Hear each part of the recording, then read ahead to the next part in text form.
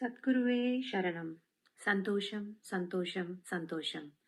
With the blessings of the Divine and our Guru, let's commence our most awaited Kundalini Yoga Global Conference with a 1 minute silence followed by Guru Shlokam and lighting of Ashtadipam. Guru Brahma Guru Vishnu Guru Deva Maheshwara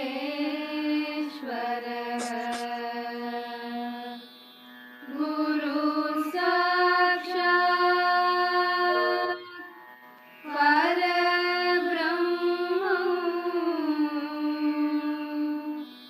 Tasmai Shri Gurave Namaha தெளிவு குருவின் திருமேனி காணல் தெளிவு குருவின் திருநாமம் செப்பல் தெளிவு குருவின் திருவார்த்தை கேட்டல் தெளிவு குரு சிந்தித்தல் தானே தியான மூலம் குருமூர்த்திம் பூஜா மூலம் குருபதம்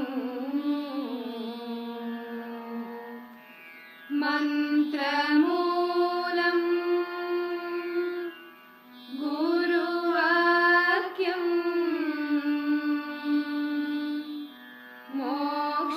மோக்ஷமூலம் குரு கிருபா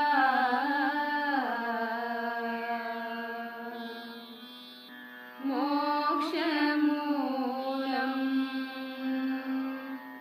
குரு Kripa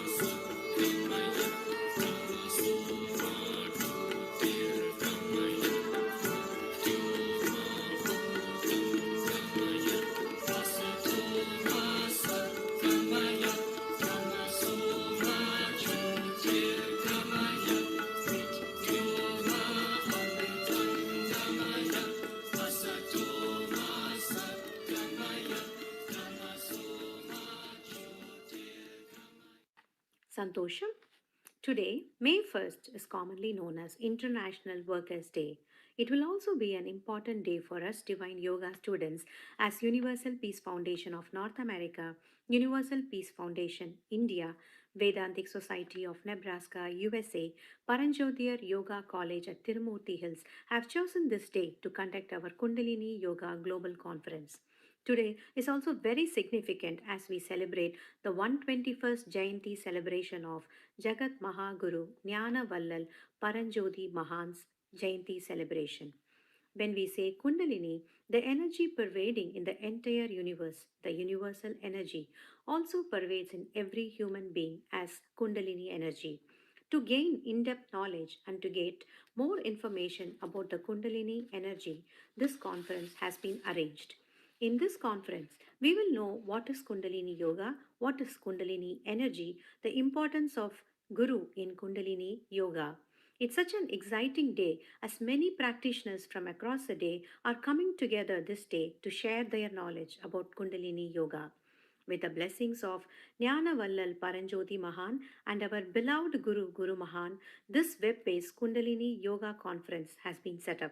On this occasion, we welcome all attendees and all speakers from across the world and divine teachers, committee members of UPFNA and UPF. Let's join the conference and get soaked in the knowledge of Kundalini Yoga that is to be shared. Santosh.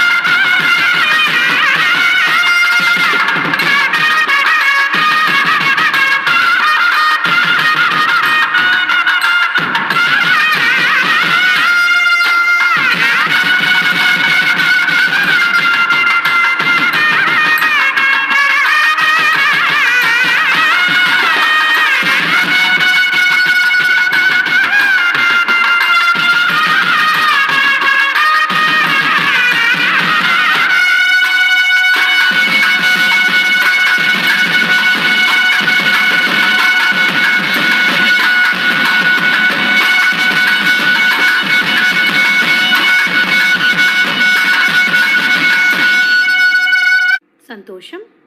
Jagat Guru Mahan Paranjyotir was born in 1955 in the state of Tamil Nadu. At the age of 7, he had spiritual realization, and at 18 years after learning transcendental meditation and being initiated into Kundalini Yoga, he devoted his life in spiritual seeking, and till today he is tirelessly working for world peace. Let's listen to our Guru Mahan's message.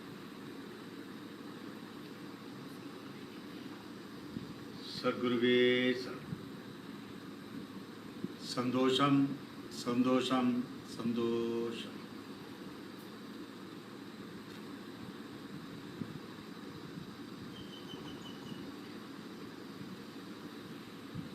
அங்கு இங்கு எங்குமாய் ஏகமாய் எல்லாமாய் நீக்கமர நிறைந்திருக்கின்ற பரிபூரணத்தில் உள்ள பரம்பொருள் பரஞ்சோதி, மூலப்பொருளாய் முதல் பொருளாய் முழுமை பொருளாய் ஆதியாய் அந்தமாய் அளவற்றதும் எல்லையற்றதும் நிகரற்றதுமான ஆதி பர மண்டலத்தில் உள்ள பரம்பொருள் பரஞ்சோதியின் பேரருளின் பெரும் கருணையினால் 1/5/2021 சனிக்கிழமையாகிய இன்று உலக உழைப்பாளர்கள் தினம். உடலாலும் உளத்தாலும் அறிவாலும் உழைக்கின்ற அத்துணை உழைப்பாளர் உலக மக்களுக்கும் எல்லாம் வல்ல பரிபூரணத்தில் இருக்கின்ற பரம்பொருள் பரஞ்சோதியின் பேரருளால் உடல் நலமும் மனவளமும் அறிவு தெளிவும் ஞானமும் கீர்த்தியும் பெற்று செல்வச் செழிப்புடன் மகிழ்வுடன் நிறைவுடன் நீடூழி வாழ்க. உழைப்பாளர்கள் உழைத்த உழைப்பிற்கு நல்ல ஊதியம் பொருளாதாரம் கிடைக்கட்டும். கிடைத்த பொருளாதாரத்தில் அவர்களுக்கு நிறை வாழ்விற்கு தேவையான அனைத்தும் கிடைக்கட்டும். அனைவருக்கும் உண்ண உணவு, உடுக்க உடை, இருக்க இருப்பிடம், அறிவிற்கு ஏற்ற கல்வித்திறன், கல்வித்திறன் அனுபவத்திற்கு ஏற்ற நல்ல வேலை வாய்ப்பு, நல்ல மருத்துவம். இன்றைய சூழ்நிலைகளிலே உலக மக்கள் அனைவருக்கும் ஆரோக்கியம் கிடைக்கட்டும். எல்லா மக்களும் நிறை வாழ்வு பெற அவரவர்களுடைய தகுதிக்கு ஏற்ப வாழ்வதற்கு உரிய அனைத்தும் கிடைக்க பரிபூர்ண நல்லாசிகள்.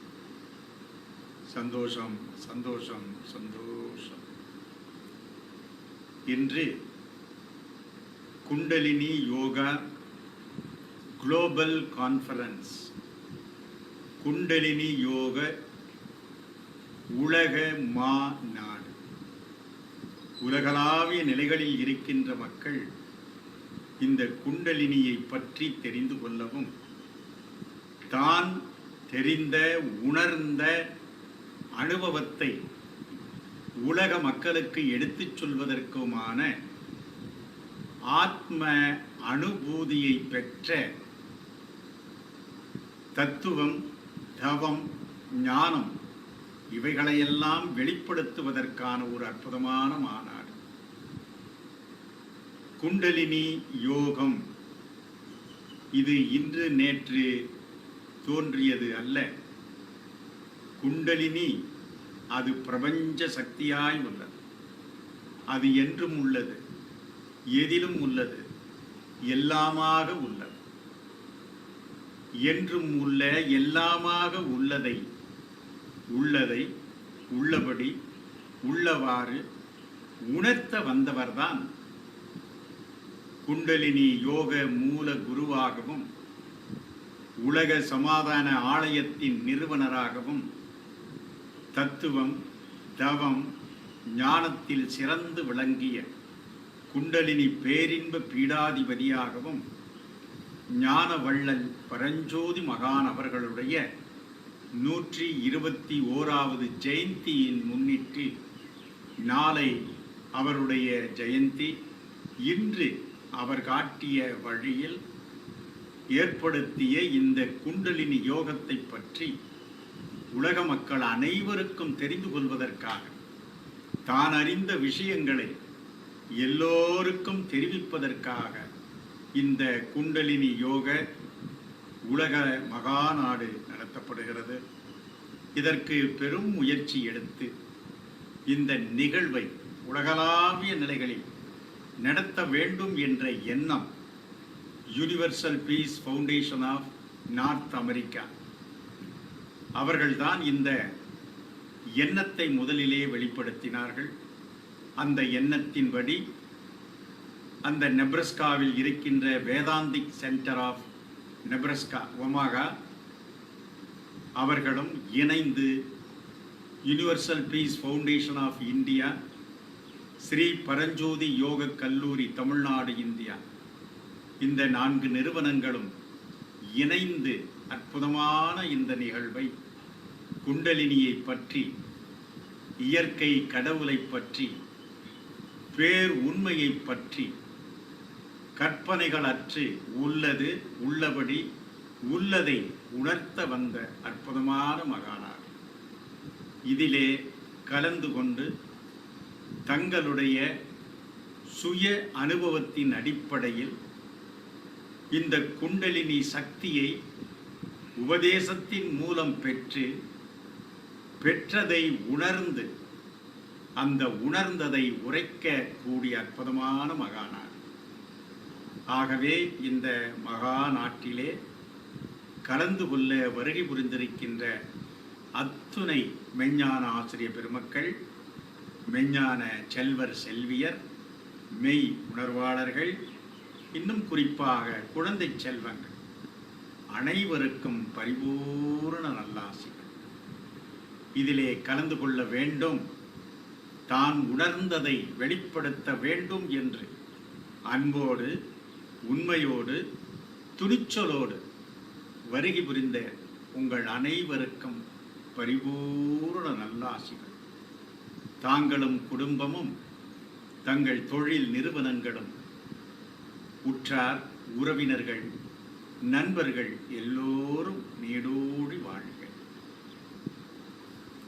யோகம் இணைத்தல், மீண்டும் இணைத்தல், மீண்டும் சேர்த்தல், மீண்டும் ஒன்றுபடுதல், மீண்டும் அதுவாதல்.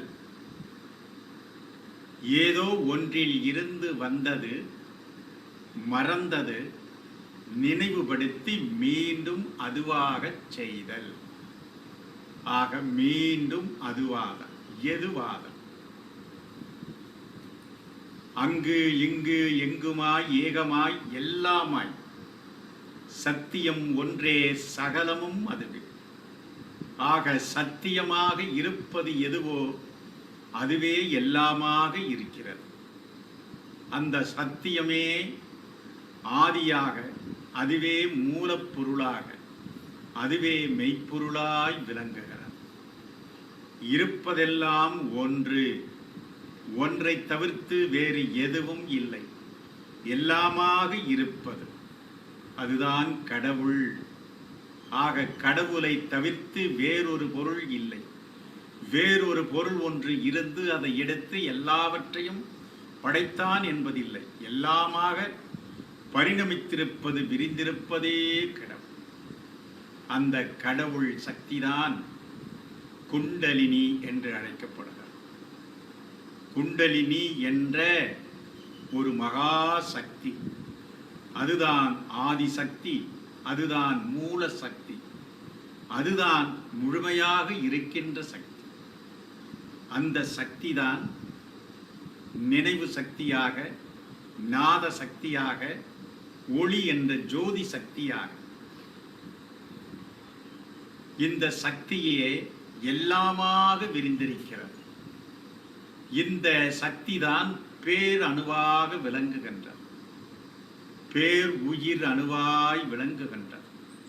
அந்த பேர் உயிரின் உள்ளும் புறமும் நீக்கமர நிறைந்திருக்கின்ற சக்திதான் குண்டலினி சக்தி. அந்த சக்தி வெட்ட வெளியில் அணுக்களாக, அணு சக்தியாக அதுவே அசைதலில் காற்று சக்தியாக, அதுவே உராய்தலில் நெருப்பு சக்தியாக, அதுவே குளிர்ந்து நீர் சக்தியாக, அதுவே உறைந்து திட சக்தி என்ற பூமி சக்தியாய் நிலசக்தியாய் இருக்கிறது. ஆக அந்த ஆதிசக்தி என்ற மகா சக்தி, அந்த குண்டலினி என்ற மகா சக்தி தான் பஞ்சபூத சக்திகளாய் விரிந்தது. இந்த பஞ்சபூத சக்திகள் தான் அதனுடைய அமைப்பிலே அதுவே தன்னைத்தானே வெளிப்படுத்திக் கொள்ளுகின்ற அறிவு சக்தியாய் விளங்கியது.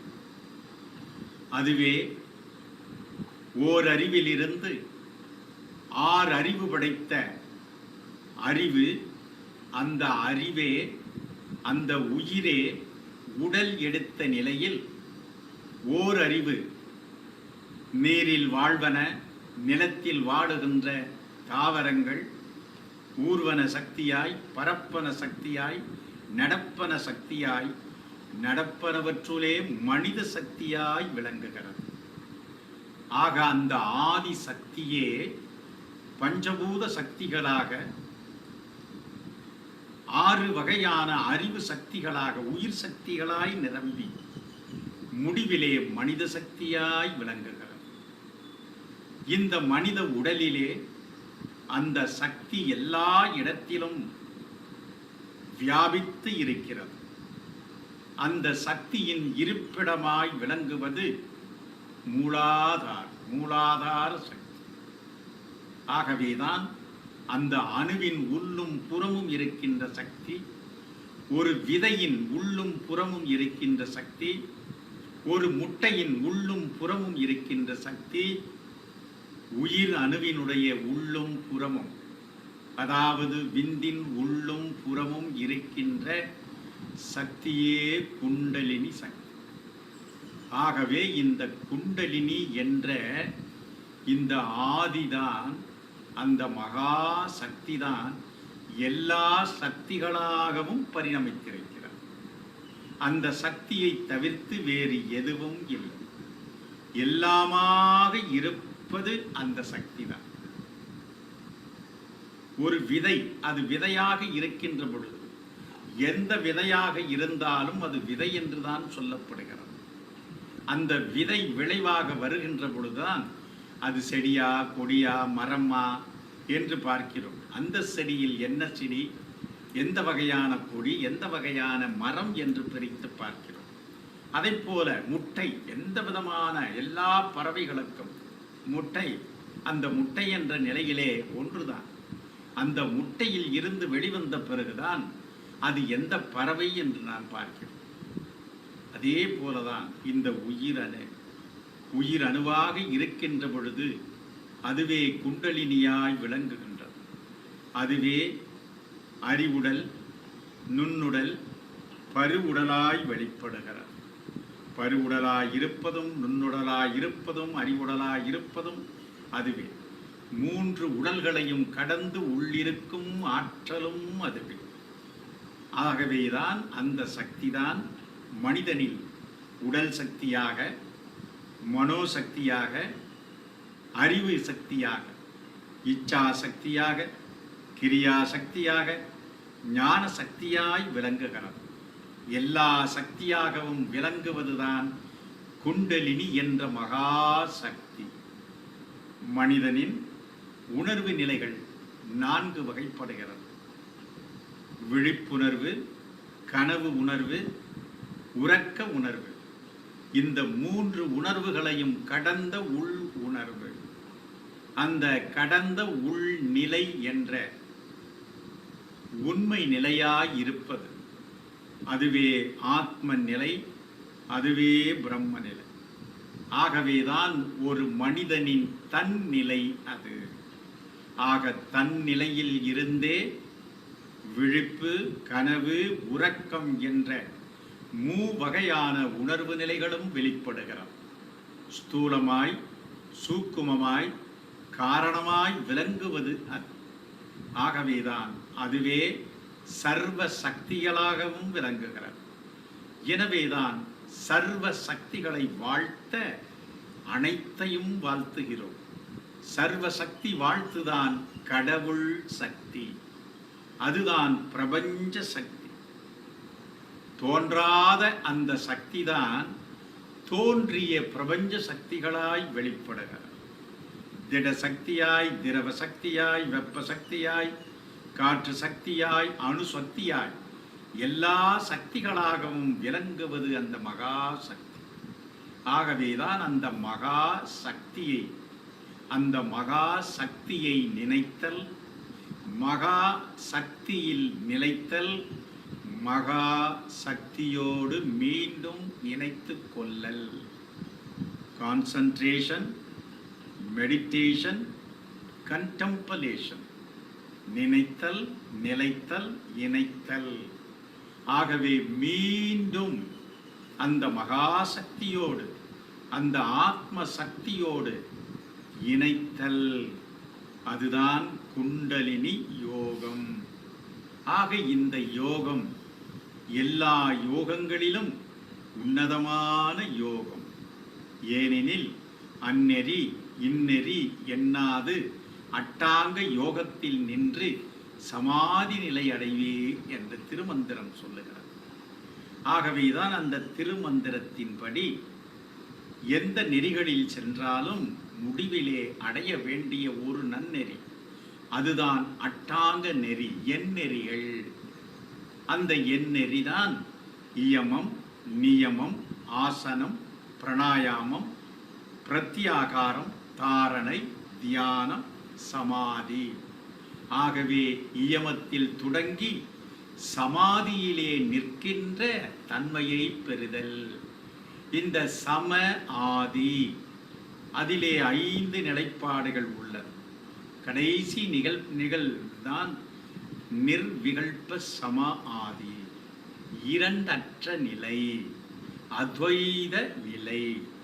ஆகவேதான் வேதாந்தத்தின் படி, வேத அந்தம், வேதம் என்ற நுண்ணறிவு, பேர் அறிவை வெளிப்படுத்துவதுதான் வேதம்.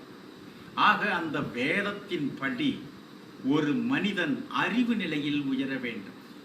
ஏனென்றால் பரிணாம வளர்ச்சியில் இந்த உயிர்களினுடைய வளர்ச்சி உடல் வளர்ச்சியில் அல்ல, உயிர் வளர்ச்சி. அதனால்தான் ஜீவராசிகளை, உயிர் வகைகளை பிரிக்கின்ற பொழுது ஓரறிவு, ஈரறிவு, மூவறிவு, 4 அறிவு, 5 அறிவு, முடிவிலே 6 அறிவு. ஆகவே இந்த மண்ணுலகில் 6 அறிவு படைத்த மனிதர்களை விட வேறு எந்த உயிரினங்களும் சிறந்ததல்ல. ஆகவேதான் மனித இனம் உயர்ந்த இனம், மனித இனம் சிறந்த உயிரினம். ஆகவே இந்த உயிரினம் நல் இணக்கமும் நல் உறவுகளும் கொண்டு தானும் வாழ்ந்து தன்னுடைய உயிர் இனங்களையும் வாழ்விப்பது, வாழ்வதும் வாழ்விப்பதும். ஆகவேதான் வாழ்வது எப்படி, வாழ்விப்பது எப்படி. ஆகவேதான் வாழ்வது எப்படி என்ற இயம நியமங்களை போதிக்கின்றது. எப்படி வாழ்வது? தனி மனித ஒழுக்கத்தோடு, குடும்பத்தோடு, சமுதாயத்தோடு, தேசத்தோடு, உலகத்தோடு ஒட்டி ஒழுகுவதற்கு உரிய நியமங்கள். ஆக அடிப்படை இயம நியமங்களோடு துவங்கி அதற்கு உரிய இருக்கை.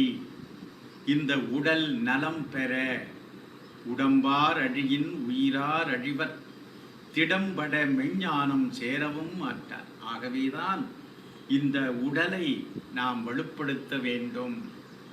ஏனென்றால் குண்டலினி சக்தியினுடைய பரு உடல், இதுவே புற உடல்.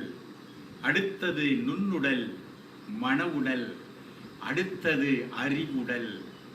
ஆகவேதான் இந்த குண்டலினி என்ற கண்ணுக்கு தெரியாத, ஓர் உருவமும் அற்ற, ஒரு பெயரும் அற்ற சக்தியாயிருந்தது. அந்த சக்திதான் பல்வேறு பரிணாம வளர்ச்சிகளை பெற்று பல உருவங்களை பெற்றது, பல பெயர்களை பெற்றது. ஆக பல உயிரினங்களாய் இருப்பதும் அதுவே, பல பெயர்களாய் இருப்பதும் அதுவே. எல்லாம் அதுவே, அதை தவிர்த்து வேறு எதுவும் இல்லை. ஆகவேதான் ஒன்றே எல்லாமாய் இருக்கிறது. ஆக இந்த ஒன்றை உணர்ந்தால் அனைத்தையும் உணரலாம். ஆகவேதான் எந்த ஒன்றை அறிந்தால் எல்லாவற்றையும் அறிந்ததற்கு சமமோ அந்த ஒன்றை அறிந்து கொள் என்று உபநிடதம் சொல்லுகிறது. அந்த ஒன்றுதான் மகா சக்தி, மூல சக்தி. அதுதான் குண்டலினி சக்தி. ஆகவே குண்டலினி என்ற மகா சக்தியை அறிந்தால் அனைத்தையும் அறியலாம். அந்த சக்தி எங்கும் உள்ளது, எதிலும் உள்ளது. எங்கும் உள்ள, எதிலும் உள்ள, என்றுமுள்ள சக்தியை தன்னுள்ளே உணர்வதுதான் ஞான வழி. தன்னுள் இருக்கின்ற அந்த குண்டலினி என்ற மகா சக்தியை உணரச் செய்வதுதான் குண்டலினி யோகம். ஆகவே இந்த யோகத்தை பற்றி பல்வேறு காலங்களில் பல்வேறு ஞானியர்கள் எடுத்துரைத்திருக்கின்றார்கள். காலங்கள் செல்ல செல்ல அது அப்படியே மறைந்து விட்டது. அந்த மறைந்த யோகத்தை மீண்டும் சொல்வது அல்ல. தொட்டு காட்டாத வித்தை சுட்டு போட்டாலும் வராது. ஆகவே தொட்டு காட்டி உணர்த்திய அந்த அற்புதமான உணர்வை பெற்றவர்கள்தான் மெய் உணர்வாளர். அதுதான் உபதேசம் என்றும் தீட்சை என்றும் அளிக்கப்படுகிறது. தீட்சை இதுதான் அது. நீ எதை தேடுகிறாயோ, காலம் காலங்களாக வேதங்கள், சுருதி, நூல், வேத, சாஸ்திர, மதங்கள் அனைத்தும் எதை சொல்லுகிறதோ அதுவே இது. அதனால்தான் அவைகளையெல்லாம் கடந்து தொட்டு காட்டிய அற்புதமான உணர்வு. ஏனென்றால் அந்த குண்டலினி என்ற மகாசக்தி எப்படி இருக்கிறது? எல்லாமாக இருந்தாலும் நான் அதை உணர வேண்டுமே. அதை எப்படி உணர்வது? ஆகவேதான் அதை தொட்டு காட்டி உணர்த்தியவர்தான் ஞானவள்ளல் பரஞ்சோதி மகானவர், உலக மகாகுரு. ஆகவேதான் அந்த தொட்டு காட்டிய உணர்வை பற்றினால் மற்ற எல்லா பற்றுக்களும் தானாக விடுபட்டு கடந்து உள் பற்று, கடவுள் பற்றாக மாறுகிறது. ஆகவேதான் குருவை வணங்கி அவர் கொடுத்த உணர்வை பற்றி கொள்ள வேண்டும். ஒரு மனைவி கணவன் கட்டிய தாலியை அவள் எப்பொழுதும் தன் மார்பிலே வைத்து பாதுகாத்து வருகிறார். பயத்தின் காரணமாக புஜங்களிலோ அல்லது கழுத்திலோ இடுப்பிலோ கட்டப்பட்ட அந்த மந்திர ஓலை, அந்த மந்திர தாயத்தை நாம் மறக்காமல் வைத்துக் கொண்டிருக்கிறோம். தங்களுடைய அச்சமெல்லாம் நீங்க வேண்டும் என்று, தன் கணவன் எப்பொழுதும் என்னிடத்திலே இருக்கிறார் என்ற உணர்வு. அதை போல இந்த உடலுக்குள்ளே உயிர், உயிருக்குள்ளே உயிராய் விளங்குகின்ற அந்த சக்தி. ஆகவேதான் அந்த சக்தி உடலாயிருக்கிறது, மனமாயிருக்கிறது, உயிராயிருக்கிறது. இந்த உயிரை இயக்குகின்ற ஆத்ம சக்தியாகவும் விளங்குகிறது. ஆகவே அந்த ஆத்மானை, அந்த ஆத்ம சக்தியை அறிவதே உண்மை நிலை. ஏனெனில் எங்கும் உள்ள பிரம்மம்தான் தனக்குள்ளே ஆத்மாவாய் விளங்குகின்றது. அந்த மகா குண்டலினிதான் தனக்குள்ளே குண்டலினி என்ற சக்தியாகவும் விளங்குகிறார். ஆக அந்த மகா குண்டலினியை அறிவதற்கு தனக்குள் இருக்கின்ற அந்த குண்டலினி என்ற மகா சக்தியை உணர்ந்தால் போதும். அதை உணர்த்துவதற்குத்தான் பக்தி யோகம், கர்ம யோகம், ஞான யோகம், ராஜ யோகம் என்று பல்வேறு யோகங்கள் இருக்கிறது. எல்லா யோகங்களையும் கடந்த யோகம் குண்டலினி யோகம். ஆகவேதான் அந்த குண்டலினி யோகம் சாதாரண மக்களுக்கு அது கொடுக்கப்படுவதில்லை. அதனுடைய ஆற்றல் மகத்தானது. அதை தேடுபவர்களோ சிலர்தான். எல்லோரும் அதை அடைய வேண்டும் என்ற இலக்கில்லை. ஏனென்றால் அந்த சக்தியை நாங்கள் உருவத்திலே வழிபட்டால் போதும், அதை மந்திரங்களிலே சொன்னால் போதும் என்று 2 நிலைகளில் மட்டுமே நின்று விடுகிறார்கள். ஆனால் அந்த சக்தியை நான் உள்ளது உள்ளபடி அறிய வேண்டும். அது என்னிடத்தில் இருக்கிறது என்றால் நான் அந்த சக்தியை உணர வேண்டும் என்ற பெரும் நோக்கு உடையவர்களாக்கு மட்டும்தான் கிடைத்து வந்தது. இன்று அது எல்லோருக்கும் கிடைக்க வேண்டும். ஏனென்றால் இந்த கடவுள் சக்தியை, அந்த உண்மையை தெரிந்து கொண்டால் நாம் எல்லோரும் ஒன்று. ஆகவேதான் ஒன்று என்ற உணர்ந்த நிலையில் பேதங்கள் இல்லை, பிரிவினைகள் இல்லை, சண்டைகள் இல்லை, சச்சரவுகள் இல்லை. அப்பொழுதுதான் ஒரு தனி மனிதன் சமாதானம் அடைகிறான். சமாதானம் அடைந்து அந்த சமாதானத்தை குடும்பத்திலும் தேசத்திலும் உலகத்திலும் வெளிப்படுத்துகிறார். ஆகவேதான் இந்த குண்டலினி யோகம் பயின்று வருகின்ற எல்லோரும் தன்னைத்தான் உணர்ந்து தன் சக்தியை அபிவிருத்தி செய்து அன்றாட வாழ்க்கையில் அதை பயன்படுத்தி அனுபவிக்க வேண்டியவற்றை முறையாய் அனுபவித்து பேரின்பமாய் பிறவியின் பெரும் நோக்கை முடிப்பது. இதுதான் ஆலயத்தினுடைய நோக்கமாய் இருக்கிறது. ஆலயத்தில் மெய் உணர்வாளர்கள் தகுந்த ஞானாசிரிய பெருமக்களிடத்திலே இந்த மெய் உணர்வை பெற்று இந்த மெய் உணர்வின் வழிகளை எவ்வாறு கடைப்பிடிக்க வேண்டும் என்று வழிவகுத்த ஞானவள்ளல், உலக மகா குரு ஞானவள்ளல் பரஞ்சோதி மகானை குருவாக ஏற்றுக்கொண்ட அனைவரும் மெய் உணர்வாளர்கள். இந்த மெய் உணர்வாளர்களினுடைய உண்மையான தவத்தினால் இந்த உலகமே மாற்றமடையும். ஆகவேதான் இந்த மாற்றம் தனி மனித மாற்றமே உலக மாற்றம். ஆகவே தனி மனிதனில் இருக்கின்ற அறிவை பெருக்குவது இந்த யோகத்தினுடைய நிலையே. அறிவை பெருக்குவது. அறிவு இருந்தும் அறிவை பயன்படுத்தாத மக்களாய் விளங்குகின்ற பாமர மக்களை அந்த பாமர தன்மையில் இருந்து அவர்களை மனித தன்மையாக்கி பிறகு தெய்வத்தன்மையாளர்களாய் மாற்றுவர், உயர்த்துவர்.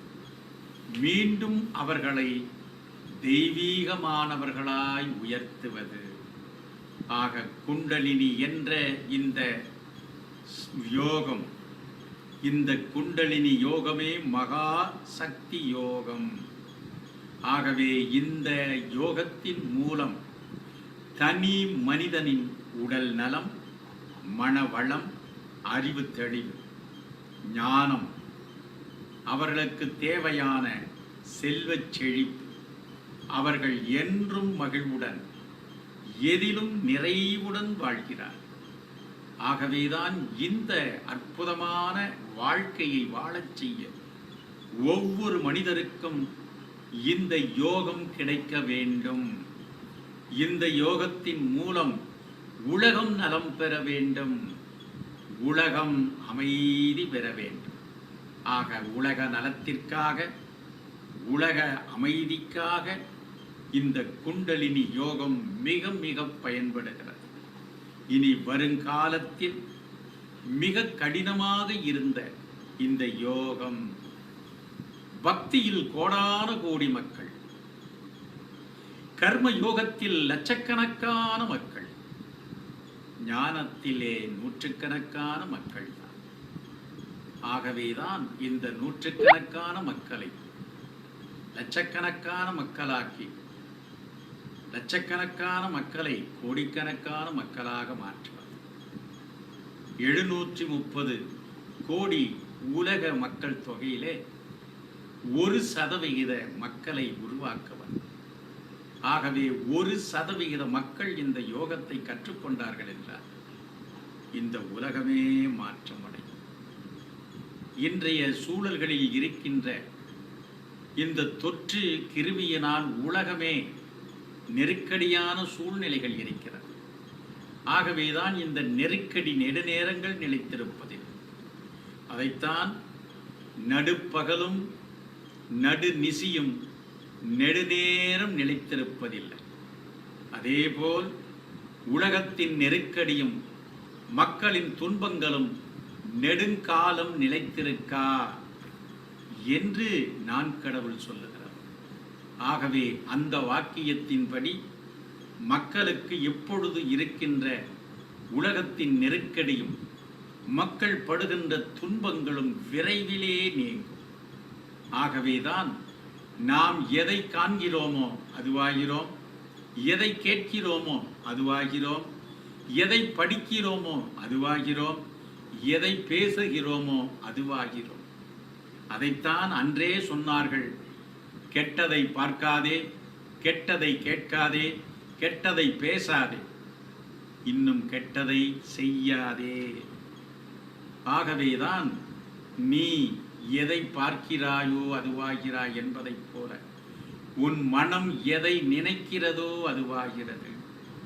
ஆகவேதான் இந்த கொரோனா என்ற வார்த்தையை நாம் அடிக்கடி பயன்படுத்த அதுவே நமக்கு மூளையில் பதிந்து அந்த பதிவுகளே மீண்டும் மீண்டும் வெளிப்படுகிறது. ஆகவே என்ன வேண்டும் நமக்கு?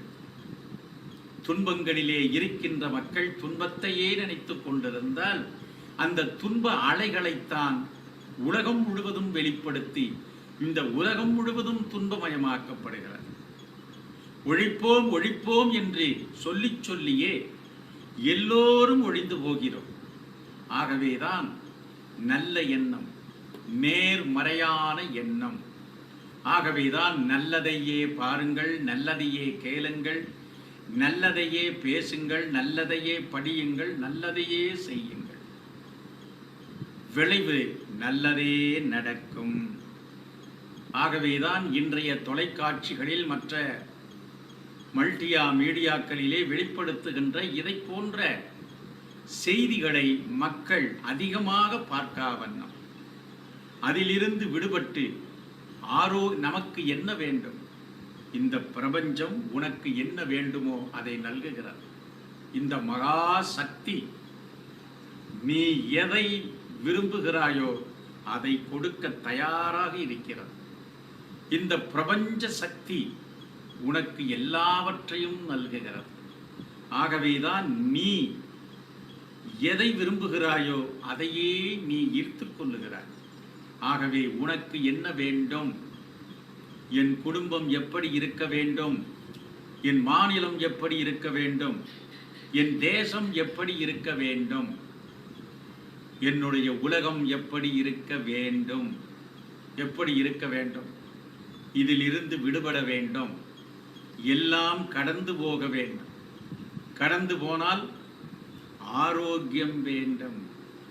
ஹெல்த் ஃபார் ஆல், எல்லோருக்கும் ஆரோக்கியம்.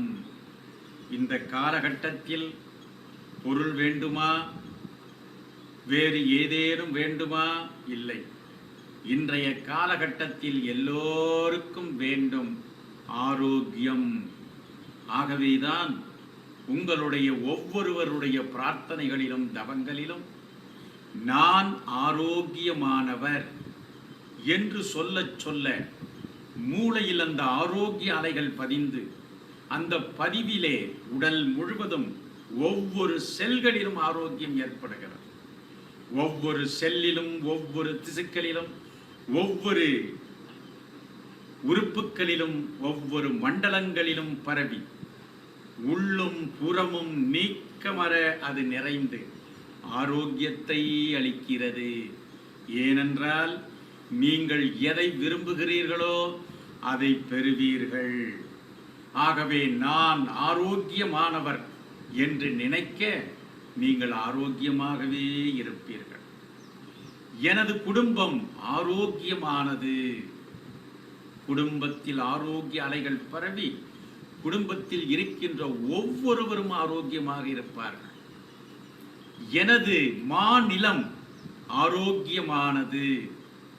ஆகவே அந்த மாநிலம் முழுவதும் பரவி மாநிலத்தில் இருக்கின்ற அத்துணை மக்களும் ஆரோக்கியமாக மாறுவார்கள். எனது தேசம் ஆரோக்கியமானது. தேசத்தில் இருக்கின்ற அத்துணை மக்களும் ஆரோக்கியம் அடைவார்கள். எனது உலகம் ஆரோக்கியமானது. உலகம் முழுவதும் ஆரோக்கியம் ஏற்படும். ஏனென்றால் இன்று உலகம் முழுவதும் உலகத்தின் நெருக்கடியாக விளங்குகிறது. உலகத்தின் எந்த மூலைகளில் சென்றாலும் மக்களுக்கு துன்பத்திலேயே இருக்கிறார். ஆகவேதான் அவர்களின் துன்பம் நீங்க வேண்டும், அவர்களுடைய நோய் நீங்க வேண்டும் என்றால் நாம் வேண்டுவது ஆரோக்கியம். ஆகவே எனது பிரபஞ்சமே ஆரோக்கியமானது என்று நினைக்கின்ற பொழுது பிரபஞ்சத்தின் அலைகளே ஆரோக்கிய அலைகளாய் வெளிப்படுகிறது. ஆகவே அந்த சக்திதான் மனித சக்தியாகவும் விளங்குகிறது. மனிதனுக்கு உள்ளிருக்கின்ற அந்த அற்புத சக்தி அதுவே ஆத்ம சக்தி. அந்த மனித சக்திதான், அந்த ஆத்ம சக்திதான் உடல் சக்தியாக, உளசக்தியாக, உயிர் சக்தியாய் விளங்குகிறது. இச்சா சக்தி, கிரியா சக்தி, ஞான சக்தி என்ற சக்திகளாய் விளங்குவதெல்லாம் அந்த குண்டலினி என்ற மகா சக்தி. அந்த சக்தியை உணர்ந்தால் உடல் நலம் பெறலாம், மனம் வளம் பெறலாம், அறிவு தெளிவு பெறலாம், எல்லாம் பெறலாம். என்ன வேண்டுமோ அதை பெறலாம். ஆகவேதான் வேண்டியதை வேண்டியவாறு பெறலாம். வேண்டியதை வேண்டியவாறு அளிக்கின்ற அற்புத சக்தி அது. ஆகவேதான் நாம் வாழ்க்கையில் எது வேண்டுமோ அதை மட்டும் நினைத்தால் போதும். அல்லாதவைகளை நினைத்து அல்லாதவைகளை கிரகிக்க அந்த அல்லாத செயல்களே நடக்கிறது. ஆகவேதான் நல் எண்ணம், நல் சொல், நற்செயல் இந்த மூன்றும் சீராக இருந்தால் நல்லதே நடக்கும். ஆகவே உங்களை நம்புங்கள். நீங்கள் அந்த ஆதி சக்தியின் அம்சம், அந்த மகா குண்டலினியின் அம்சம். அந்த அம்சம் மகத்தானது. ஆகவேதான் அந்த அம்சமே உங்களுக்குள்ளும் இருக்கிறது. எனக்குள் அந்த மகா சக்தி, அந்த சக்தியைத்தான் சிவமாக, விஷ்ணுவாக, சக்தியாக, முருகனாக, விநாயகராக, ஒளியாக, பல்வேறு உருவப் பொருளாக வெளிப்படுகிறார். அதனால்தான் God is one, Lord are different, Lords are many. உருவங்கள் நிறைய இருக்கிறது, ஆனால் எல்லாம் வல்ல ஆற்றல் சக்தி ஒன்று. அந்த ஒன்றுதான் எல்லாமாக இருக்கிறது. அந்த சக்தி தான் உங்களுக்குள்ளும் இருக்கிறது. ஆக உங்களுக்குள் இருக்கின்ற, நமக்குள் இருக்கின்ற அந்த சக்தியை உணர்ந்தால் உடலையும் மனதையும் அறிவையும் முழுமையாக பாதுகாத்து கொள்ளலாம். இந்த காலகட்டத்தில் இந்த சக்தி ஒவ்வொரு மனிதருக்கும் தேவைப்படுகிறது. ஆகவேதான் இந்த சக்தியை உணர்த்துவதற்காக இந்த நல்ல நேரத்தில் உலகத்தினுடைய நெருக்கடி நீங்க வேண்டும், மக்களினுடைய துன்பங்கள் கலைய வேண்டும் என்ற ஒரு பெரும் நோக்கத்திலே இந்த குண்டலினி யோக உலக மகாநாடு ஏற்பாடு செய்யப்பட்டிருக்கிறது. இந்த நேரத்திலே மக்களுக்கு வேண்டுவதெல்லாம் உற்சாகமும் உத்வேகமும் புத்துணர்வும் புதிய தெம்பும் தான். ஆகவே மனிதகுலம் அனைத்திற்கும் உண்ண உணவை கொடுத்தாலும், உடுக்க உடையை கொடுத்தாலும், எத்தனையை கொடுத்தாலும் மிகச்சிறந்தது இன்னுரை. மக்களிடத்திலே சிரித்த முகத்தோடு இனிய சொல்லை சொல்வதுதான். திருமந்திரமும் அதைத்தான் சொல்லுகிறது. மக்களுக்கு என்ன வேண்டும்? இன்னுரை.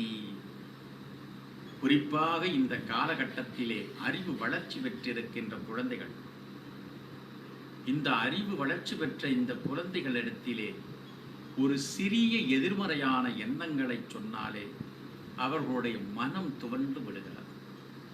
மனதிலே வலிமை இல்லை, மன உறுதி இல்லை. அறிவு பெருகி இருக்கிறது, உயர்ந்து இருக்கிறது. ஆனால் மனம் விரிந்த நிலையில், மனம் குறுகிய நிலையில் இருக்கிறது. அதனால் தான் பண்புகளும் குறுகிய நிலையில் இருக்கிறது. இன்று பண்பாடுகள் குறைந்து விட்டது.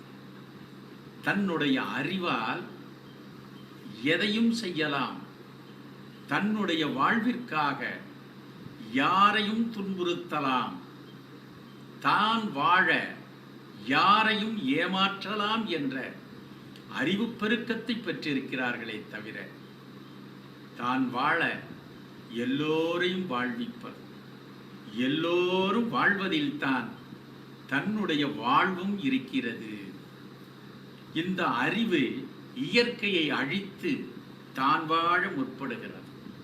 இயற்கை அழிந்தால் தானும் அழிவோம் என்ற எண்ணம் இல்லை. ஆகவேதான் இயற்கையை காப்பதின் மூலம் தானும் வாழ முடியும். ஏனென்றால் இயற்கை வேறு, தான் வேறு அல்ல. ஆக இயற்கையை அழிப்பதும் தன்னை அழித்துக் கொள்வதும் ஒன்றுதான். அழித்துக் கொள்வதற்காக நாம் பிறக்கவில்லை, வாழ்வதற்காக பிறக்கிறோம். ஆகவேதான் அந்த வாழ்க்கையை எப்படி வாழ வேண்டும் என்று கற்றுக் கொடுக்கின்ற ஒரு நெறிமுறை, அறநெறிதான் இந்த யோக நெறி. அந்த யோக நெறியில் நாம் சென்ற மனித குலம் சென்றால், மனித குலமே ஒன்றே குலம், ஒருவனே தேவன். அதனால்தான் ஓர் இறை, ஓர் இனம். அந்த ஓர் இறையில் இருந்து வந்தவர்கள்தான் எல்லோரும். மனிதன் மட்டுமல்ல, சகல உயிர் இனங்களும் அதுவே. அதனால்தான் எல்லா உயிர்களும் இன்புற்று வாழ்க என்று வாழ்த்துகிறோம். எல்லா உயிரும் அந்த பேர் உயிரிலிருந்து வந்ததுதான். எல்லாம் அந்த கடவுளிடம் இருந்து வந்தது. எல்லாம் கடவுளாகவே இருக்கிறது. அதனால்தான் அது சாமி. அந்த சாமியில் இருந்து வந்ததால் எல்லாம் சாமியாகவே இருக்கிறது. ஆக சாமியாக பார்க்கின்றவனுக்கு எல்லாம் சாமிதான். காணும் பொருள் எல்லாம் காண்பவன் அறிவிலே இருக்கிறது. காணும் பொருள் எல்லாம் சாமி என்று நினைப்பதால் எல்லாம் சாமியாகவே விளங்குகிறது. அதனால்தான் காண காண காண முற்பட்டவனே கடவுள் ஆனானே. ஆகவேதான் அந்த கடவுளாகின்ற தன்மை, ஆத்மனாகின்ற தன்மையை வெளிப்படுத்துவதுதான் இந்த குண்டலினி யோகம். ஆகவே என் அன்புக்குரிய மெய் உணர்வாளர்களே, உலக அறிவாளிகளே, ஏனென்றால் இதுவரை மனிதகுலம் நம்பிக்கையின் அடிப்படையில் சென்றது. இப்பொழுது மனிதகுலம் அறிவின் பெருக்கத்தில் உணர்ந்த நிலையில் செல்லுகிறது. அன்று பக்தி யோகம் நிறைய இருந்தது. இன்று அறிவு பாதைகளில் செல்லுகின்ற கோவில்கள் அதிகரித்து வருகின்றன. எங்கு பார்த்தாலும் யோகம், தியானம். ஏனென்றால் நம்பிக்கை இருந்தாலும் தனக்குள்ளேயே அந்த உண்மையை உணர்கின்ற ஆர்வம் அதிகரித்திருக்கின்றது. இப்பொழுது மனிதகுலம் தவம் இயற்றுகின்ற ஆற்றல் அதிகரித்து வருவதால் உலகத்திற்கு ஏற்படுகின்ற நெருக்கடிகள் மிக விரைவிலே மாறும். ஏனென்றால் உலகத்தின் நல் அறிவாளிகள் இருக்கிறார்கள். அந்த அறிவு தனக்கு மட்டும் பயன்படக்கூடாது. தன்னுடைய அறிவு தான் கண்ட உண்மை, தான் அறிந்த அறிவு எல்லோருக்கும் பயன்படும்படியாக இருத்தல் வேண்டும். அதனால்தான் யான் பெற்ற இன்பம் பெருக இவ்வையகம் என்றார். ஆகவே தான் அடைந்த அந்த உண்மை நிலை எல்லோரும் பெற வேண்டும். மேல் நோக்கி சென்று கீழ் நோக்கி சென்று அடி முடி காண முடியாத அந்த பேராற்றலை, பேர் ஒளியை தனக்குள்ளே கண்டவர்கள்தான் நமது ஆழ்வார்கள், நாயன்மார்கள், சித்தர் பெருமக்கள். ஆகவே எங்கும் காணாத அந்த தேவா தேவனை என்னுள்ளே கண்டுகொண்டேன் என்றார். ஆக அவர்கள் வகுத்த வழிகள்தான் இவைகள். அந்த வகுத்த வழிகளை உணர்த்த வந்தவர்தான் ஞானவள்ளல் பரஞ்சோதி மகானவர். அந்த தொட்டு காட்டிய அந்த உணர்வு தான், அந்த உணர்வு, உணர்தல், உணர்ச்சி. உணர்வாக இருந்ததே உணர்தலாகிறது, உணர்தலே உணர்ச்சியாகிறது. உணர்ச்சியாய் உடல், உணர்தலாய் மனம், உணர்வாய் அறிவு. ஆகவேதான் அந்த குண்டலினி என்ற மகாசக்தி, ஆத்மசக்தி, பிரம்மசக்தி, பிரபஞ்ச சக்தி அது உணர்வாக விளங்குகிறது. அந்த உணர்வுதான் தொடு உணர்வு. ஓர் அறிவாய், சுவையில் ஈரறிவாய், நுகர்தலில் மூவறிவாய், கேட்பதில் நான்கறிவாய், காண்பதில் ஐந்தறிவாய், பகுத்து உணர்தலில் பகுத்துணர்வாய் விளங்குகிறது. இவைகளை கடந்து உள்ளிருப்பது கட உள் உணர்வு. இந்த உணர்வுகளெல்லாம் உடலை பொறுத்தது, இந்த உலகை பொறுத்தது. இந்த உடலுக்கு உள்ளே உயிர் இருப்பதைப் போல பஞ்சபூதங்கள் அடங்கிய இந்த உலகத்திலே பஞ்சபூதங்களுக்கும் அப்பால் உள்ள பொருள், அதுதான் உண்மை பொருள், அதுதான் மெய்ப்பொருள். அந்த மெய்ப்பொருளை காண்பதுதான், உணர்வதுதான் அறிவு.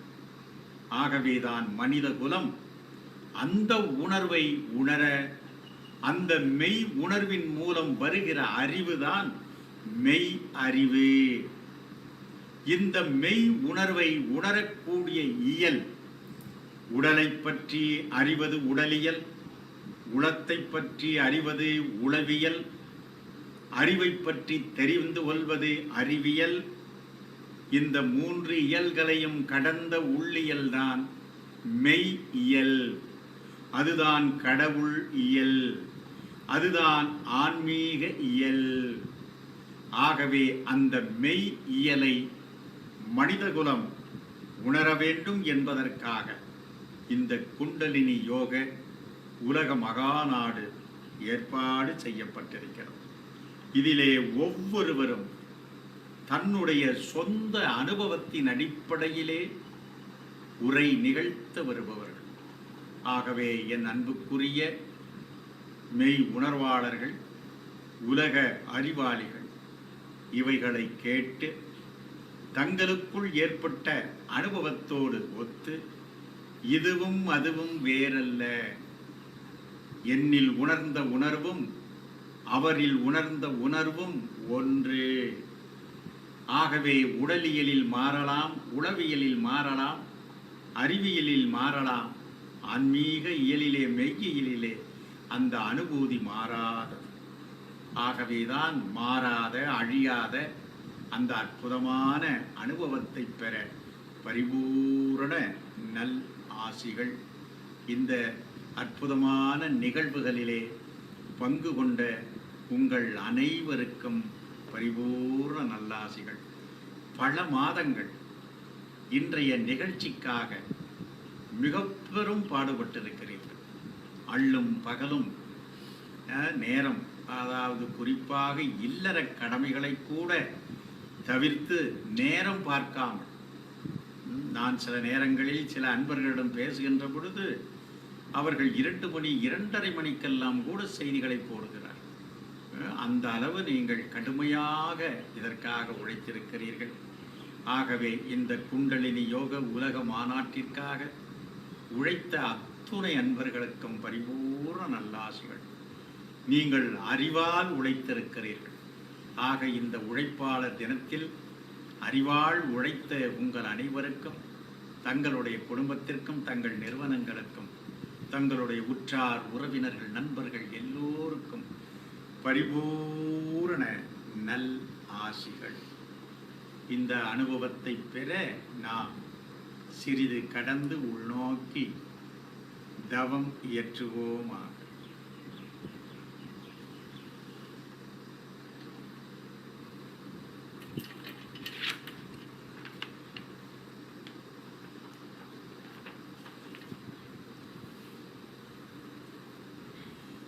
அவரவர்களுடைய நிலைகளிலே சுகமான இருக்கை, திடமான இருக்கை, சுகம் ஸ்திரம் ஆசனம். ஆகவே உடலுக்கும் உடத்திற்கும் சுகமளிப்பதாகவும் இருக்க வேண்டும், அதே சமயத்தில் திடமாகவும் இருக்க வேண்டும். கூடுமானவரை அசையாத இருக்கை. உடல் அசைந்தால் மூச்சு அசையும், மூச்சு அசைந்தால் மனம் அசையும், மனம் அசைந்தால் நாம் கொல்லுகின்ற அந்த உருபொருளை, மெய்ப்பொருளை, விழுப்பொருளை, செம்பொருளை உணர முடியாமல் சென்றது.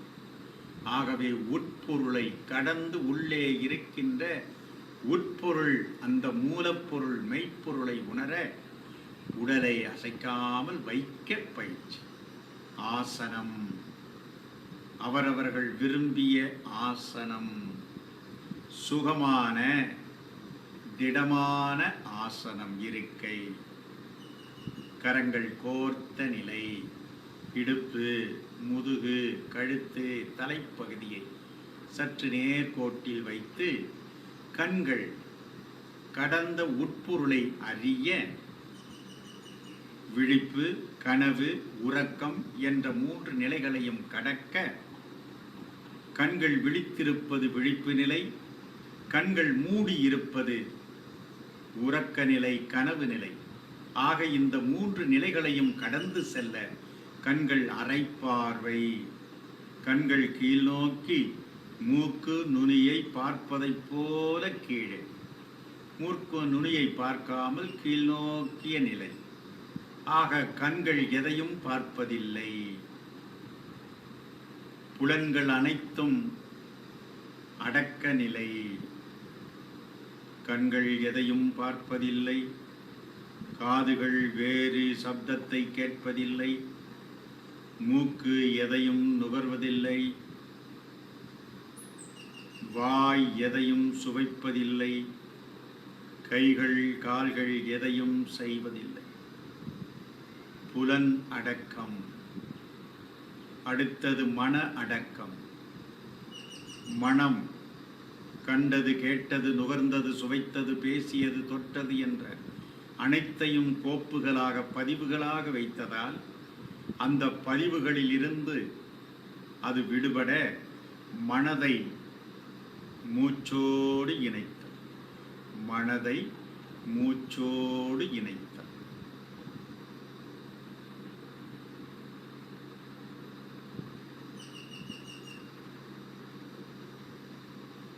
இரு கண்களுக்கு இடையிலுள்ள புருவ மையத்திலே மனம். மூச்சை இழுத்தல், நிறுத்தல், விடுதல், அமைதி. இழுத்தல், நிறுத்தல், விடுதல், அமைதி. இழுத்தல், நிறுத்தல், விடுதல், அமைதி.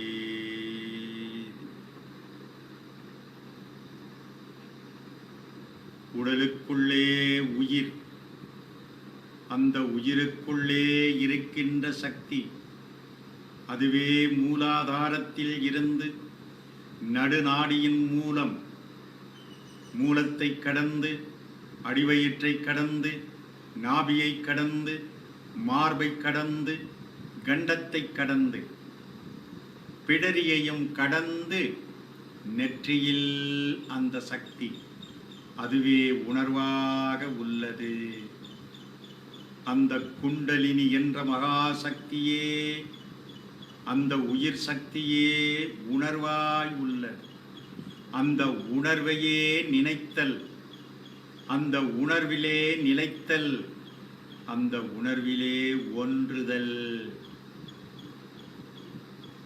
Concentrate, meditate, contemplate. தாரணை, தியானம், சமாதி, அந்த மெய் உணர்விலே ஒன்றுதல். அங்கு எதை கேட்கிறீர்களோ அதுவாகிறீர்கள்.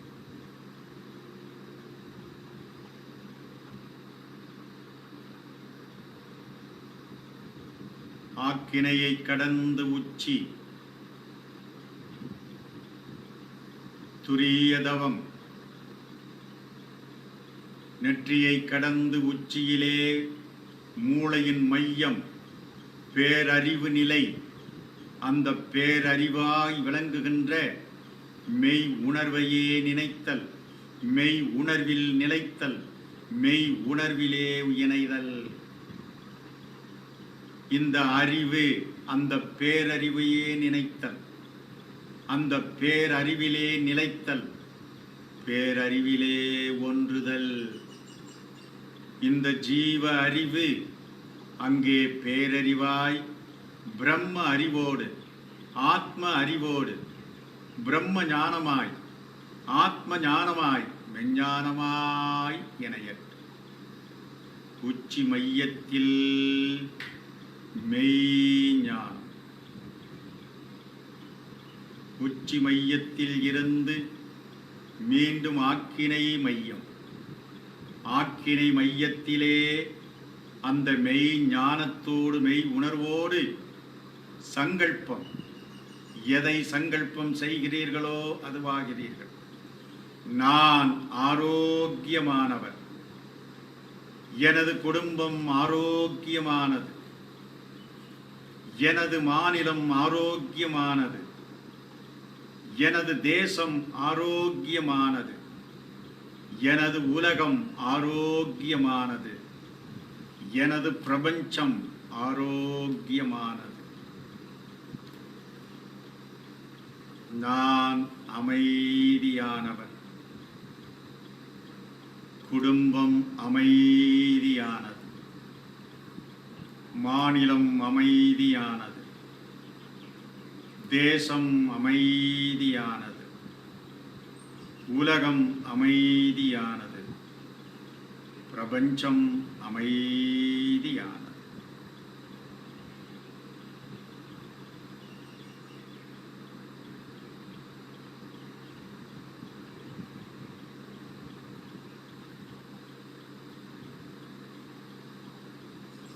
எல்லோரும் எல்லாம் பெற்று இன்புற்று வாழ்க. வையகம் சாந்தியும் சமாதானமும் சந்தோஷமும் அடைக. வளர்க மெய்ஞானம், வாழ்க சமாதானம். உலக நலம் காப்போம், உலக அமைதி காப்போம். இறை அருளால் சத்திய யுகம் காப்போம். அன்னை பூமி நீடூழி வாழ்க, பிரபஞ்சம் நீடூழி வாழ்க.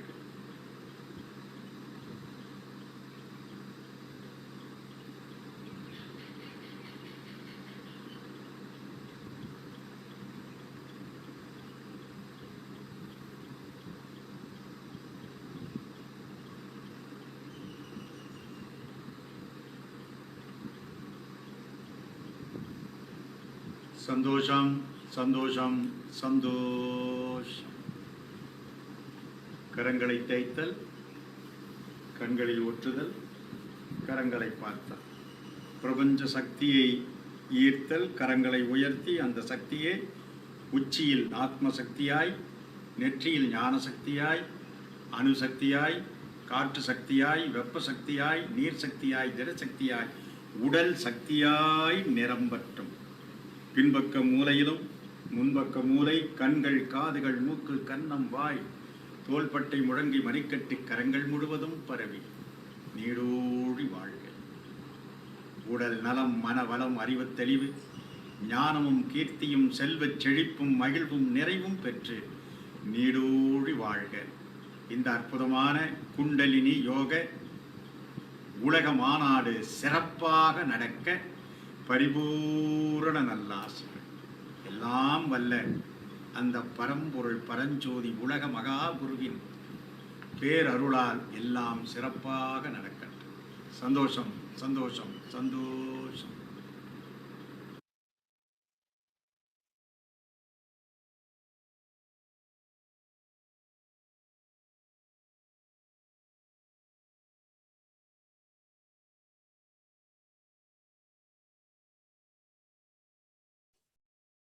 Santosham. Now, may I invite Chair of Vedantic Society of Nebraska, Dr. Tej Adidam, to speak a few words.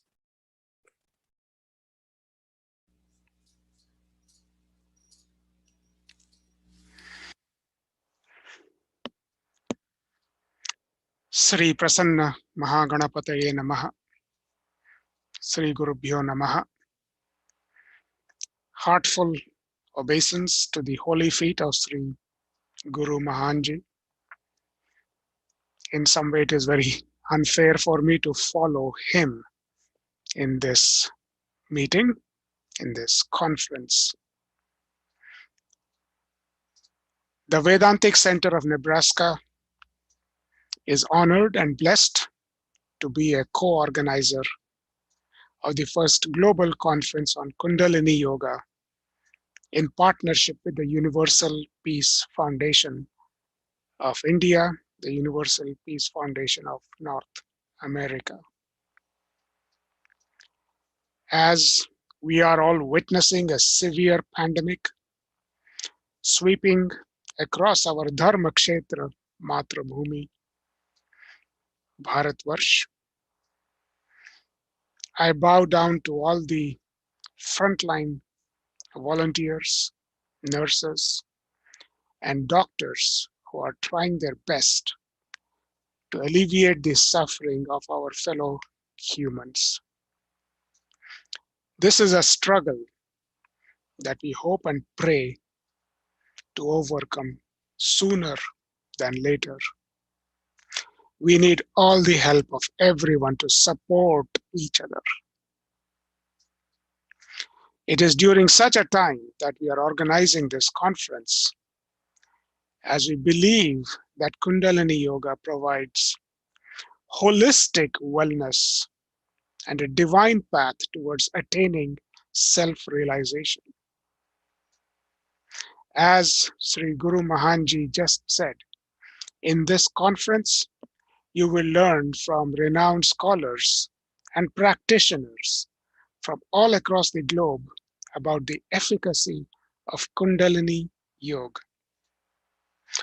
As you know, as we just heard, through yoga, we can attain the willpower to survive and succeed in this life and beyond. Through yoga, we can achieve inner peace and become a vehicle of peace for the globe. Through yoga, we can attain several siddhis that will benefit humanity. So one must be thinking that if yoga is such a panacea to all such problems, then why are we all suffering so much? It's a legitimate question. As we see across the globe, the practice of yoga has degenerated into something hideous and vile, if I might say so. In places such as New York, Sydney, California, Brazil, and even London, we have yoga bars, hip-hop yoga, yoga with animals, yoga with marijuana, weed yoga, tantrum yoga, yoga in the heat, yoga in the snow, etc. What we are witnessing is the evolution of yoga from a spiritual practice to a global commercial enterprise that is worth around $37 billion today. Why is this happening? Why are we still suffering? And that is it's a search for that answer that brings all of us here. Many of us around the globe have forgot the actual roots of the spirituality and divinity behind yoga. The eternal concepts of mindfulness, moderation, and meditation have escaped all of us. We are truly grateful to modern day saints, Maharishis, spiritual masters, such as Sri Guru Mahan Ji, for shining the true path of Kundalini Yoga, which involves, as he said, concentration, meditation, and contemplation. Through him, we can become vehicles of spiritual renewal. On behalf of the leadership of the Hindu Temple Omaha and the Vedantic Center of Nebraska, especially Dr. Sanjay Singh and myself, I wish to thank Sri Guru Mahan for his personal blessings. I invite you to please spend the next few days immersed in true bliss and achieve Sat Chit Anand. Hari Om Tat Sat, Santosham, Santosham, Santosham. Thank you, Tej Adidamji. Now, the most awaited Global Kundalini Yoga Conference will begin. Let's all dedicate some time today to tune into the conference, as it's a very rare opportunity where in one platform we can get empowered with the great knowledge of Kundalini, which is shared from across the world. Thank you.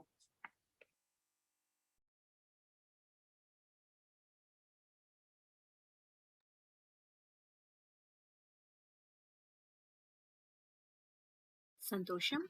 We have our next speaker, Dr. Sanjay Singh from Omaha, US, to talk about yoga, Vedanta, and brain science.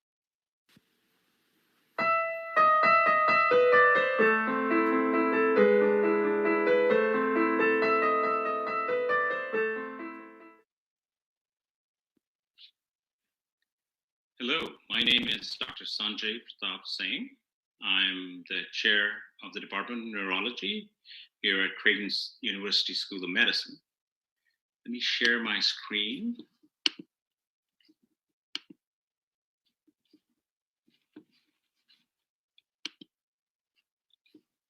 And I'm going to be talking about yoga, Vedanta, and the science of the brain.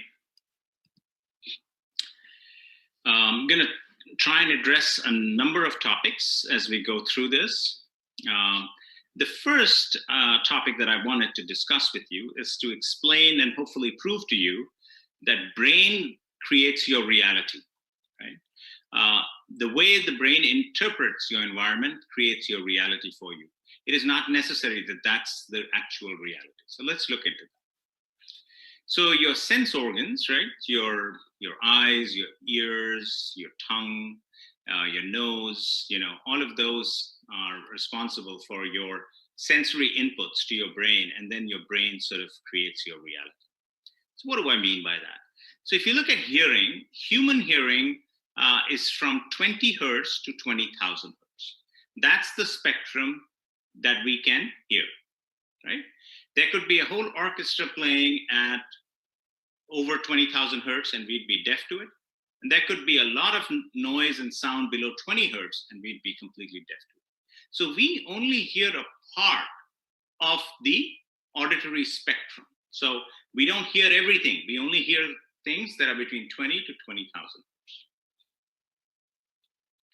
Similarly, in vision, we have a visual spectrum from Vibgyor, violet to red, right? That's the only part of the visual spectrum that we see, right?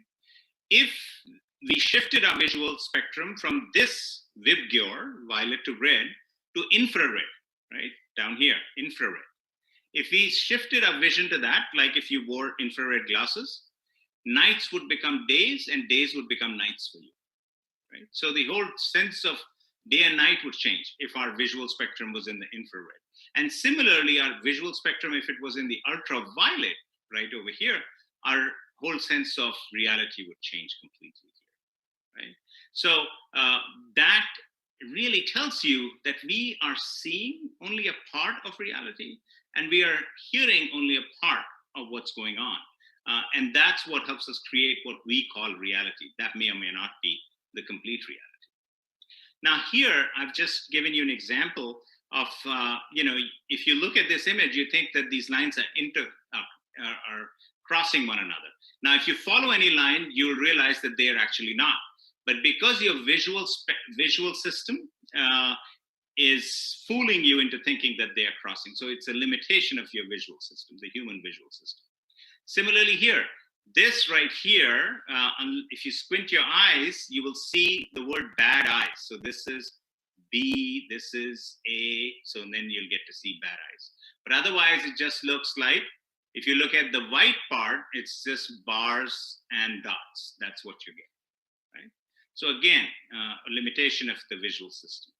Similarly here, if you were to focus on this red dot, these circle will disappear. So focus on this red dot right here. And you'll see that the circle will disappear. And when you stop focusing on that, you'll be able to see this circle too. So again, I've just given you 3 examples of how the visual system works. And finally, the last one that I will use is this one. And this is where you see that this image is moving, but actually it's not. It's not moving. It's just a drawing of different figures. But this is, again, something that exploits the limitation of our visual system. And so you begin to think that this image is moving, right? So clearly, we have major limitations of our sensory organs. And therefore, the reality that we create using these sensory inputs like vision and hearing, or even smell, this is a very limited part of reality. This is not all of reality. And I think that's a very important realization when you go down this journey of yoga, Vedanta, and meditation, to understand our limitations first. In the scriptures, they use this very apt example in the Katha Upanishad, where the senses are described as indriyas, as horses, right? Manas, or the mind, is described as the reins of these horses. Buddhi is the charioteer that is holding the reins of these horses, right? And Atman is the passenger that is there, unsullied passenger that is sitting there. So clearly in the scriptures it says, don't let these unruly senses make you run to good taste and good smell, right? Hold the reins tight, control them so that you can go where you want to go, rather than these unruly horses or senses taking you in different directions. This obviously is from the Bhagavad Gita. In our scriptures, obviously for the uninitiated, are divided into the Shrutis. This is the revealed knowledge, like the Vedas and the Upanishads, right? Smritis, this is tradition, like the Manu Smriti and others. Itihas is history, Ramayana and Mahabharata. Then the Puranas, then the Agamas, and then the Darshanas are the philosophical systems. The 6 Darshan, Shad Darshan is our philosophical system. The Vedas, it's important to understand, really are in the Shrutis, right? And then the Smritis, and so on and so forth. But it's important to understand the parts of the Vedas, right? There are the mantras, right? Then the Brahmanas, the Aranyakas, and the Upanishad. So the Upanishad is the 4th final part of the Vedas. So The Vedas have the Samhitas, which are the hymns, the Brahmanas, which is the rituals, the Aranyakas, which is the meditative dwellings in the forest. Aranyaka means the forest, especially like meditations. So prayers or the hymns, rituals are the Brahmanas, the meditation are the Aranyakas, and the Upanishads, which is Gyan, which is the Vedanta, the philosophical treatises. The Mandukya Upanishad, which Lord Ram said to Sri Hanuman, that has all the answers for salvation. And you can see it consists of 12 verses, and it's all given here. Om, in the Mandukya Upanishad, the reason we in neuroscience are very interested in it is because it talks about consciousness. And it talks about the 3 states of consciousness that we are aware of, which is Jagrat, which is awake, Swapna, which is the dream state, and Sushupti, which is the dreamless sleep. Now, I have to tell you that in modern neuroscience, we only came to know that the sleep, 2 phases of sleep, the dream, which is called REM sleep, and then the dreamless sleep, which is the non-REM sleep. We only found out about these in the 1950s, but it's amazing that it's written in this Upanishad. And then the Upanishad also talks about the 4th state, the Turiya state, right? And so this is another state that we would obviously like to know more about in neuroscience. Now, Om is the primordial sound, right? It is also called as Nada Brahma Paramatman, right? Nada Brahma Paramatman, which is the vibration form of God, right? And so this is thought to be the basis of all creation, is this sound Om, this vibration Om. Now, the string theory, which is a modern theory in physics, actually talks about that the fundamental particle in the universe is a string, right, which is a vibration. So it's kind of amazing that this is coming through in this way. Consciousness, which I told you we are very interested in neurosciences. The American Academy of Neurology describes consciousness as a state of being awake and aware of oneself and surroundings. Right? The conscious person is aware of things through thoughts and the senses, right? And is able to interact with them too, right? So the states of consciousness that we know in neuroscience are awake, sleep, and dream, right? And basically, we have learned now through experiments that consciousness is the reverberation of electrical signals between the depth of the brain in this region called the thalamus and the cortex. So you have an electrical circuit like this between the thalamus and the cortex. If this oscillates, the electrical current oscillates at 8 hertz or 9 hertz, that's 8 to 9 cycles per second, you are conscious. If this cycles at 2 or 3 hertz or 2 to 3 cycles per second, you are unconscious, right? So we know the basic circuitry of consciousness. There are other things that contribute to this. And now we can actually put in stimulators in your brain and wake up people who've been in coma, right? For long periods of time, because we can change that oscillating frequency in that circuit. And so that is a very exciting part of this science.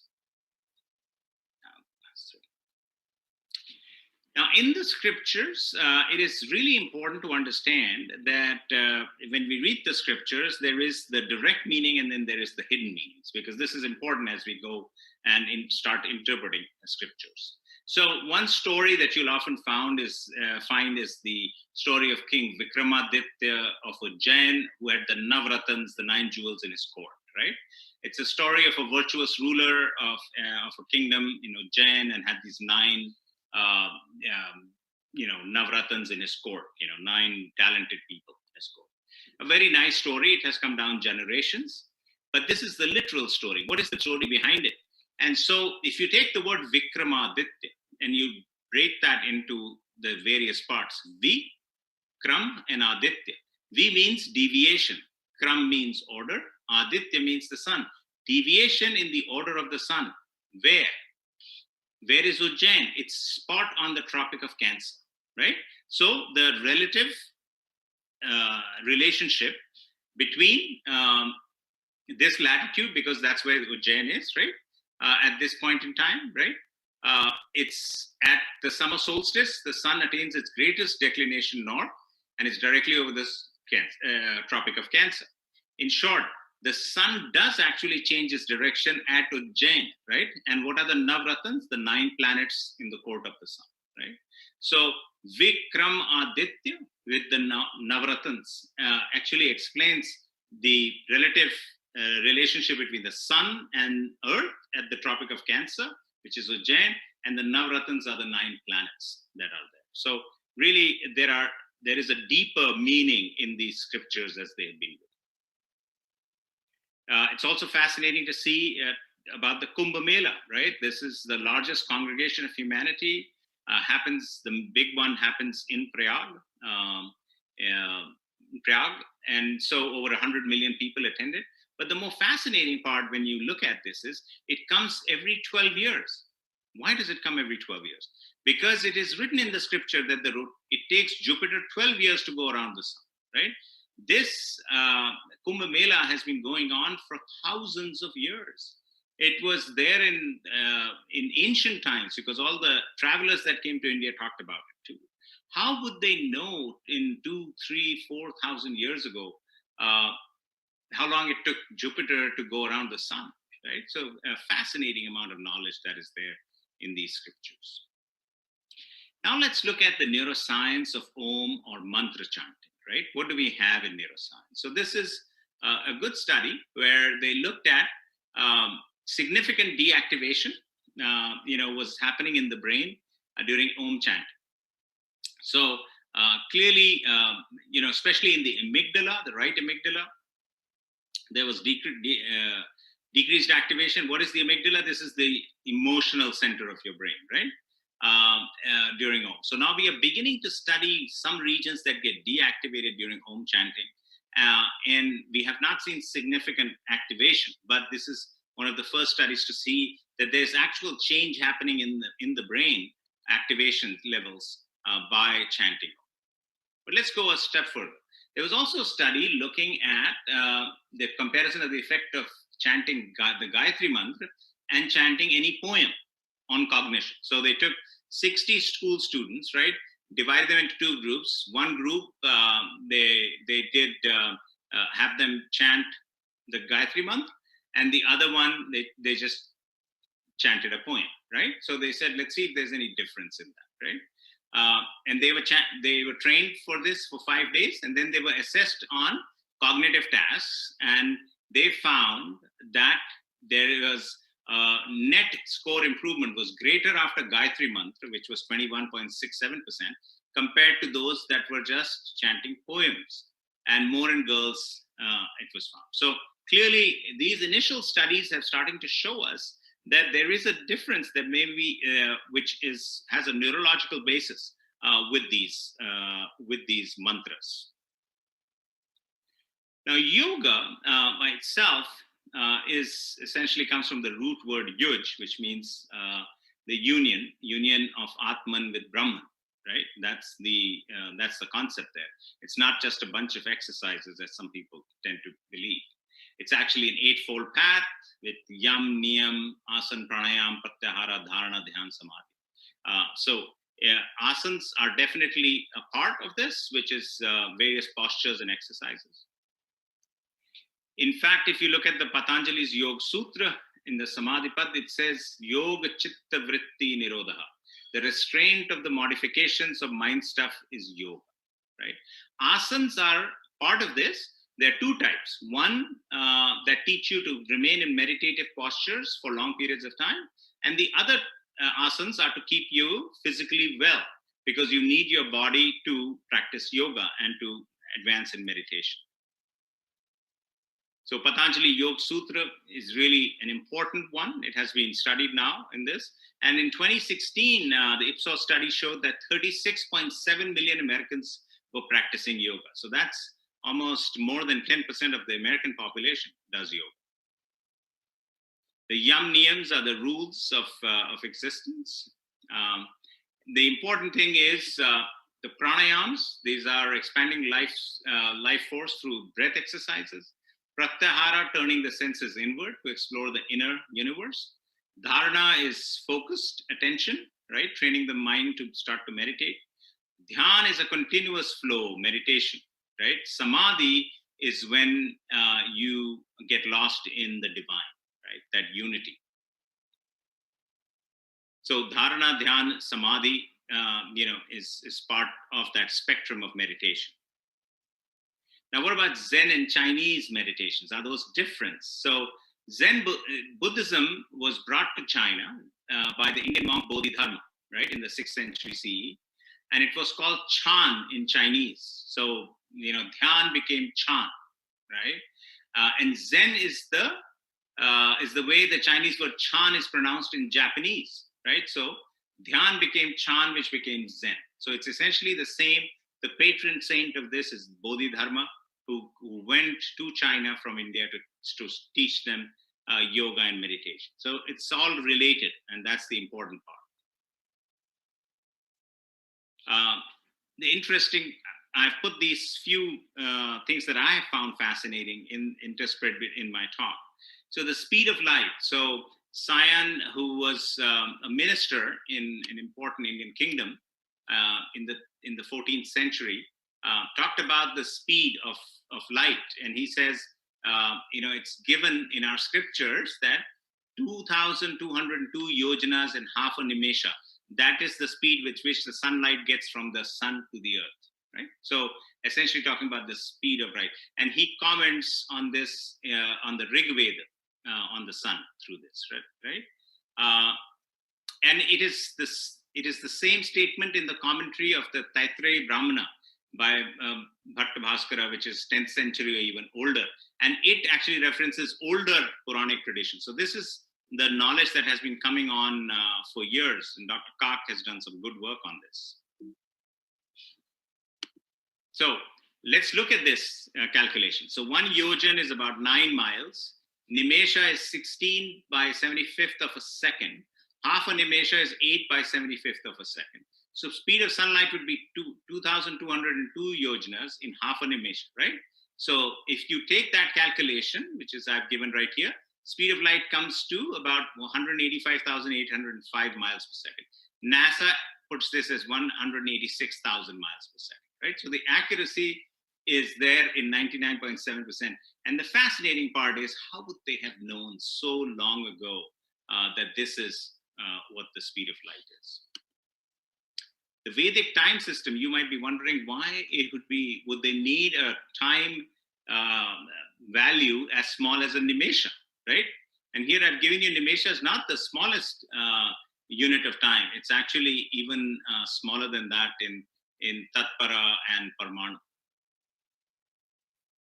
So in yoga and in our scriptures, it says a guru is important. As some of you may know, the word guru itself says the word remover of darkness. So can you find the path without the guru?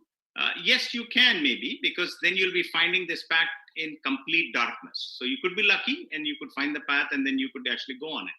But the guru is the one that produces, that is the remover of darkness, produces the light by which you can see the path and go on. And especially important with the gurus is the techniques that they teach. So it could be Kundalini awakening or other techniques, but the technique is important to really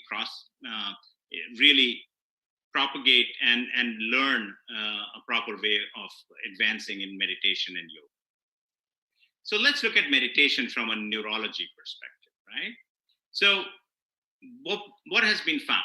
So what has been found is that it increases gray matter volume almost throughout the brain, but particularly in areas which are responsible for memory. So it actually, meditation increases gray matter in your brain. So that's a big deal right there, right? Peace. So mindfulness meditation decreases activity in the default mode network, which is the DMN, and I will talk a little bit about it. It quietens that down and therefore produces much greater peace, right? And is associated with greater happiness if that mind wandering is calmed down. This was a Yale study, right? And this was a study out of UCLA. So there are lots of studies which have shown that the cortex grows in thickness, the gray matter increases in size now. So we've had several studies now that have shown us this value. Antidepressant effect. So a study out of Johns Hopkins found that meditation was almost as effective as antidepressants in this one study that was done. So that's a fascinating way, which needs to be looked at further, because if this is equally effective as antidepressants, then it should be explored as a possible means of treatment. But other studies need to be done. Meditation may lead to volume changes in key areas of the brain, right? So increased thickness in the hippocampus, which is the memory center of your brain, right? This is really important. And decreased activation and maybe even volume of amygdala, which is the emotional center of your brain, from where fear and anxiety and stress come. So these have actually been looked at in terms of structure of the brain and activation of the brain, right? So mindfulness, this is the regional gray matter density that increases in the hippocampus, as you can see here. It improves cognitive function. Just a couple of weeks of meditation help people focus and memory during verbal reasoning, in GRE. So in fact, it led to increasing scores by 16 percentile. It was an interesting study. It reduces anxiety because it quietens down the amygdala, meditation does. So clearly, really good data, exciting data in the last few years. Yeah, this is mindfulness-based stress reduction. You can see brain imaging and functional activation studies showing that this is really useful. Meditation helps in addiction, right? And this is kind of looking at American Lung Association's, techniques that they use versus meditation, and they found meditation abstinence rate from smoking was greater in the meditation arm than in the American Lung Association freedom from smoking program, which is fascinating, especially long-term effects of this. And this is a Yale study. Meditation in schools. One district in San Francisco started a twice daily meditation program in some of its high-risk schools and saw suspensions of students decrease and GPAs and attendance increase. So the academic performance increased and the antisocial behavior decreased in these schools in San Francisco. So good data. And again, these are studies that have been done by people who do not come from the tradition of yoga, Vedanta, or meditation or dhyana. What are the biological effects? So analysis has shown that it decreases cortisol levels, which is the stress hormone in our body. And then it also affects some genetic genes. And so gene expression can be changed through meditation. Now, this is a very fascinating study because Alzheimer's is a really important disease of our times. With people get dementia, start forgetting things. So in Alzheimer's dementia, what they found was that there is a decrease in gamma waves. Gamma waves are brain waves at a certain frequency between 30 to 100 hertz, right? And so they used flashing lights to increase gamma waves in your brain, right? And they found that this decreased amyloid plaques, which is the basic problem in Alzheimer's dementia. The basic pathology is that you form these amyloid plaques in your brain, which lead to brain cell death. So how does it do that? So they found that when you increase gamma waves, what it does is it stimulates these cells in the brain called microglia, which go and eat up all these amyloid plaques. And so you may have the amyloid plaques in your brain, which lead to Alzheimer's, but you can actually activate these microglia to go and eat them up if you increase gamma waves in your brain. And this is from the most reputable scientific journal of our time, Nature. What is fascinating is that gamma waves are known to increase during Brahmari pranayama, right? This is a study published by a Japanese group in Consciousness and Cognition Journal. Also, long-term meditators self-induce high amplitude gamma. So gamma increases with meditations, right? Of all kinds, including Vipassana. So again, this is the proceeding of the National Academy of Sciences in the USA.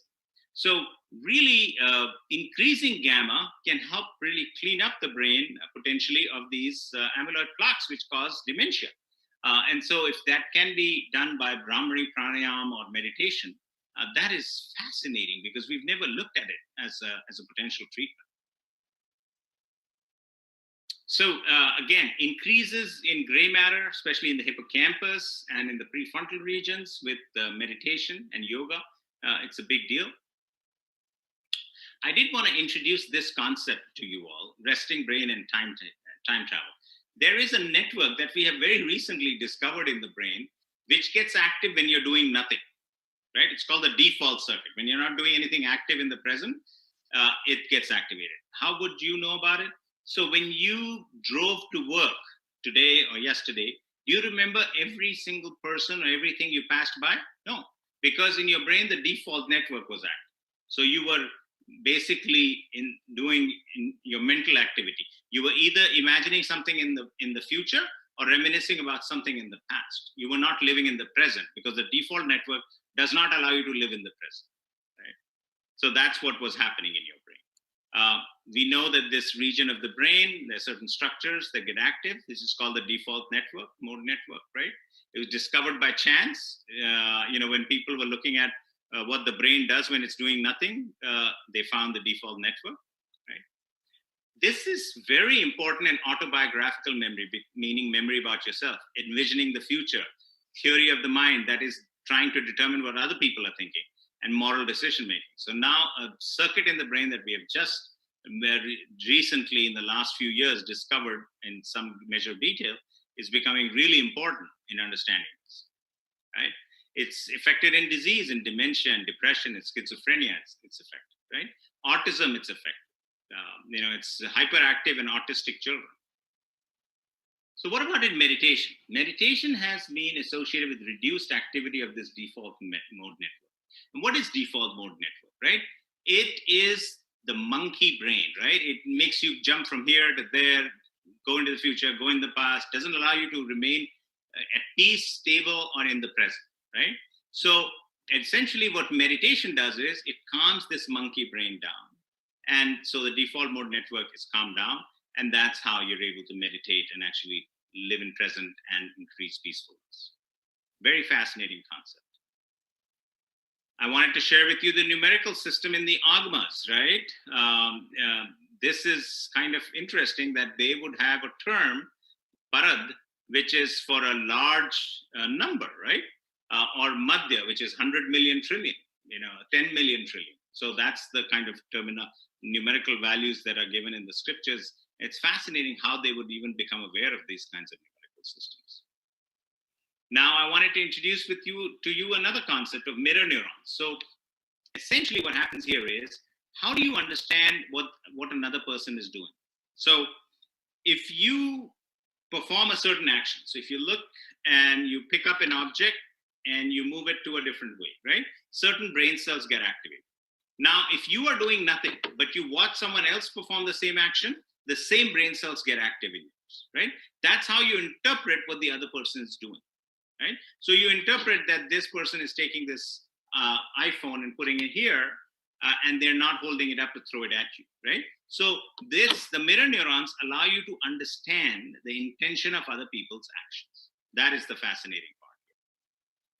Now, what about yoga and meditation? Empathy and mirror neurons are key to understanding empathy, right? And we know in meditators, the empathy really grows. So mirror neurons have some relationship with yoga and meditation, and that's what we will have to discover, right? What about epigenetics? Epigenetics is a fascinating field. The way I describe this is your genes are like your computer hardware, right? These are your genes. Your epigenetics is like your computer software. So epigenetics is the methodology by which you can switch on or switch off any gene in your body, right? So say you got a bad gene, a cancer gene, but if you can switch it off, it's as if you never had it, right? Or say if you got an intelligence gene, and if you switch it on, your level of intelligence would go up. So it's the good genes that you can switch on and the bad genes that you can switch off. This is the new knowledge that we have come to understand now with epigenetics, right? There are medical ways in which you do this. Either you wind up the DNA and so the bad gene goes inside and it's no longer available, or you unwind it and the good gene comes out, right? Or you can do methylation, which actually switches off or switches on genes. So that's a fascinating part. This is a study done at Duke where they took agouti mice, which are obese, have diabetes and high blood pressure and low lifespan. And they fed these agouti pregnant mice green leafy vegetables, right? Half of them were fed green leafy vegetables, half of them were not. The green leafy vegetables have this methyl group which can switch off your gene. And the outcome of this was that the pregnant agouti mice that ate these green leafy vegetables, they gave birth to healthy mice mostly, because the agouti gene was switched off. And the ones that did not eat the green leafy vegetables gave rise to the obese animal. So why is this significant? This is significant because it's telling us that the food we eat today has the ability to switch on or switch off genes in our body. And we inherit that switched on or switched off gene for the next 5 generations. Animal studies have shown that. So food we eat can influence genetic expression. This is something we did not know. Similarly, the behavior that we display, the stress we experience, can also change your genetic expression, which is amazing, right? Lots of neurological and other cancer and heart disease are related to this epigenetic modifications, right? What about yoga and epigenetics? So an 8-week yoga course, right, requiring just weekly practice, is associated with changes in this epigenetic profile, right?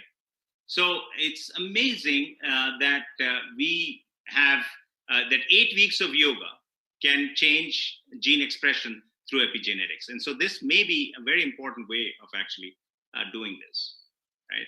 So yoga and epigenetics, I'm not going to go into great detail, but it's causes significant epigenetic changes.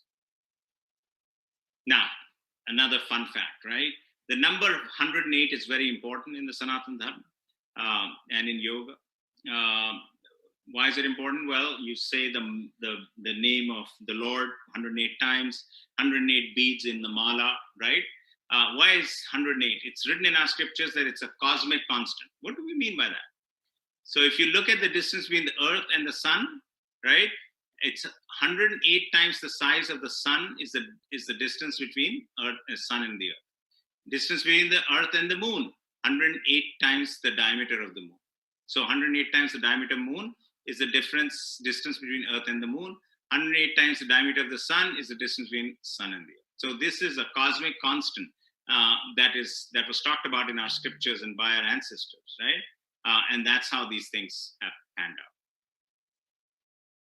Now, in our scriptures, it says in the Vedanta, it's particularly man shantivam prasanna chitta rakhe, meaning keep the mind peaceful and happy. Is that of any consequence? Well, let's look at this.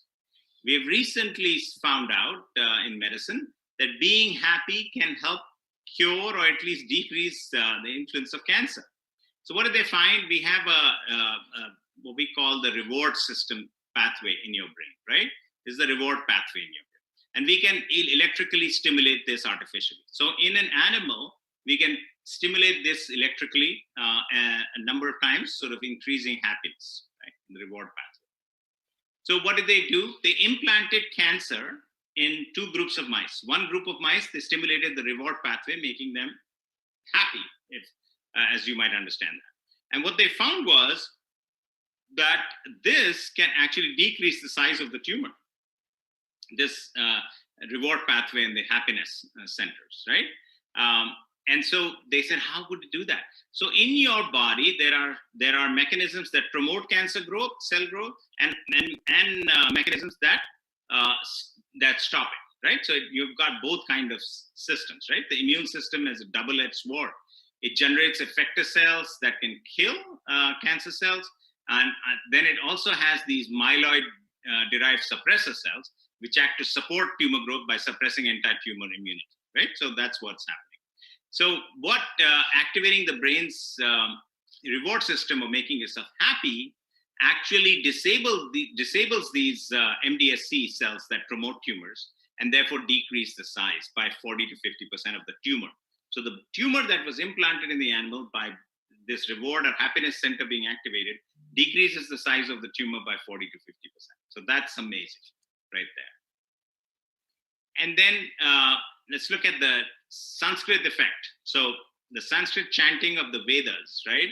It leads to greater certain parts of the brain, especially the hippocampus becomes, and surrounding regions become greater in size. So this is what really is exciting, because it's telling us that those that chant the Vedas, certain brain regions increase in size and have greater gray matter in those regions, right?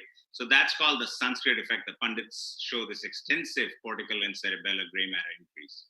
Hippocampus particularly, is impacted by this, which is the memory center of our brain, right? So that's a fascinating fact that Sanskrit can actually affect the size of certain regions of your brain. And with that, because hippocampus is what is affected in Alzheimer's, this chanting does it improve that. So that'll be an interesting fact too. Now we can actually stimulate regions of your brain and create illusions and desires, so if we stimulate a certain part of your brain, the person has a desire to move their hand. If we stimulate the same region with greater electrical current, they'll say, oh, I moved my hand, even though they have not. So desires and illusions can be built. Right? And so the idea of yoga and Vedanta is summarized in this: Brahman Sat Chit Anand, Sat Chit Anand. So Sat is the absolute non-changing truth, Chit is consciousness, and Anand is bliss, right? Eternal bliss consciousness. Sat can be known, the absolute non-changing truth of Brahman can be known via Chitta, which is consciousness, right? And it results in Anand. This is the basic idea. It's in the Teja Bindu Upanishad. Now the brain perceives change in input, right? Eye movements. So if I was to ask you to focus on this picture right here, you would think your eyes are still. But if I put a high definition camera looking at your eyes are moving like this. You're not aware of it, but your eyes are moving. If I fix your eyes, you become blind. Why? Because the brain interprets change in input as input. If there's no change in input, the brain interprets that as no input. So to change your visual inputs, your eyes are jiggling all the time, right? They're micro jiggles, so you don't actually see them, right? So why is this important? Because if there was something large enough in our environment that never changed, even with jiggly eyes, right, then we would be completely blind to it. Or if there was a sound in your environment that never changed, you would become deaf to it. So that's the property that we have to become aware of. Also limits our sense of reality. We can get out of body experiences now by stimulating certain parts of the brain, things we thought was not even scientific or true in the past. The Kundalini and the Chakras, very little work has been done on this, but a lot more work needs to be done because this is an ancient system of activation, and this has just not been understood or studied in any measure of detail at this point in time, and needs to be, because this is really the core of meditation. Thank you for your attention. I will stop here, and I thank you all, and I want to thank Universal Peace Foundation for inviting me for this particular function.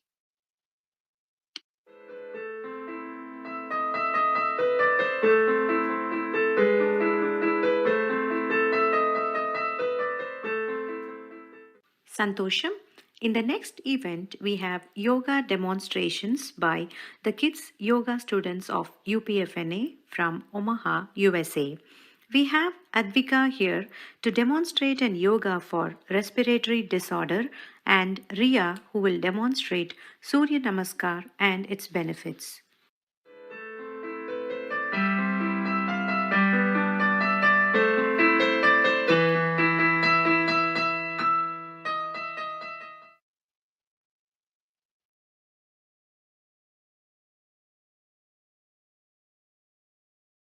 Santosham. My name is Advika Namasivayam. I am a student from UPFNA. I will be demonstrating asanas for sinus, cold, allergies, or other respiratory disorders. Please remember to check with your doctor if you have any severe health conditions. Practice daily in the morning or the evening on an empty stomach. Practicing regularly can improve your flexibility and ease the pain or stiffness in your body. Remember to focus your mind on your breath while practicing these asanas.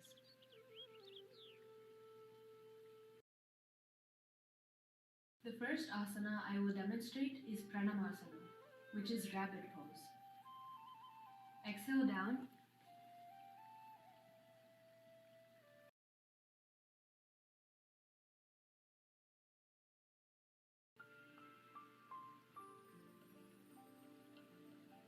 Inhale up. Practice this asana for 1 to 2 times and hold for 30 seconds to 1 minute. Next, we will do Utchatasana, which is the camel pose. Exhale.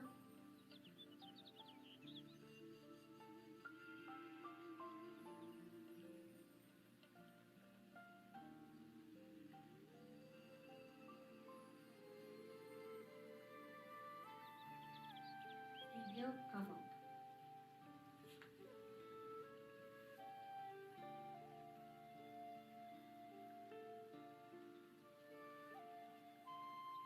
Next, we will do Ardha Sirasasana, which is half headstand. Inhale up.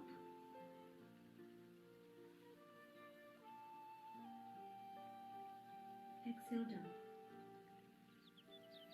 Inhale up. Exhale down. Now go into Shashangasana to relax your body.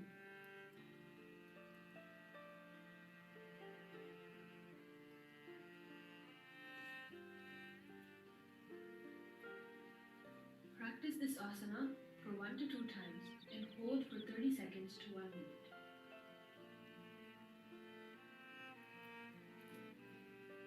Next, we will do Chakrasana, which is wheel pose.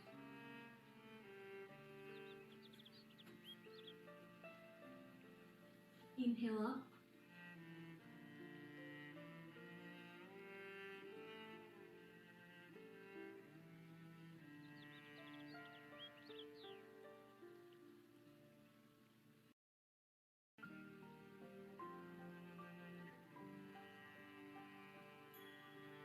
Exhale down.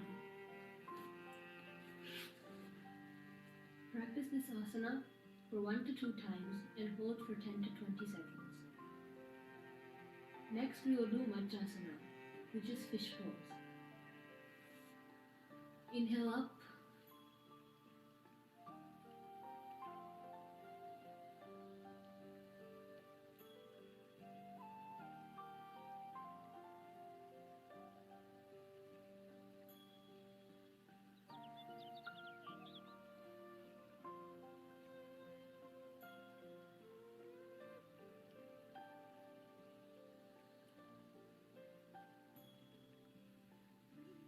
Exhale down.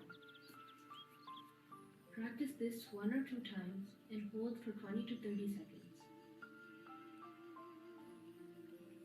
Next, we will do Setu Bandhasana, which is bridge pose.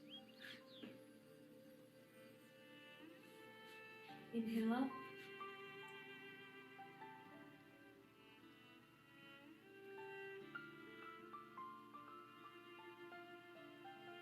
Exhale down. Inhale up.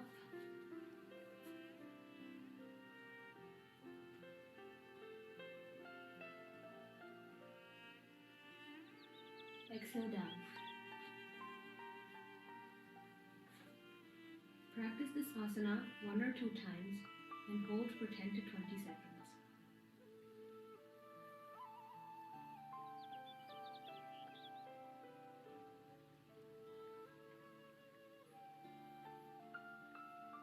Next, we will do Dhanurasana, which is bow pose. Inhale up.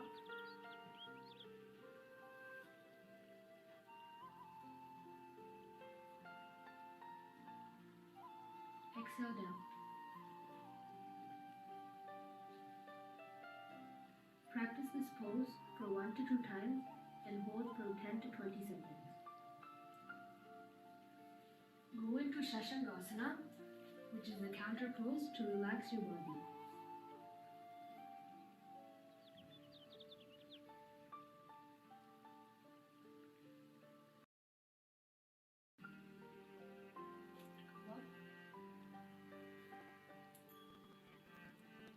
Next, we will do Topukarna, which is sit-ups.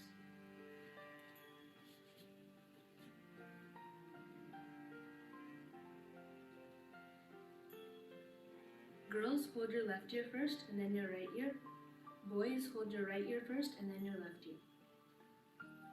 Exhale down. Inhale up. Exhale down. Inhale up.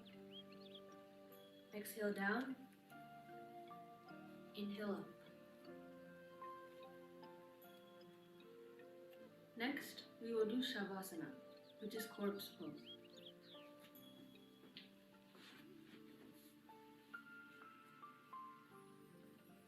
Keep your eyes closed and relax your body.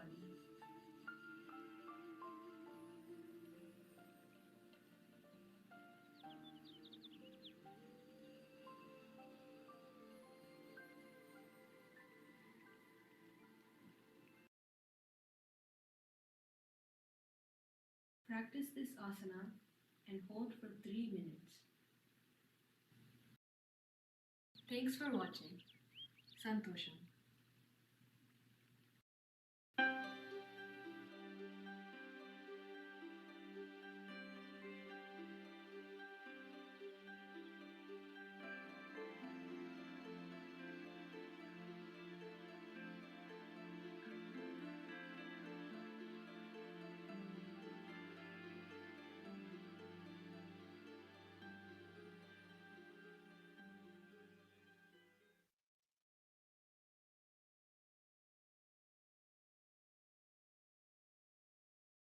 Santosham.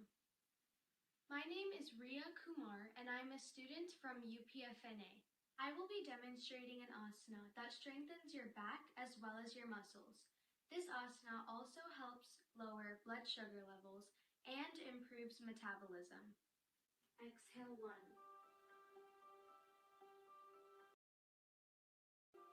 Inhale 2.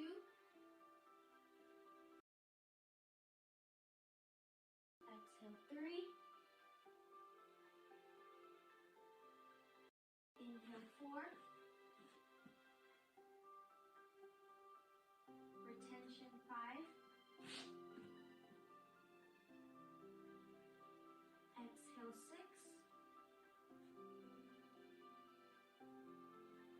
Inhale 7. Exhale 8. Inhale 9. Exhale 10.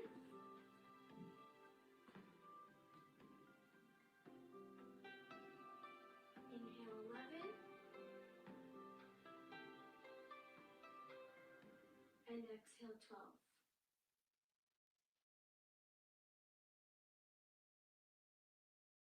Exhale 1, come to the namaste pose. Inhale 2. Bend your body back, palms facing each other. Exhale 3, touch your toes or try to touch your knee with your forehead. Inhale 4, bring your right leg back. Toes flat on the floor and head back. Retention 5, bring your other leg back and come to the push-up position. Exhale 6, knees down, chest and chin down, pelvis up. Inhale 7, come to the cobra pose. Exhale 8, make a tent. Inhale 9, bring your right leg forward. Toes flat on the floor and head back. Exhale 10, bring your other leg forward. Try to touch your toes or your knee to your forehead. Inhale 11, bend your body back. And exhale 12, namaste pose. Practice this asana for 2 rounds and hold each step for at least 5 seconds. Thank you for watching. Santosham.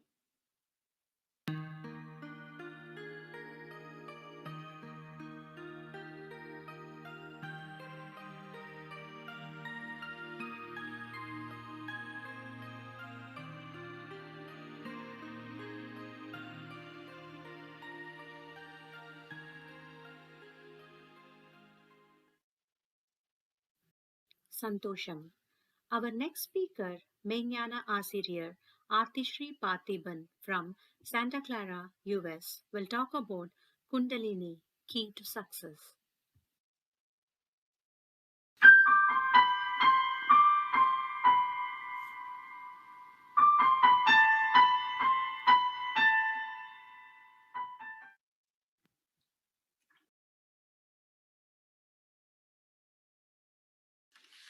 Sandosham, Sadguruve Sharanam.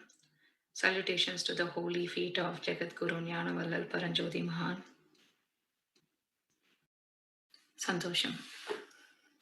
My name is Artishri. I'm the Kundalini Yoga Wisdom teacher, and I got introduced to the path of Kundalini at the age of 19. And from then onwards, I've been practicing Kundalini meditation and Kundalini yoga. And Kundalini yoga and meditation has helped me a lot to be successful in all walks of my life, starting from my personal life to my family life and to my professional life. And I want to take a few minutes to share my experiences and the secrets that I follow um, to be successful with you guys. Thank you so much for joining again today, and let's start. This picture is so powerful picture. Like, we always think success is something that is outside us and it is very far. Not really. Success is within you, and if you approach it right, it's not hard to get it. So, and I'm very honored and privileged to share my path of my path towards success with you guys. So, what is success? Achieving a goal and feeling accomplished is called success. So, every person has a set of goals, and when they achieve it, it's called success. So, for for a graduate, like passing in distinction is success. Like, for many others, becoming rich and earning a lot of money is success. For someone else, getting a dream job in the company that they wanted to kind of work for a very long time could be success.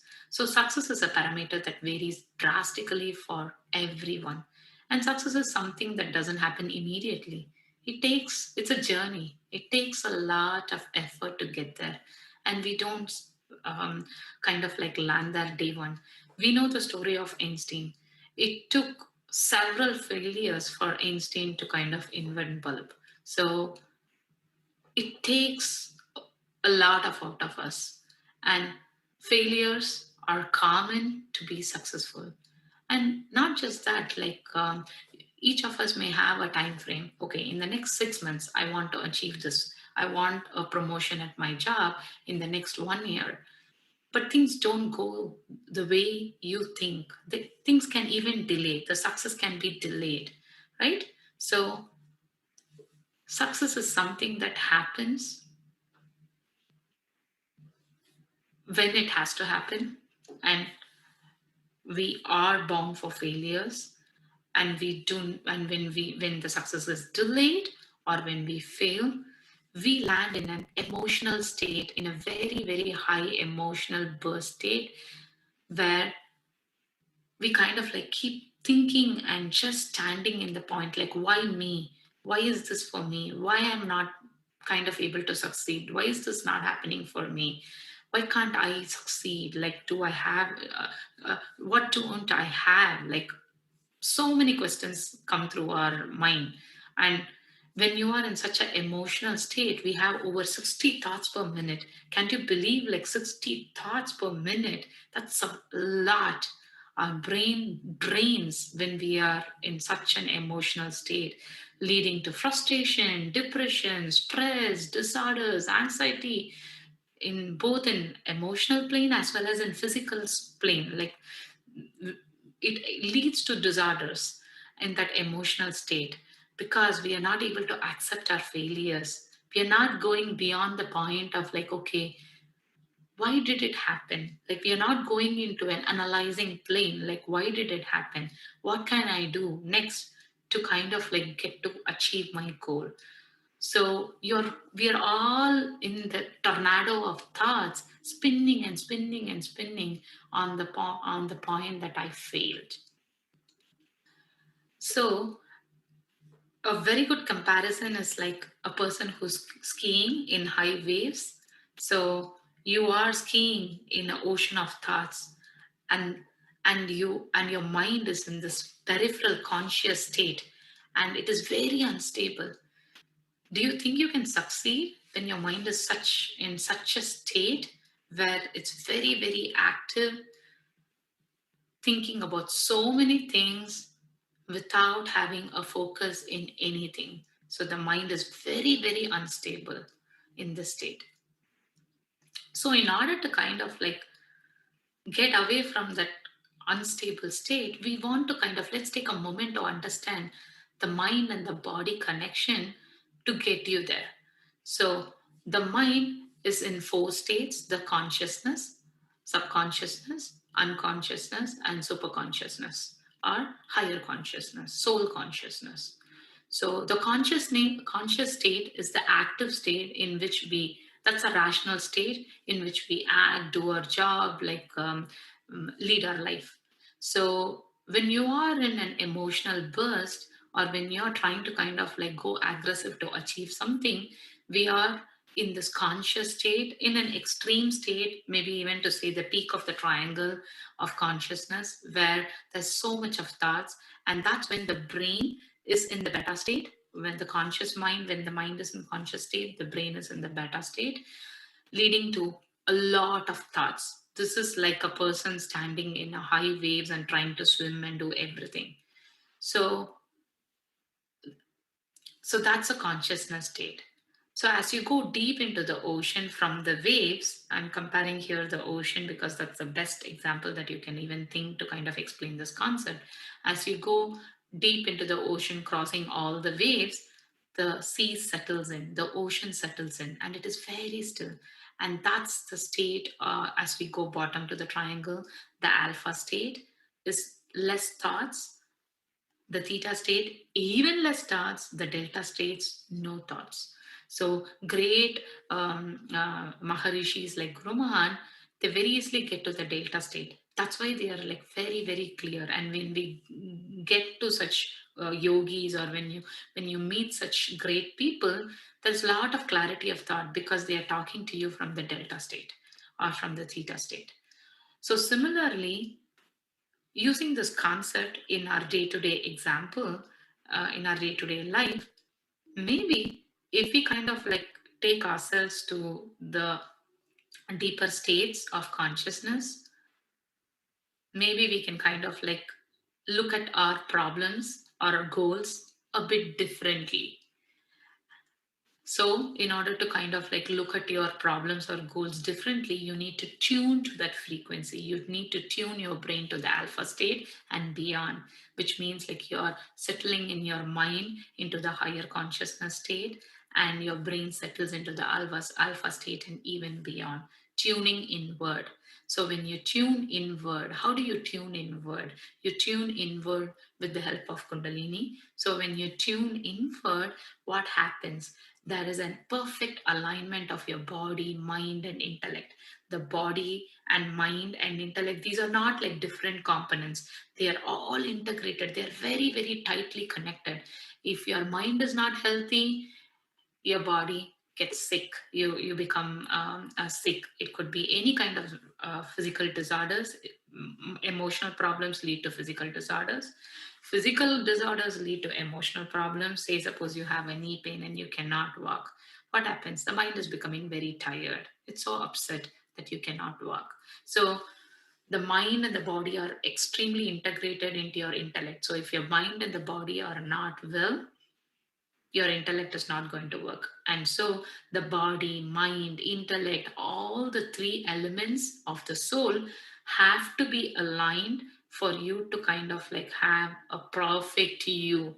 And when you are in your perfect you is when you start even thinking.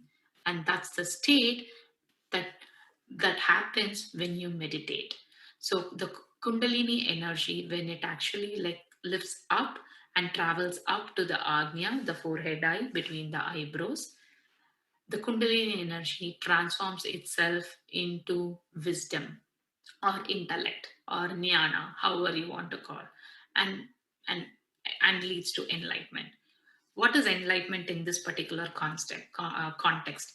Enlightenment here means giving you the wisdom to think, what do you want? What is it you want? What is the purpose? What do you want to achieve in your life? Evaluating your goals or re-evaluating your goals depending on where you are. So it all starts with evaluation. You start to kind of discrete, is this right or wrong? Is this good or bad? Is this what I want or not? So there is a whole big exercise of evaluation happening in the deep silent state. So it needs, your mind even starts thinking only when you are quiet. When there is peace, you start thinking, evaluation starts. So after several cycles, you get to a point where you have decided this is the right thing for me. And that uh, discretion is given to you by the Kundalini energy at Agnya.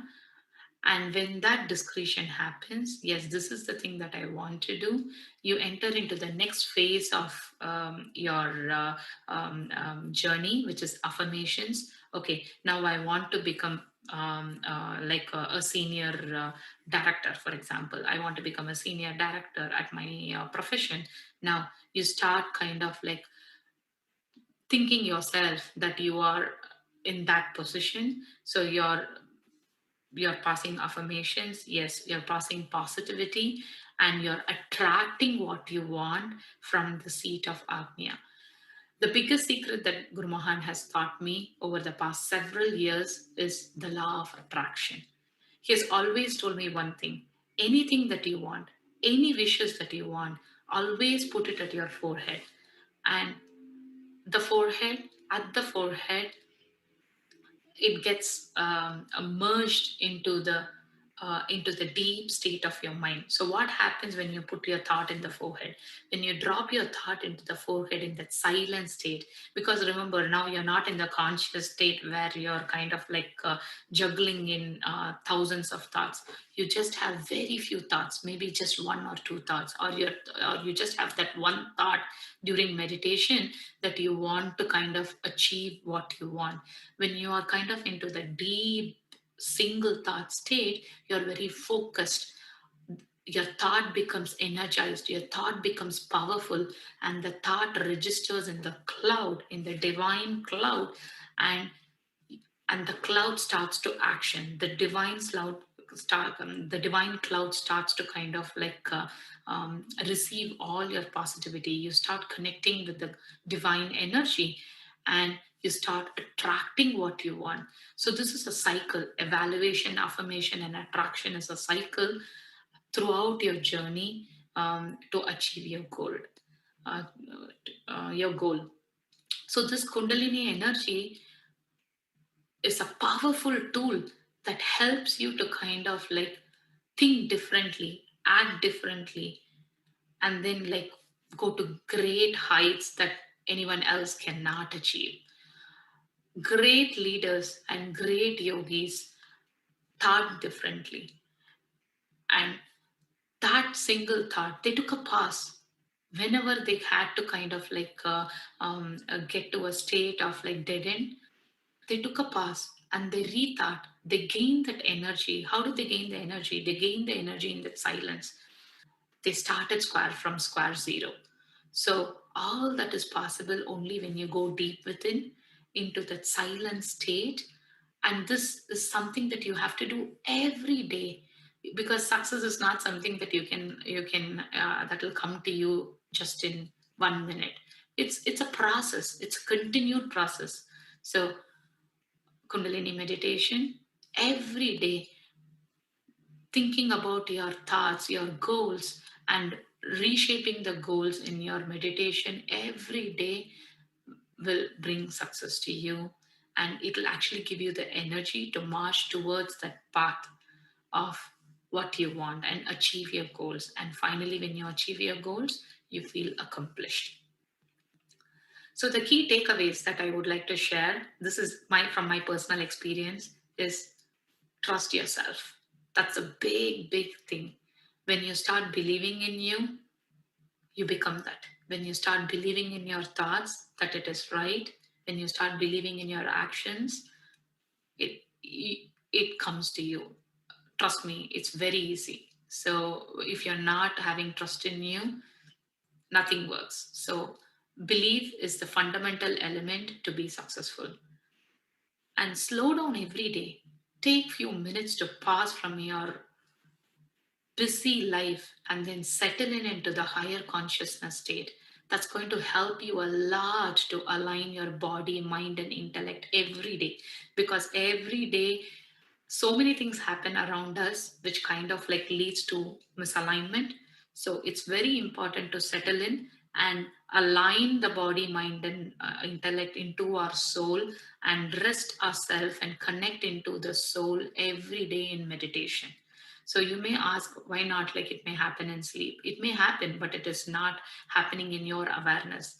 So meditation is a state of alertful sleep, and that's when you kind of like you're still connected to what you want, but you are detached. So it's a very different state. So slow down into your higher consciousness state every day, and at the end, the biggest secret that Lord Krishna taught us is do your duties and success will follow you. So do not be aspiring for your success. It's a journey, but you have to be very honest in doing your duties and realigning your body, mind, and intellect every day and believing in you every day. And not so long, success will definitely come to you. And thank you so much for joining today with me on sharing these few thoughts. Santosham.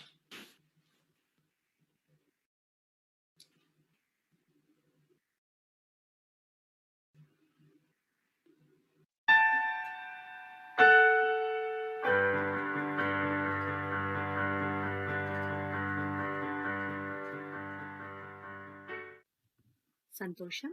Our next speaker, Dr. Manoj Sharma from Las Vegas, USA, will talk about introspective meditations for self improvement and contentment, which is Santosha for Kundalini energy yoga practitioners.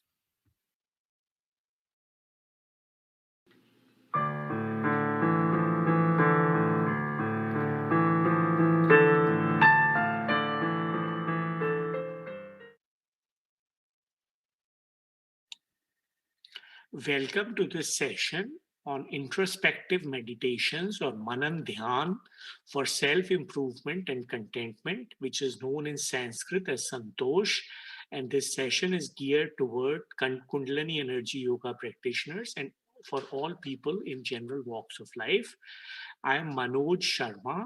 I'm the president of the organization Health for All, which is a not-for-profit group formed in 2001 in Omaha, Nebraska. And the mission of this organization is to promote self-education for health, wellness, and peace of all people around the world. The vision of this organization is societal change through self-behavior change. And I am also the professor at University of Nevada, Las Vegas, in the School of Public Health. So I want to begin this presentation by talking about the fact that one cannot teach anyone anything. It has to be basically learned from within. And that is not just my thought, but the thought of many other people, including Galileo Galilei, the renowned Italian Renaissance polymath who lived in the 16th century. And essentially, all of us aim for santosh or contentment and shanti or peace in life. But many of us have to experience the opposite of this, and we are not contented or satisfied in life. And misery, sorrows, failures, disenchantment, all these things come our way. And this is because of the fact that we have several stressors. Stressors are external events and internal processes that disrupt the happiness or bliss in our mind. there can be acute stressors, like once in a while life events such as death in a family, an accident, a divorce, a life-threatening disease, or such catastrophic happenings. They do happen once in a while. But more important are the chronic stressors like waiting in a line, getting stuck in the traffic, being a minority in one's viewpoint in a majority, having several roles to play during the day, living in a high crime neighborhood, or having a disability. So these are all chronic stressors. And the third category of stressors are the non-events. Non-events are things like not having anything to do, simple boredom. Or sometimes we anticipate something to happen and that something does not happen. That can also be a stressor.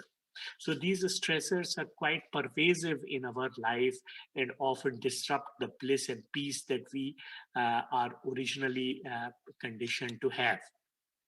So, what are the adverse effects of stressors? They disrupt the peace, harmony, and homeostasis. Peace and harmony are mental states, whereas homeostasis is the physiological balance. They cause distress and unhappiness. They lead to a feeling of being overwhelmed and burnout. Some cases, some extreme cases, in job dissatisfaction, we feel burnt out. Poor work performance. They can precipitate psychological disorders, the more common ones like depression, anxiety, psychosomatic conditions in which both the body and mind interact with each other. Even psychosis can be precipitated because of the result of stress. And in extreme cases, a person can also commit suicide. And it also causes acrimony in social relationships. We know that we live in an interactive society, and social relationships are very important. So sometimes our relationships can get sour as a result of stressors, and ultimately they thwart our spiritual progress. So in all physical, mental, spiritual spheres, stressors can cause disruption. So, how do we deal with these stressors? One of the approaches is that of introspective meditation or Manan Dhyan.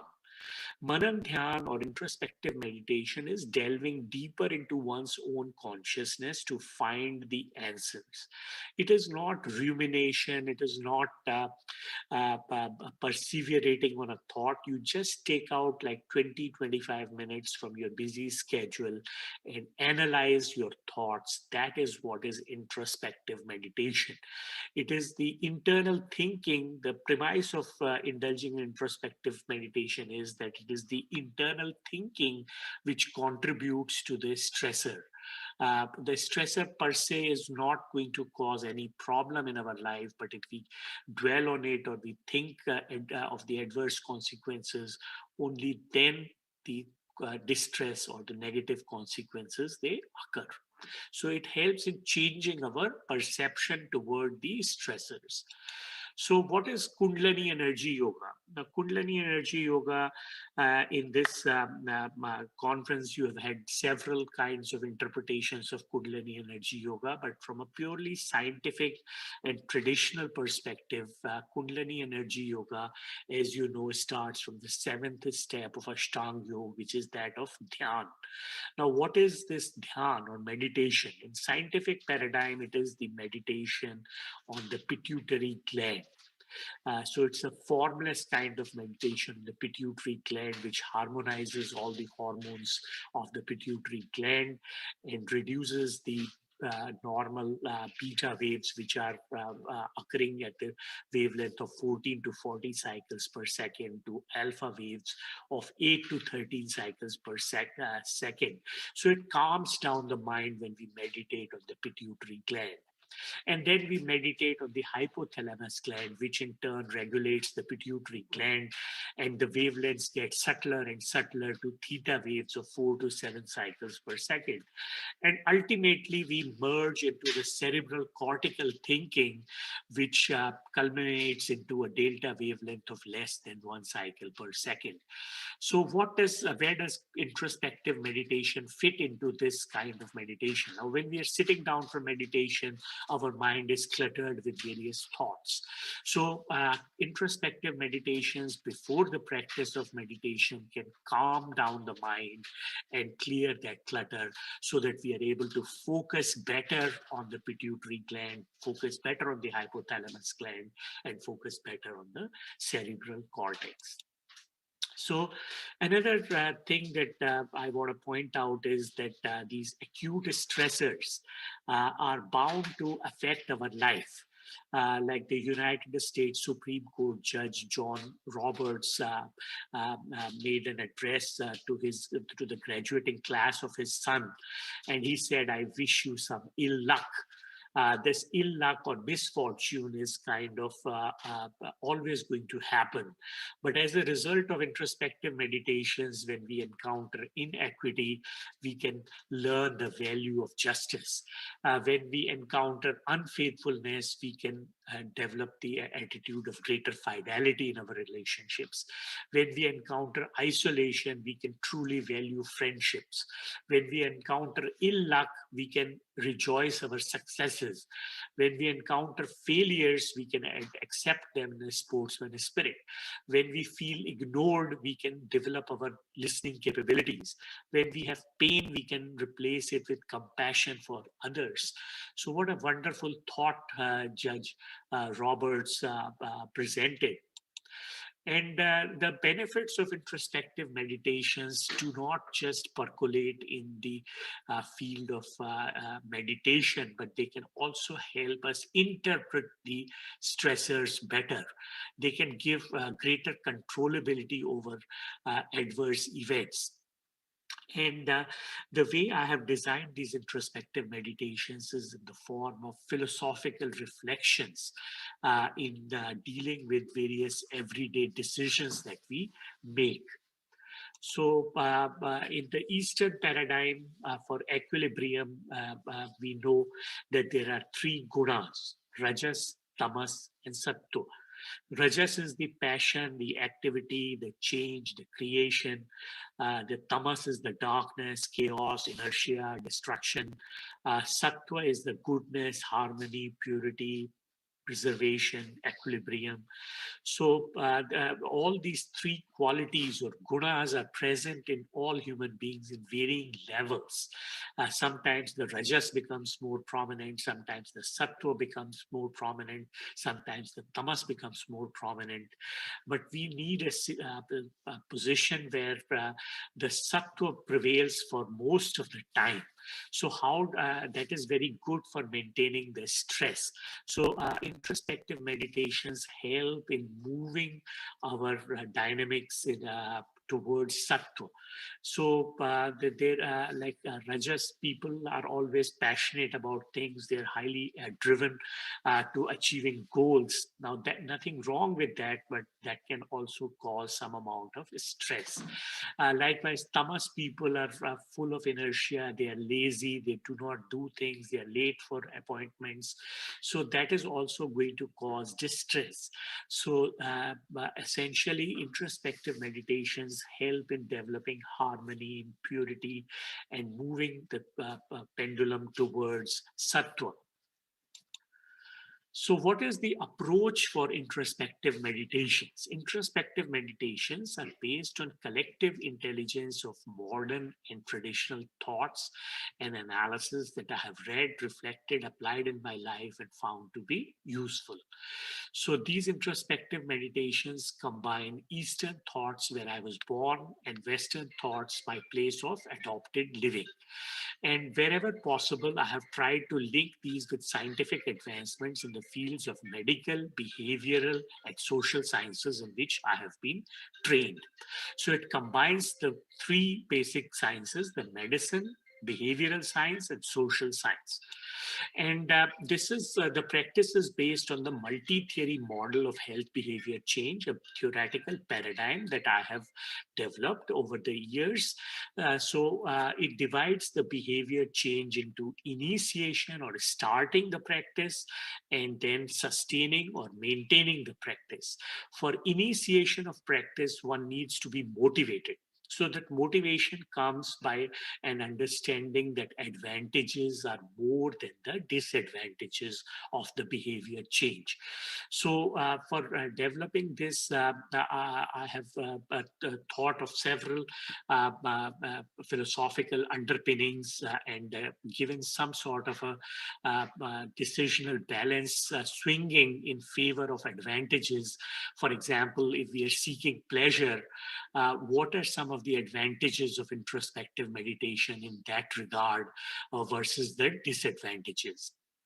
So the second construct or attribute that is important in starting the practice of behavior change is behavioral confidence. So one should be confident in one's ability to perform the behavior, which in this case is introspective meditation. The third one is changes in the physical environment. So for practicing introspective meditations, one should have a room or place where one can meditate undisturbed for 20 to 25 minutes, reduce the number of work hours. If one is working too much, then one needs to contemplate, find time for contemplating, having a set time every day for this practice. And such physical measures in the environment will be necessary for starting the practice. And then for continuation of this practice, one needs to shift from the cognitive level, shift from the emotional level to the cognitive level. By emotional level, I mean the feelings. So there are a lot of negative feelings when we start a practice. We feel, oh, this is not working. Oh, this is not the right thing, or I don't have the time. So all those negative feelings of anger, frustration, sadness, all those need to be converted into goals. So we can set up goals in our life that I'm going to, no matter what, devote 20 to 25 minutes for introspective meditation. Likewise, the other construct or other attitude is the practice for change. In practice for change, what we do is we do reflective action and active reflection. And that is what introspective meditation is all about, that we reflect on our actions and we actively do that process of reflection. And then finally is the construct of changes in the social environment, whereby we generate support from our network of friends and family members to help us with these introspective meditations. And what are the topics for these introspective meditations? I have come up with 25 such practices. One is introspective meditation on seeking pleasure. The second one is introspective meditation on achieving security. All of us are driven by the need to have some security. And then the introspective meditation on attaining ethical standards. Whatever we do, we should do it in an ethical manner. And then introspective meditation on developing humility. Whatever we do, we are a small part in the totality. So we should always remember being humble about our efforts. And then about increasing honesty, whatever we do, how to be honest to ourselves and to others, how to practice non-injury. All the time we should be cognizant as to how we can live our life without injuring other people's thoughts, words, actions. We should practice that. And then learning caring. We should practice caring without attachment, attachment to the outcome, attachment to the person, attachment to the object, how to gain acceptance, how to gain acceptance of our actions, and then nurturing equanimity. Equanimity is a very important attribute about which we should always meditate. We should not be perturbed about our success, about our failures, or become overtly happy over our successes. So that equanimity helps us remain balanced, not becoming bipolar, like very happy or very sad. And then becoming straightforward, not having any pretenses, and having a straightforward disposition. And then surrendering the ego. ego is a big threat to our progress in the spiritual life. So we should not think that I am great, I have done this or I have done that. Instead, we should say that remain humble and acknowledge that Almighty is the one that is working through us. And then escaping jealousy. We should not compare ourselves to others and become jealous of their progress or what good things they have. And instead of that, we can do some introspective meditation in that regard. And then circumventing anger. It is normal for us to get angry or frustrated at times, but how to overcome that. Likewise, fears. Fears are the negative consequences that we think of our actions and how to overpower them. And then selfishness. All of us become selfish to some extent when it comes to some of our interests, but how to transcend that selfishness and think of the greater good for greater number of people. And then avoiding guilt. Not feeling guilty about things, not self-condemning ourselves, overriding hatred, again related to the theme of jealousy. Sometimes we tend to hate people, so not to develop that kind of a disposition. And then transcending possessiveness and ownership.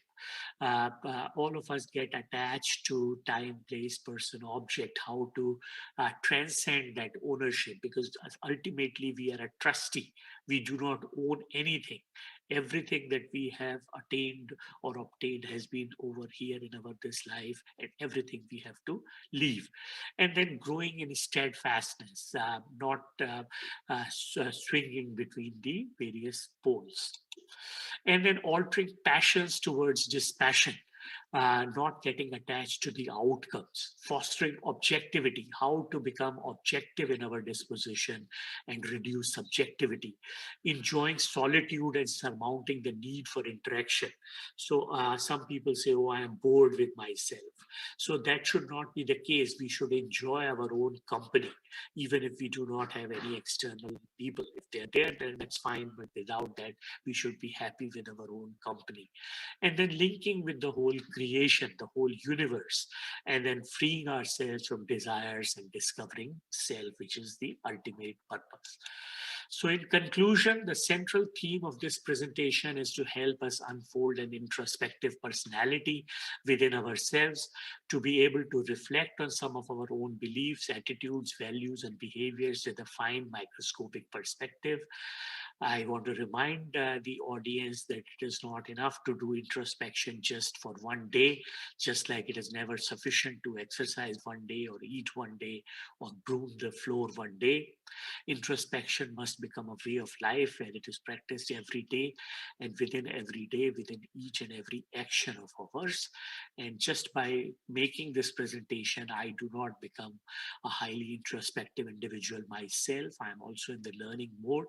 I'm a practitioner of introspective meditations, and I wish all of you, by the grace and bliss of Almighty, you may enjoy excellent health, long life, lasting prosperity, insightful wisdom, total peace, and complete contentment. Here are my references and further readings. There's a book in which I have compiled all this information. Is called Introspective Meditations for Complete Contentment. And I have provided the URL and the ISBN number of that book. If you're interested, you can get that book. If you want, you can write to me, and I will be happy to provide you a PDF of that book. Thank you very much.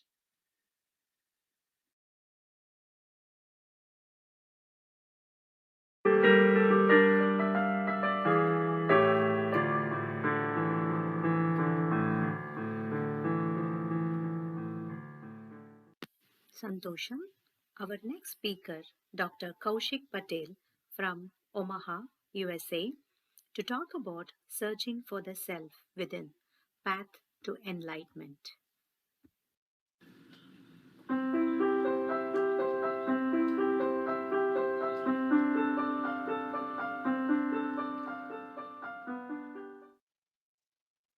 Hello, my name is Kaushik Patel, and I'm a professor of physiology at the University of Nebraska Medical Center. What I'd like to share with you today is my journey of being a physiologist that's interested in consciousness. Let me share my screen with you.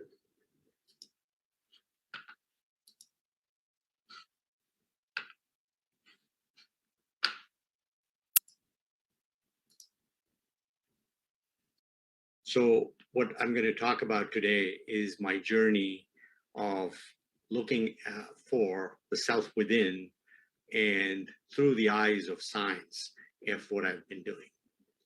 What you see behind you in the background is the Annapurna mountain range in the Himalayas above the cloud.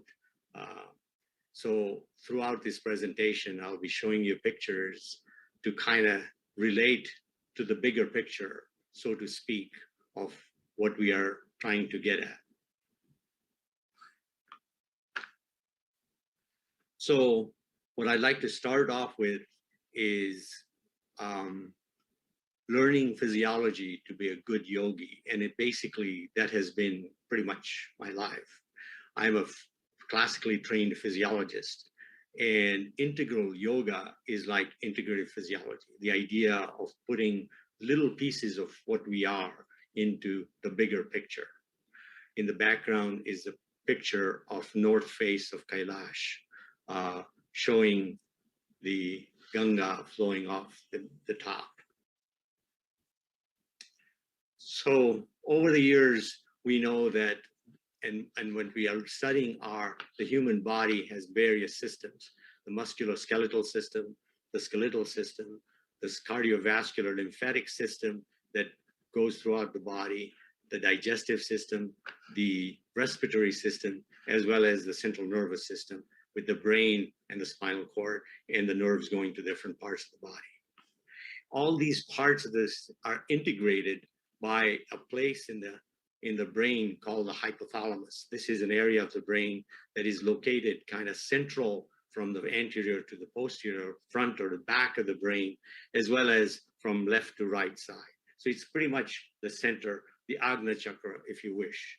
It's a fairly small area of the brain.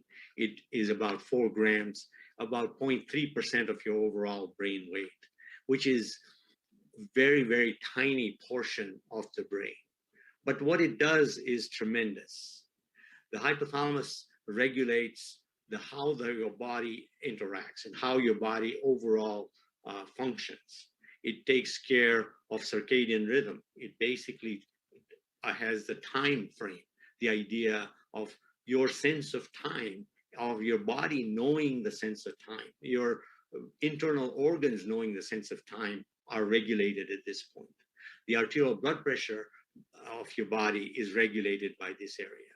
The amount of blood volume of the body in terms of the different components of volume and fluid in your body, in different parts of your body, are also regulated very, very precisely within the body. I'm giving you numbers here. These are not important for now, but the idea is that it keeps it within a very, very narrow range. For instance, the amount of sodium in your plasma, in your blood, is kept at a very small variation, and that 0.02%. And this part of the brain specifically regulates that. There is regulation of the amount of oxygen that is available to every single cell in your body. That's also regulated by this part of the body. The body temperature is regulated by this part of the body.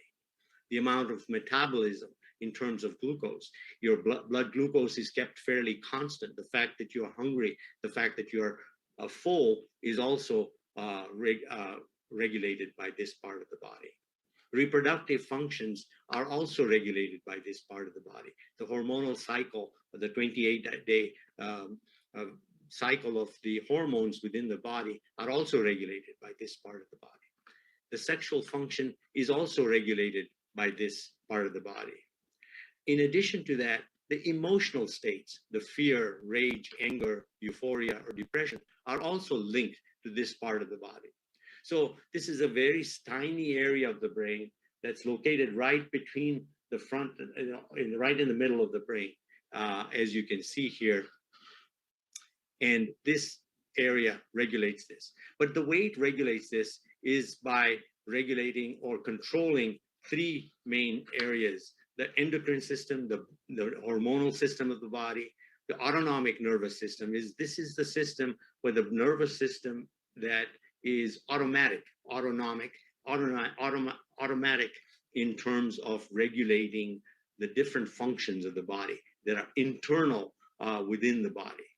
But in addition to that, it's also linked to the limbic system. This is the kind of the area of the brain that's involved with emotion and rage and so forth that we talked about up here.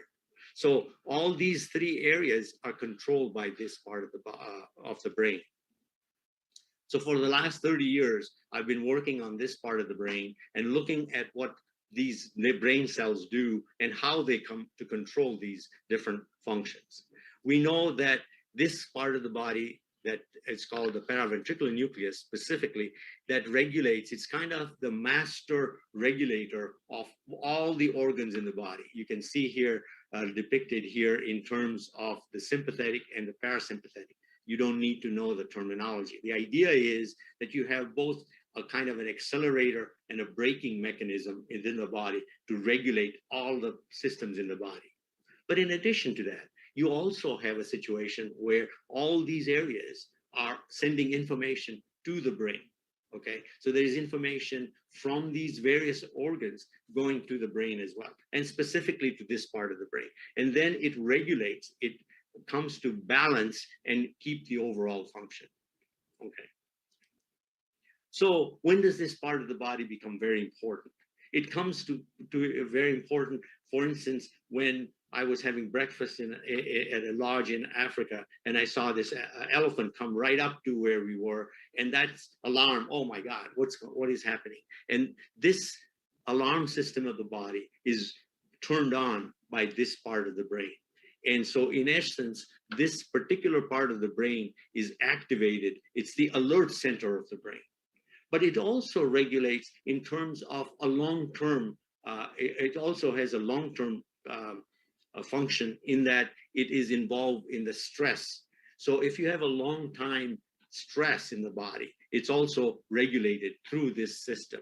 You can see here that this particular area can send information to the cerebral cortex. This is the thinking part of our brain, and this is the part that is affected by what goes on in this particular center. But in addition to that, it also sends information further down to, further down to the spinal cord and the brainstem, which then affects the whole body internally. So all the different organ systems. So you have to understand that this part of the body, it's phenomenal what it does and how it regulates all this. From that point of view, to control this and to be able to be in control of this, it's crucial for your body function. So how does this relate to what we are going to talk about today? What this is, I have the question, what does exercise training do to the brain? What does yoga training do to the brain? What does meditation do to the brain? The simple answer is it rewires your brain. What we know that this is the way that it rewires your brain. So all these functions rewire your brain. We have evidence that this is showing data from our lab that we did experiments where we looked at a part of the brain called the hippocampus. And hippocampus is a part of the brain that's involved in memory and the idea of being able to take care of memory as well as cognitive function. And so the hippocampus is very important to this. And this is showing the hippocampus, normal hippocampus, and the red dots here show growth of new neurons, new brain cells as we function to try to maintain this balance. In disease state, you see that less of these red dots showing that there is a lack of this growth. However, exercise training, we have shown, can increase this, suggesting that exercise training sends signals to the brain to rewire it to make it better. That's the point. If you look at in terms of meditation, this is showing brain scans of the frontal part of the brain, the frontal cortex, the thalamus, and the basal ganglia. Not important to know what these areas are. The point being that these areas that are involved in peaceful thinking are increased activity by transcendental meditation.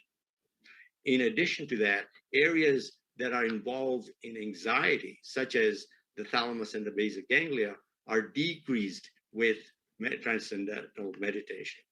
So the idea again is that meditation rewires your brain to function better.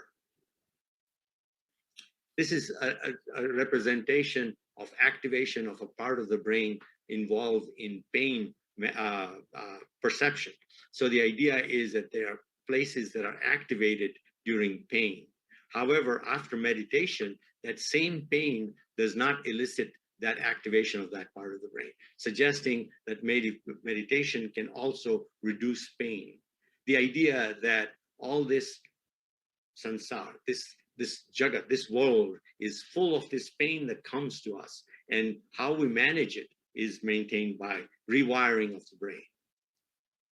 So now I'd like to move a step away from what we are talking about in terms of the body. This background is a picture of the Hubble telescope taken of deep space.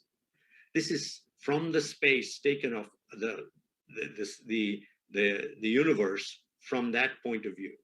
What we are looking at are each of these things that you're looking at are galaxies. And each of those galaxies, okay, have hundreds of billions of stars. And each of these galaxies, there are trillions of galaxies. So in essence, what my point is that what we are, if you look at a body and you look at a single cell, its survival is dependent upon this regulation that I talked about. But it's minuscule compared to the number of cells and how the body functions and the whole way that our body functions. But if you're looking at a bigger picture, the whole universe is this sort of a very large number of things. And we, as our Earth, is one little planet on a one little star in one little galaxy. There are billions and billions of trillions of galaxies. So what we are very, very tiny. So the idea is that our individual consciousness, the fact that you are aware of who you are, is this individual consciousness. The universal consciousness is much, much larger, and it is all pervading of the universe. So what I'd like to present to you is the idea that the overall scheme is there is universal consciousness, that what I talked about in terms of the brain and this regulation is this part of the schematic here, talking about the brain and the mind. Above this, you have the mind, the intellect, and the ego that determines how you regulate this from a small consciousness point of view, individual consciousness, from knowing awareness of what is going on. All this is also functional because of senses coming into the system. So the senses bring in information to the brain and mind. It is worked on by the mind and the intellect and ego, and this is worked on by the soul, the individual consciousness. This is above the mind and intellect. And above all this is the universal consciousness. So the idea is that current reality for you is this, what is coming in to the system, into the organism. And then what this does is the actions and what is happening to you is mulled over or kind of reacted by your mind, brain, intellect, ego system. These make up your thoughts of what it is. But above this, beyond this, is the soul, the individual consciousness, the thinker of your thoughts. Okay, so all this is dictated by the soul, the individual consciousness. So how is this individual consciousness and universal consciousness related? So the idea is that when you do yoga and pranayama, when you do the yoga and pranayama, you have the breath control. The idea that this controls some of the functions of the brain and mind and your thought. But above that, When we do meditation, we are becoming aware and connecting with the universal consciousness, the idea that you are beyond this mind-body interaction. So you can think of the idea that the pranayamas are the controlling of the breath, and the idea that this then reflects in your thoughts and what is happening. And this can also be controlled by meditation and awareness, which is beyond this part of the scheme. So how do we put all this together in terms of the universal consciousness? So I have kind of a formula for you to look at this ultimate reality. The ultimate reality, you are, is equal to IC to the power of infinity, is equal to universal consciousness, if you wish, God. So the idea is ultimate reality represented by you are, is equal to individual consciousness, the consciousness of who you are, your Atma, to the power of infinity. You are IC to the power of infinity. If you read it in a verbal sense, that is IC to the power of infinity. That is the realization of that ultimate realization of God. May this lead you to Satchit Ananda, and now, here, and forever. Hari Om Tat Sat. So the thirst for knowledge and the idea of this connection and looking for this connection is this search for, as these elephants are searching, they sometimes travel 10 miles to get the water. So similarly, we thirst for this connection with the universal consciousness.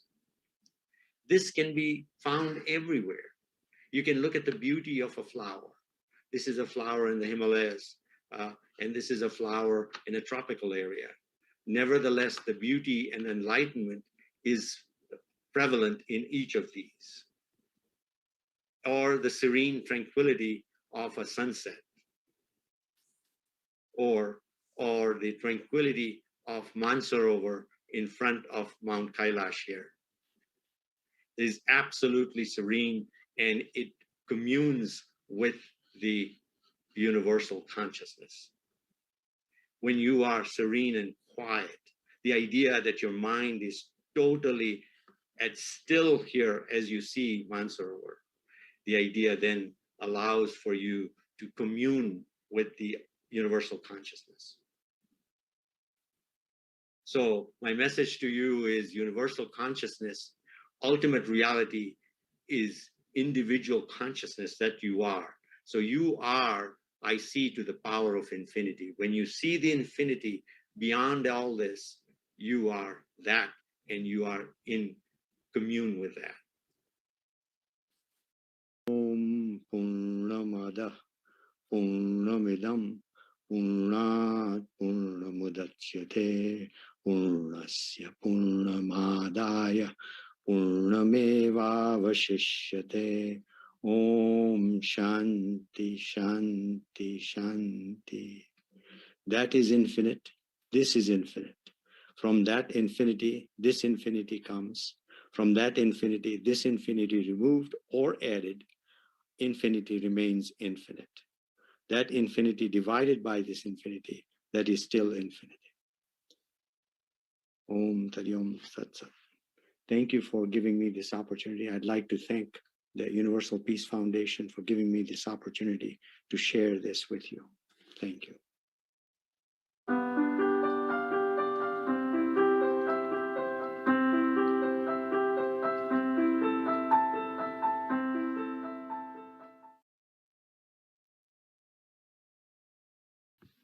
Santosham.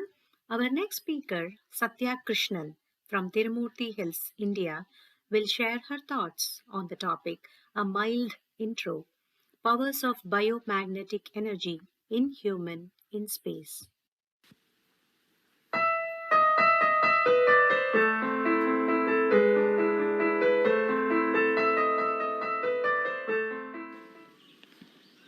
Shadguruve Sharanam. Sandosham, Sandosham, Sandosham. Guru Brahma, Guru Vishnu, Guru Devo Maheshwara, Guru Sakshat Parabrahmam, Tasmai Shri Gurave Nama. Sandosham. Surrendering to the holy feet of Guru Mahan. Biowell, a scientific device used to measure the human biomagnetic energy in accuracy. The whole existence is energy. Each and every space in the cosmos is filled with energy. The sun gives us energy, the moon gives us energy, the Milky Way and the galaxies are all forms of energy. The five elements Akash, water, earth, air and fire gives us energy. The plants and the animals are all forms of biomagnetic energy. The human beings too is nothing but energy. We eat, we drink and we sleep. We love each other and love is the greatest form of energy. We celebrate, we dance, we sing, we pray just to get energy. We visit ashrams and we go to temples and we meet Guru Mahan. We get blessings from Guru Mahan to get more and more energy. And all these are done to heal ourselves physically and mentally because only energy can heal us. Only energy can save us. So ultimately, we live in this existence as existential energy. Energy makes us alive. It heals us. It saves us. The energy which makes the sun to shine, the stars to blink, the moon to chill, the planets, galaxies, Milky Way to evolve, which has manifested as different and living forms in this earth and in man, the same energy is called Kundalini energy. At this point, I ask you a question. Who are you? The answer should be like this, and it would be like this. I am nothing but energy. Since we are energy and nothing but energy, let's explore a little bit more about energy. The first one is its movement. The movement of energy is in so many ways and in so many forms. Energy needs movement. The ways are either gravitational, moving down, or levitational, moving up. And the form of energy is always from unmanifest to manifest, from seed to tree, from darkness to light. And hence the slogan, Asato ma sadgamaya, Tamaso ma jyotirgamaya, Mrityorma amritam gamaya.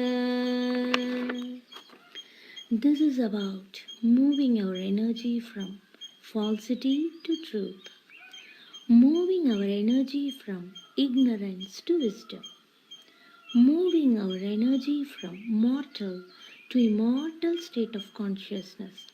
And this is the ultimate of Kundalini. So, energy has to move. It cannot be stagnant. It moves either down and goes out, or it moves upwards and goes inwards. Energy moving down gives relief of senses, a temporary relaxation of the mind.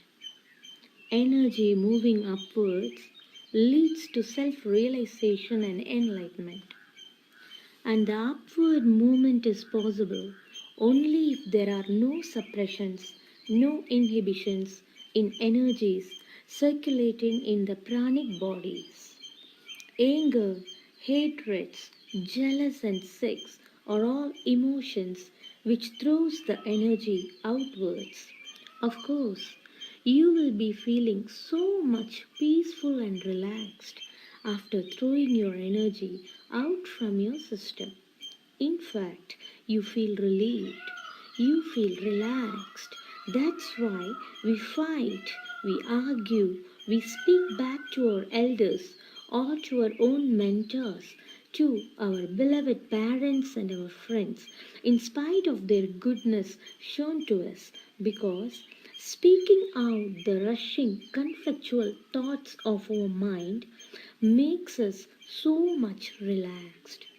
But it's only going to be a temporary relaxation, and that creates misery, makes our life most miserable. But if the energy moves in, the story is different. It is all about transformation, about enlightenment, about being blissful, peaceful, harmonious. And this movement of energy upwards is nothing but Kundalini. Throwing energy out, down is effortless, done with at ease. To make energy move upwards, to move in, the process involves effortful awareness in your consciousness. Great efforts is needed. Meditation is recommended for its upward movement of your inner energy. Now, here comes a question. If a great relief is experienced by throwing your energies out, then why is the necessity for you to move your energy upwards? Here, we should understand one of the principles of energy. Energy can neither be created nor destroyed. You cannot destroy energy. It is Swayam manifesting. You cannot create it. If that is the case, and that is the case, then there is no death for you. You are nothing but energy, and you won't die. You only shed your body again and again. You take a new body after each death to learn this art of making your energy to move upwards. Until you are going to master this art, you come back to this mother planet again and again by taking new forms and new bodies. And this birth-death karmic cycle goes on and on and on. It becomes now a never-ending process for you. Until you master the art of moving your energies upwards, there is going to be a great feeling of missing something in your life. This feeling of missing something is because you are not complete. It is not really that you are missing riches or positions or power or prestige. Even if you get whatsoever you demand, all riches, positions, powers, prestige, or anything in this universe, you will feel the constant sense of something missing in your being. Because this feeling of something missing is not related with something outward. It is related with your inner growth. And this inner growth is possible only when your energies moves upwards. Inner growth means you are centered. Your emotions are balanced now. Third is a feeling of at ease in every situation. And this is fulfillment. This is realization. And this is flowering. The moment you feel that all your potentials has moved upwards and penetrated deep down into your consciousness and deep down to the core of your being, then you will feel the peak of life, the peak of love, the peak of existence itself.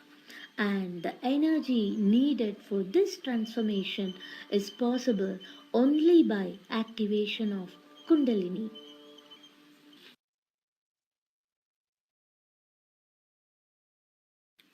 Now, my dears, close your eyes for a moment. Take a deep, long breaths. 3 long, deep breaths. And relax yourself. Try to digest the concept, what is being told to you. Relax totally and open your eyes now. Now, really feel in your body, then energy starts moving up. When your energy is in movement, it's so easily flowing. Its movement is so relaxed. It's unsuppressed and uninhibited. It's integral and not fragmented now. The energies are not in conflict within itself, but it's now one and whole. It's now one and whole. Here I have to sing the sloham what Guru Mahan has taught me. Om Purnamadaha Purnamidam Purnat Purnamudrishyate Purnasya Purnamadaya Purnamevavashishyate. This state is that the energy is whole and organic, meaning that when a part is removed from a whole, the part becomes whole again. Yes, the energy now is complementary and cooperative. And now you are in the peak of drifted consciousness in higher dimensions. Now is the state of blissfulness. You are now blissful. You are now a little Paranjodi. And this is all about the role of Kundalini. Now, imagine if you get a chance to see for yourself your movement of energy in your body. Won't it be interesting for you, my dears? How about when the movement of energy in your body is well displayed on the screen of a laptop in front of you? My God, that would be a great eye-opening for you, right? Won't that help you for your inner realization? Won't that help you to try some good channelizing means to take care of your energy?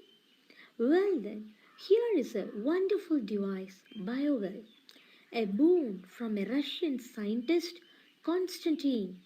40 years of his research in this field of measuring human biomagnetic energy. Well, vegetables are measured in kilograms. All liquids are measured in liters. The distance is measured in miles, and the human energy is measured very accurately in joules. In human, the biomagnetic energy is the Kundalini energy. Kundalini is the sum total of all the possible energy of an individual. Physical energy plus mental energy plus intellectual energy is equal to Kundalini energy. The biomagnetic energy circulates spirally in the body, creating a very strong aura body of an individual. Biowell measures this human energy levels. The human energy levels is measured in joules by taking the imprints of the fingertips of all the 10 fingers. The fingertips has the traces of the movement of blood circulation within the human system from heart to periphery and from periphery to heart. Any blocks in this circulatory system is well revealed by the traces of blocks shown in the aura of the system. The study of the aura reveals the energy levels of the body, stress levels of the mind, and the complete system and the organ functioning of the body from head to toes. In my own experience for the past 5 years, anybody who got the chance of seeing their own aura in front of them, they had their own inner energy darshan. They had their own inner energy darshan. It's not me interpreting them about their energy levels, but it's their own realization when they see their own aura in the screen. Because what is being displayed in the screen would have been already communicated to them through their body's intelligence. They knew it already by various symptoms shown in their body, but they are not aware of it. And body's intelligence is 100% true and greater than mind's intelligence. Mind is wavering, fluctuating, but body is not. It's true. So once when they see the aura, they could easily connect themselves with the informations given on the screen through their body's intelligence. And now here begins the great transformation in them. This inner energy darshan gives them great insight. This makes one to realize the blocks in their system, brings great acceptance of their wrong lifestyle. They come to realize the means in which they had lost their energy so much in their life. This awareness in them makes their mind very strong and determined to stick on and to follow all the spiritual practices, and also motivates them to follow the divine lifestyle blessed by Guru Mahan in his wonderful energy rich satsangs. The wisdom given by this divine device Biowell, is infinite. Here is the picture of a healthy aura, where this proves the total upward movement of the energy in the body. Here are the pictures where one can see the downward movement of energy in the bodies. Here are the few comparative studies, aura pictures of those souls before meditation and after meditation. Here is the picture of an aura who lacks sleep.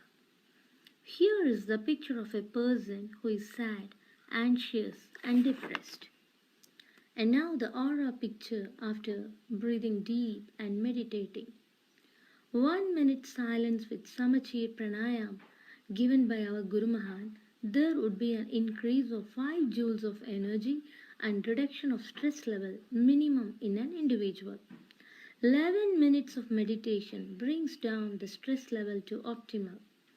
20 minutes of meditation would balance the whole energy movement in your body, tuning your mind to higher consciousness.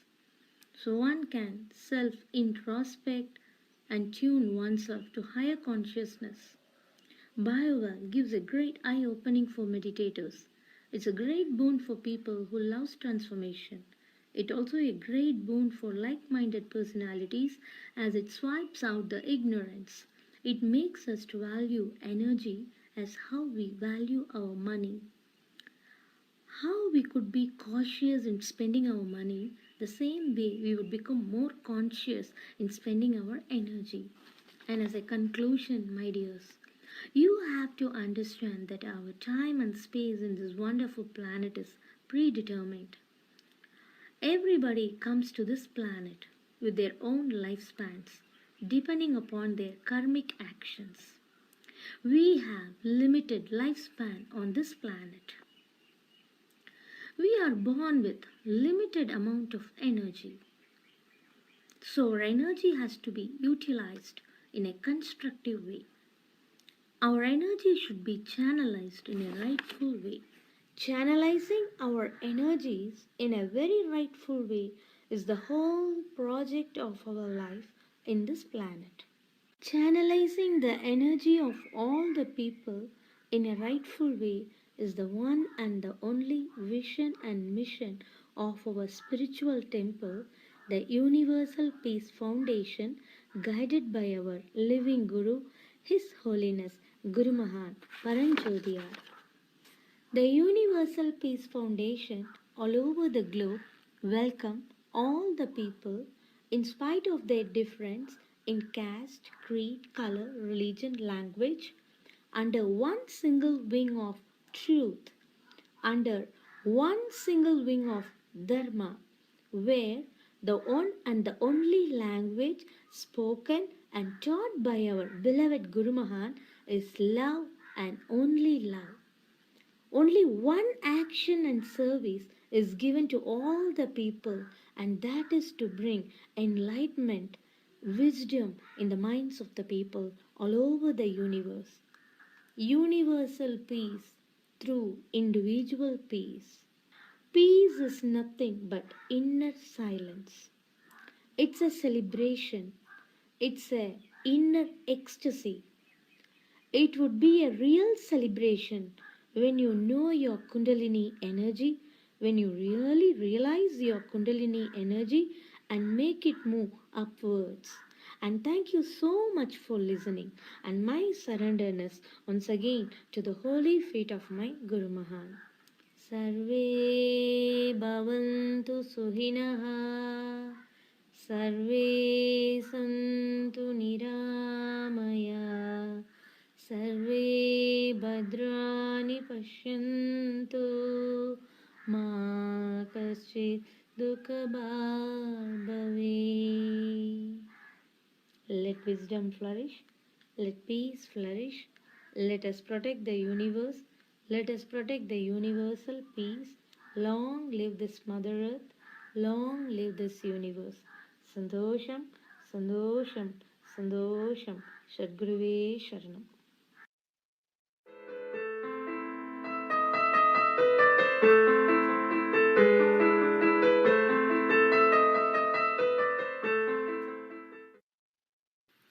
Santosham. In the next event, we have therapy yoga demonstrations by the kids yoga students of UPFNA from Omaha, USA. We have Akhil who is going to present about Om and its benefits, and Pranavi will demonstrate an asana for digestion and stomach disorder.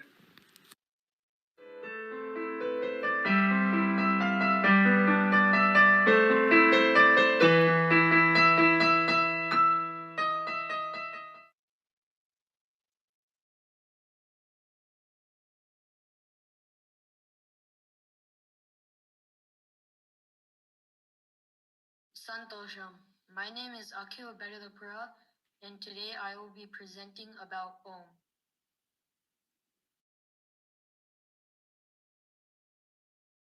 The origins of Om. Om consists of three syllables: the syllable A, the syllable U, and the syllable M. Om originated from the Upanishads, which are the spiritual texts affiliated with the Vedanta philosophy. Om is known as the Pranava mantra, which means that which pervades life. Om is considered to be the sound of the universe, and there are many theories which suggest that the sound of the Big Bang, which created the universe, was the sound of Om. Below is a picture of an excerpt from the Mandukya Upanishad. The Mandukya Upanishad is about Om and the meaning of Om. If you would like to learn more about Om, I suggest that you read the Mandukya Upanishad. The symbolism of Om. Om represents Brahman, or the ultimate reality of all existence, living and non-living, in the universe. The 3 syllables of Om represent many different things. One thing that they represent are the 3 states of consciousness. The A represents the waking state of consciousness. The U represents the dream state of consciousness. And the M syllable represents the deep sleep state of consciousness. And the silence that comes before and after the sound of Om and envelops and surrounds the sound of Om represents the 4th state of consciousness called Turiya. Turiya is the state of pure consciousness which underlies the other 3 states of consciousness. Below is a picture of the symbol of Om and how the different parts of the symbol represent the different states of consciousness. The part of the symbol labeled 1 represents the wakefulness or waking state of consciousness. The part of the symbol labeled 2 represents the deep sleep state of consciousness. The part of the symbol labeled 3 represents the dreaming state of consciousness. And the part of the symbol labeled 4 represents the Turiya state of consciousness. And the dot on the top of the symbol represents Brahman, or the absolute and ultimate reality of all existence in the universe. The symbolism of Om continued. The 3 syllables of Om also represent the 3 phases of the universe. The A sound represents the creation of the universe. The U sound represents the sustenance of the universe. And the sound represents the end and the destruction of the universe. The 3 syllables can also represent the 3 states of time. The A represents the past. The U represents the present, and the represents the future. Uses of Om. Om is found in the beginning and end of chapters in the Upanishads, the Vedas, as well as other Hindu texts. Om is also used before and during the chanting and reciting of mantras, during pujas, and other ceremonies such as weddings. Om is also often used during meditation and yoga. The sound Om is also used in other Indian religions, such as Jainism, Buddhism, and Sikhism. Om can be translated to mean the sound, or I am Brahman. So when somebody chants the mantra Om while thinking about the meaning of Om and the significance of Om, it will help them reach enlightenment. Om has 3 aspects. The first aspect is the sound that is made while chanting the Om mantra or the Pranava mantra. The second aspect of Om is the meaning and symbolism of the 3 syllables of Om. They represent the 3 phases of the universe, the 3 states of time, and the states of consciousness. And the third aspect of Om is the application of Om to one's daily life and character. If somebody uses and applies all 3 aspects of Om to their daily life and their character, they will reach enlightenment faster, and it will help them reach enlightenment. Thank you for watching and listening to my presentation. Santosham, and have a good day.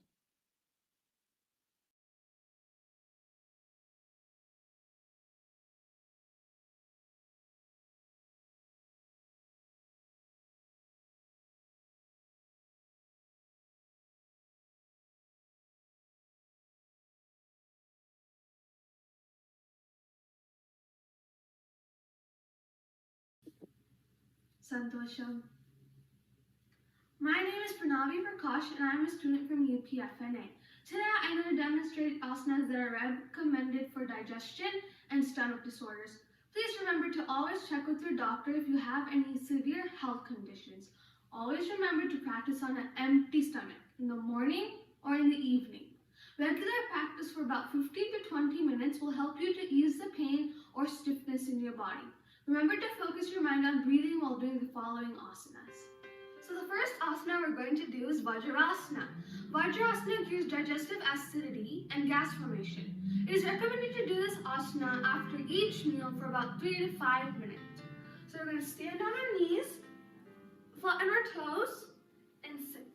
Sit in this pose for about 3 to 5 minutes after each meal.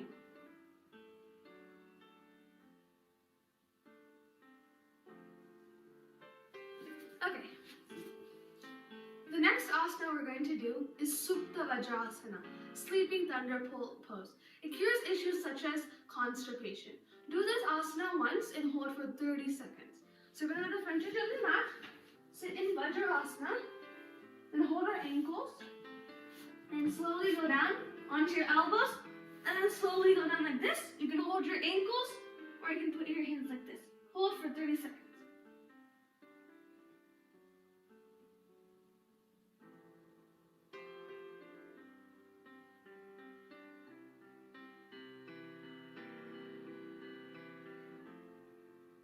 Okay, now come back up. The next asana we're doing is Paschimottanasana, seated forward bend. It improves this digestion. Do this asana once and hold for 30 seconds. So go to sitting Sthiti pose. Raise your arms up and bend forward. Hold for 30 seconds.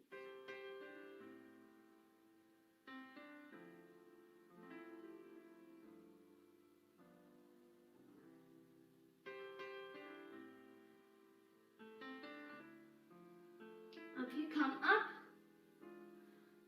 So for this asana, there's a counter pose. It's called upward plank or Purvatasana. So you can go back to sitting Sthiti pose. Now put your arms like this and put your heels on the ground and lift yourself up and head back. Hold this pose for about 30 seconds so all the stress in your back is relieved.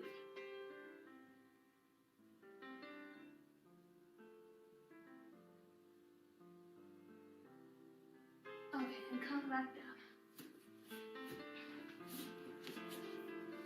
The next asana we're doing is Malasana, garland pose. When you do this asana, you'll feel a light pressure in your lower abdomen. This pressure helps gently massage your digestive organs, thereby stimulating them to secrete enzymes and digestive juices, which causes cured digestion.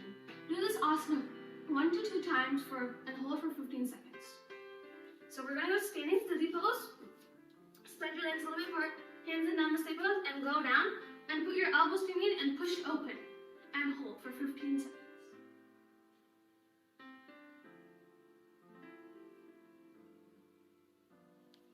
Okay, now get up.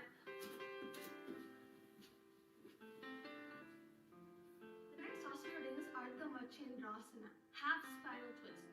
It improves digestion and eliminates body wastes. Do this asana once and hold for 30 seconds. So we're going to go to sitting Sthiti pose. We're going to bend our right leg, place it next to our left knee, and bend our left leg like this. We're going to take our right hand, hold our right toe, and twist to the back and hold our left toe. And hold.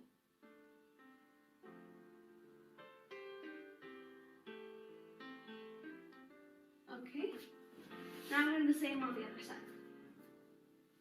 Now bring your left leg, place it next to our right knee, and bend like this. Now hold our left hand, grab our left toe, and hold our right. And look to the back.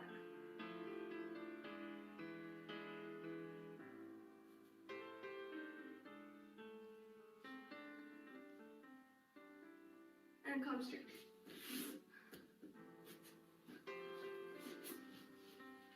The next asana we're doing is Jattara Parivitasana. It's called revolved abdomen pose. It improves digestion. Do this asana once on each side and hold for 30 seconds. So now we're going to do lying Sthiti pose. We're going to put our arms in a T shape. Now get our knees up like this. Put our knees to the right and look to the left. You should feel a nice stretch. Then come back up and put our knees to the left and look to the right.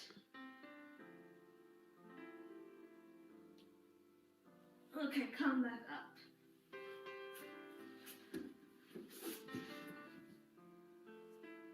The next asana we're doing is Parvana Muktasana, wind relieving pose.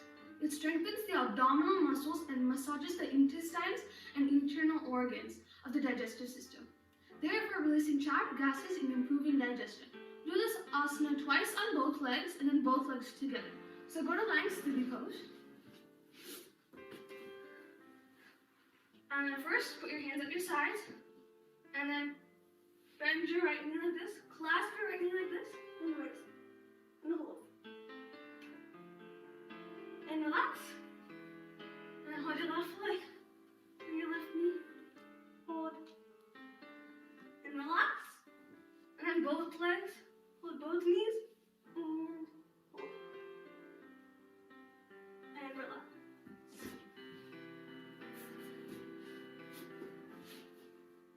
The next asana we're doing is Halasana, plow pose. It cures constipation. Do this asana once and hold for 30 seconds to 1 minute. So go to lying sthiti pose at the front edge of your mat. Then go to Ardha Halasana. Roll your back to Sarvangasana and drop your legs like this and hold for 30 seconds.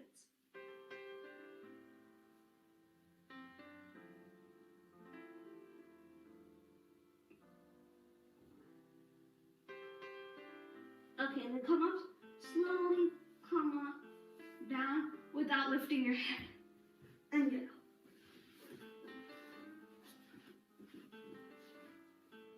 The next asana is Matsyasana, fish pose. It massages the abdomen and the core of your body that results in the gentle massage and squeezing of your internal organs to release body waste efficiently. Do this asana once and hold for 30 seconds. So go to lying sitting sthiti pose. And go to lying sthiti pose and put your arms underneath your hip. Now put yourself up on your elbows, look at your big toes, then put your head on the ground like this and hold for 30.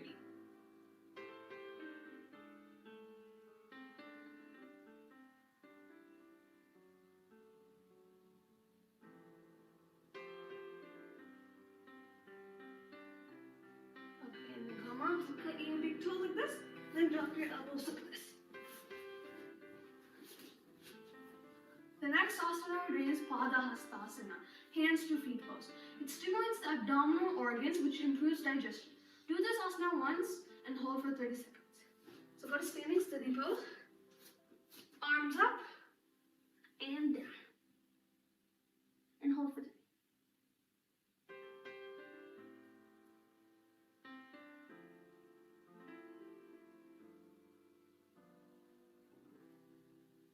And then slowly come up.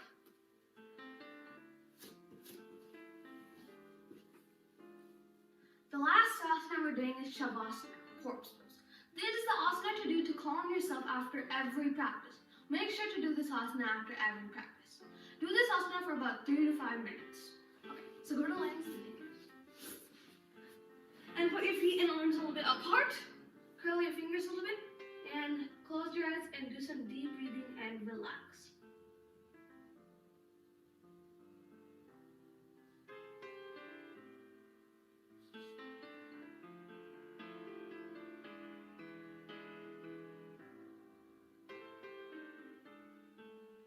And while getting out of this one, wiggle your neck left and right. And your toes left and right. And stretch your hands above your back and give it a good stretch. And relax. And come up. Thank you so much. Santosha.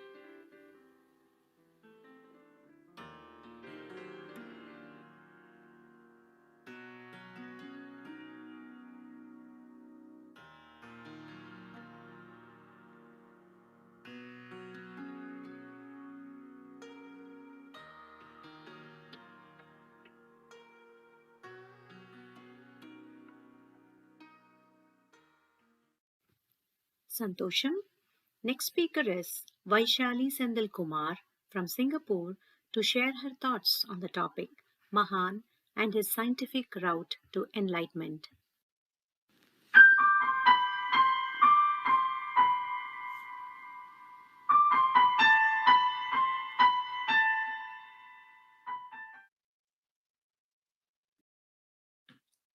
Sadgurave Sharanam, Sandosham, Sandosham, Sandosham. ஞானவள்ளல் பதஞ்சோதி மகான் அவர்களுக்கும் மகா மகரிஷி பதஞ்சோதியார் குரு மகான் அவர்களுக்கும் குரு அக்கா அவர்களுக்கும் என்னுடைய வணக்கங்கள். I'm Vaishali Sindhulkumar from the Universal Peace Foundation of Singapore, and today I will be talking about Mahan and his scientific route to enlightenment. The agenda for today is Paranjoti Mahan's philosophy. I'll be providing a small introduction to that, as well as looking at the parallels between Mahan's philosophy and what science says. Then we will be looking at the intrinsic differences between the two, and lastly, we'll end with a few takeaways. So a brief introduction to what Mahan's philosophy is. So Mahan states that God, the primordial, was an atom in an all-pervasive darkness that was devoid of any substance. This primordial became the I in its pulsation, the thought in its expansion, the sound in its speed, and the fire in its shape. This fire then became atoms, and these atoms began to scatter and spread rapidly. When this speed decreased, they adhered together to form planets, stars, the earth, and the universe. These fiery sparks also became the growth, the movement, and the reproduction of all living beings, inclusive of men. And this led to finer thoughts in men and became the religions of faith and then scientific inquiry. And lastly, it led to the self-realization. So to put it very simply, everything and everything is an expansion, manifestation, and evolution of God. So then, what are some of the parallels Mahan's teachings has with science? So science is in its essence a very objective form of study. We do years of experiments, observations to conclude a particular conclusion. So Mahan states that there's both potential energy that's inherent in the primordial atom that was present before the appearance of everything. So for science, of course, there are a lot of different theories. The primary theories state that there was an initial singularity, which is a huge ball of mass and energy that has, like I said, all the energy and the space-time of the universe before the Big Bang happened. So Mahan also states that atoms began to scatter and spread rapidly, and when this speed decreased, these atoms adhered together and they formed all the objects of the universe, like we saw before. Science has a similar viewpoint when it states that few instances after the Big Bang happened, all the matter and the energy expanded outwards. And a while later, rapid cooling allowed for this matter to start forming. And matter in this scenario means the universe. Mahan also states that the universe is spreading and expanding as fire.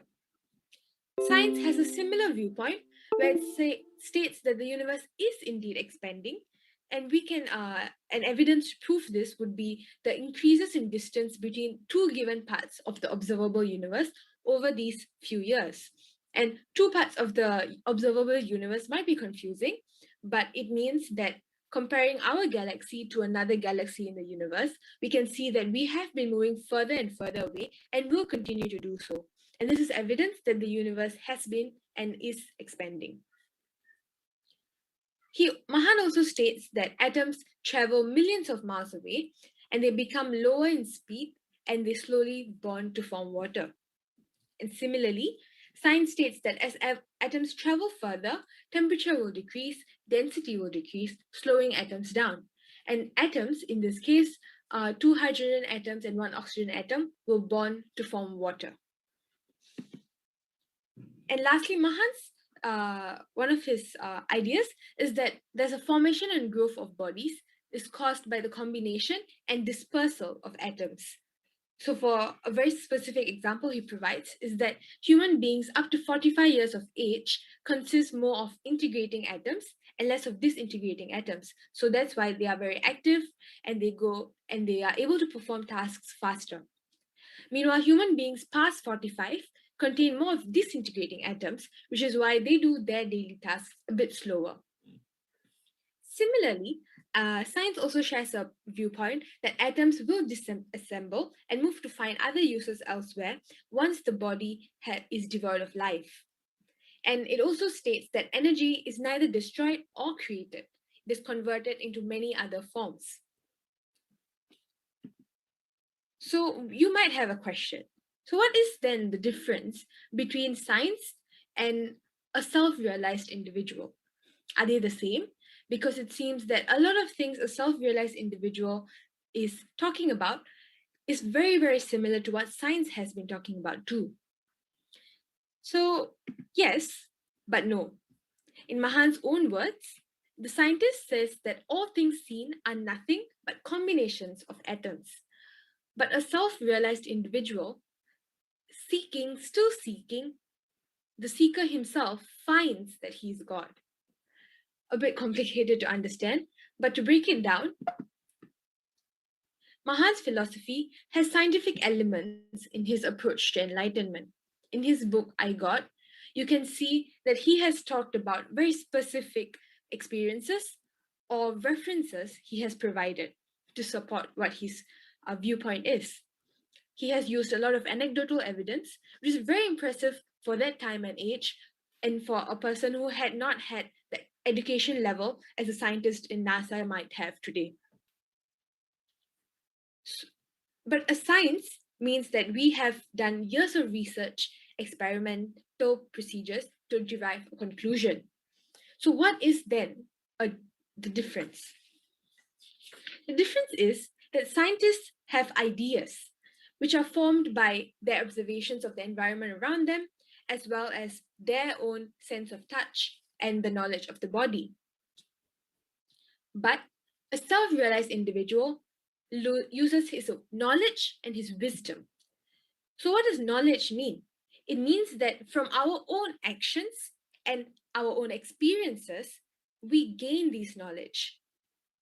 And we widen this knowledge to only develop the useful parts of what we have learned and to purge or to let go of the useless informations we have learned to gain wisdom. So simply put, having information or the resources is not equivalent to having a complete and clear understanding of knowledge in itself. There's a huge difference between having the knowledge and knowing the knowledge.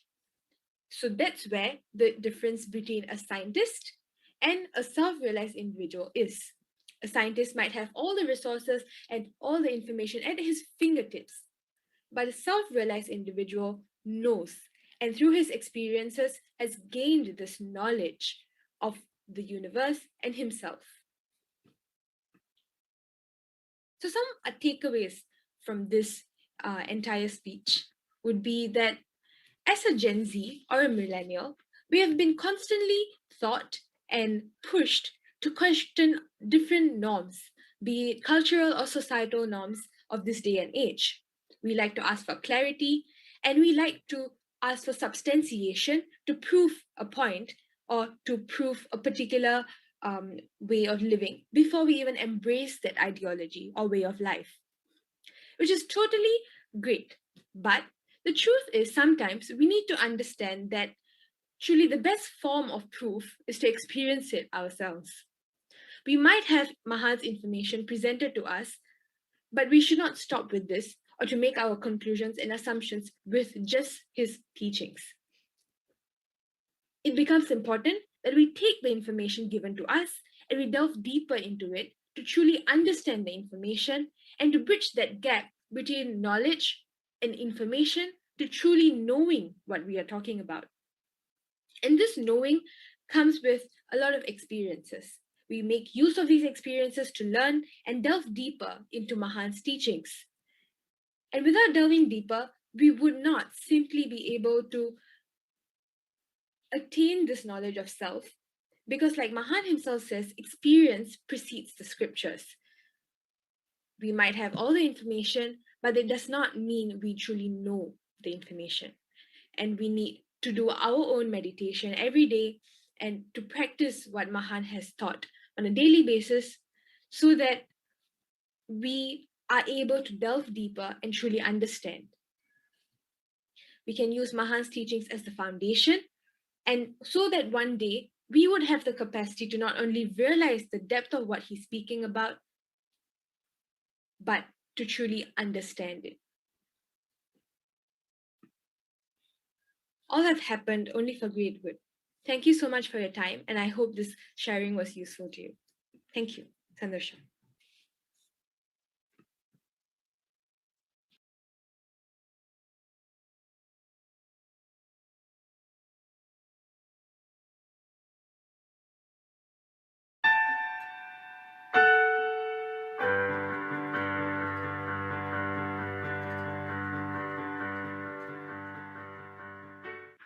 Santosham.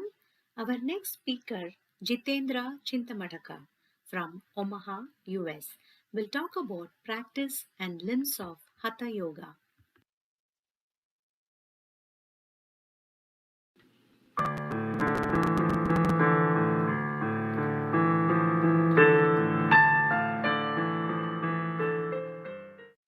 Shri Gurubhyo Namaha Harihi Om. Namaskar.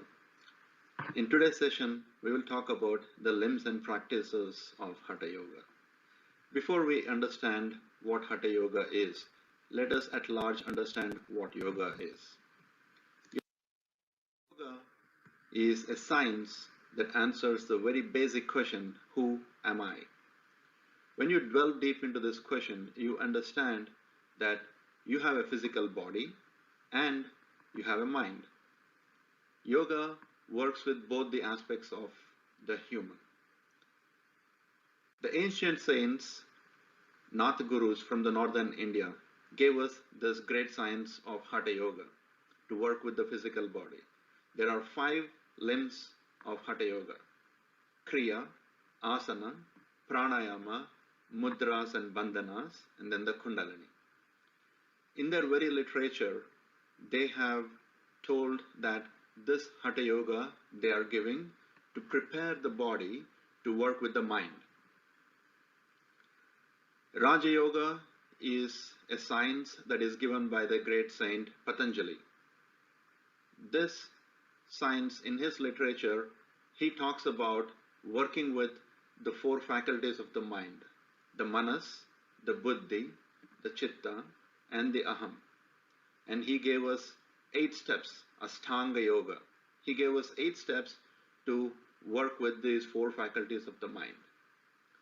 Now, let's look deep into these 5 limbs of Hatha Yoga.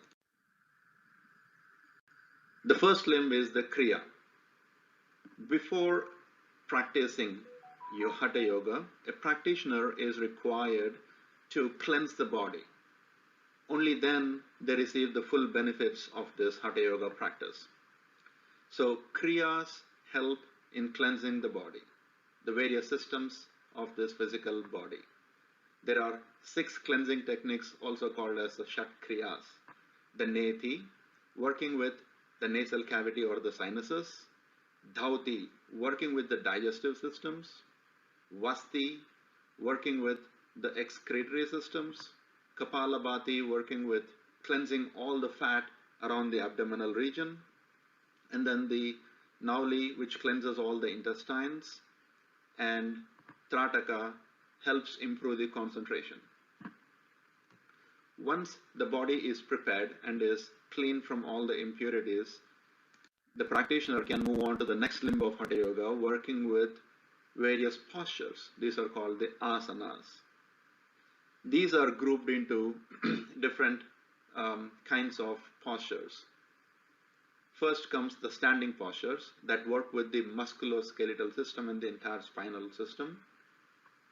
And then comes the sitting postures that work with the excretory, the reproductive, and the digestive systems.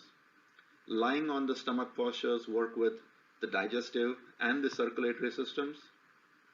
And then comes the supine postures, lying down on the back. These postures, they work with the respiratory, the nervous, and the circulatory system. And finally, the inverted postures, they work with the hypothalamus center or the Brahmarandra, also called as the central nervous system. So as you can see, these practices of asanas work with different energy centers of the body, all the way working from the gross centers, from Mooladhara chakra, all the way to the Sahasrara. Once a practitioner has gained mastery on these postures, they move on to practice pranayama. Pranayama at large can be categorized into two different types. One, the internal breathing. Two, the external breathing techniques. Now, again, they are grouped into three different kinds based on the benefits that they provide. The Ushna Kriyas are the ones that generate a lot of heat within the body, like the Ujjayi Pranayam or the Surya Bedi. Samasitoshanam are the ones that balance both the heat and the cold within the body, like the medium pace Bhastrika or the Kapalabhati. And then the Shitalikarana Pranayama, to cool down the system, like the Brahmari or the cyclic breathing or the Shitkari or Shitali. In a daily practice, a practitioner is recommended to practice at least the heat generation and the cooling down pranayamas. If they also practice the Samashitoshanam, it will also benefit them in between. The next limb of Hatha Yoga is Mudra and Bandhana, where a practitioner fixes on a specific posture, on a breath, and a concentration on a specific system within the body. Now, these practices help channelize the energy within that system, be it the excretory system or the reproductive system or the circulatory or the respiratory systems. All these systems of the body are controlled by the chakras, the 7 principal energy centers. Now, these 7 principal energy centers can be controlled, and the blockages around them can be removed by the way of practicing these mudras and bandhanas. Once a practitioner gains mastery on this mudra and bandhana, then they move on to balance the energy flow within the body. All of these practices, asana, pranayama, mudra, bandhana, if you look at them, they work with balancing the energy flow in the system. The 2 principal energy systems of the body are the Ida and the Pingala, also called as the sympathetic and the parasympathetic nervous systems. Once there is a balance that is achieved in these 2 systems of the body, then there is an automatic raise in the Kundalini energy along the central spinal channel, also called as the Sushumna Nadi. So these are the 5 steps of practices of Hatha Yoga. Now, how should a practitioner practice these Hatha Yoga practices or even the Raja Yoga practices at large at various stages of the life? These are categorized into 3 types: the Svishtikrama, the Sthiti or the Stirakrama, the Antakrama or the Adhyatmika Krama. The Svishtikrama practice. In this, the practitioners of till the age of 24 work on intense, challenging postures and pranayamas. The focus is more on the physiological development of the body, working with the strength, the stamina, the suppleness, the mobility, and the coordination of the body. This also relates to the brahmacharya state or the student life. The next is the Sthiti or the Sthirakrama, where the practitioners between the age of 24 and 60 practice. This also involves the Hatha Yoga, asana, pranayama, mudra and bandhana, whereas the focus is more on pranayama to sustain the life force energy for a longer period. And the focus is more on the psychological development to working with the mental stability and the emotional stability. This also relates to the Gruhastu stage or the household life. Moving on to the final practice of Hatha Yoga, the practitioners aged 60 and above, this also involves some kind of Hatha Yoga, a little bit of Hatha Yoga, where asanas and pranayamas are practiced, but they practice them at a slow pace just to energize the body.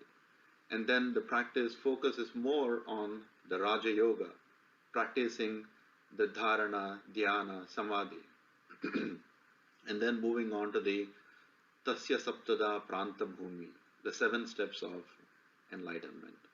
The focus is more on spiritual development and the inner journey. And this also relates to the Vanaprastha Ashrama stage or the retired life. In conclusion, let us remind ourselves by reciting the Sanskrit shloka, the ultimate goal of yoga. Asato ma sadgamaya, tamaso ma jyotirgamaya, mrityormam amritam gamaya. Thank you.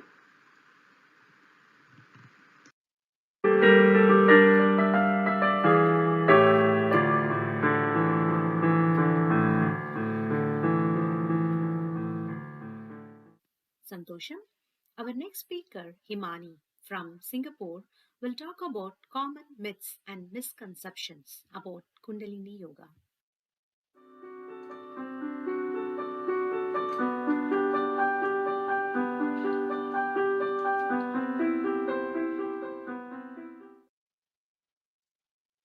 Sadguruve Saranam, Sandosham, Sandosham, Sandosham.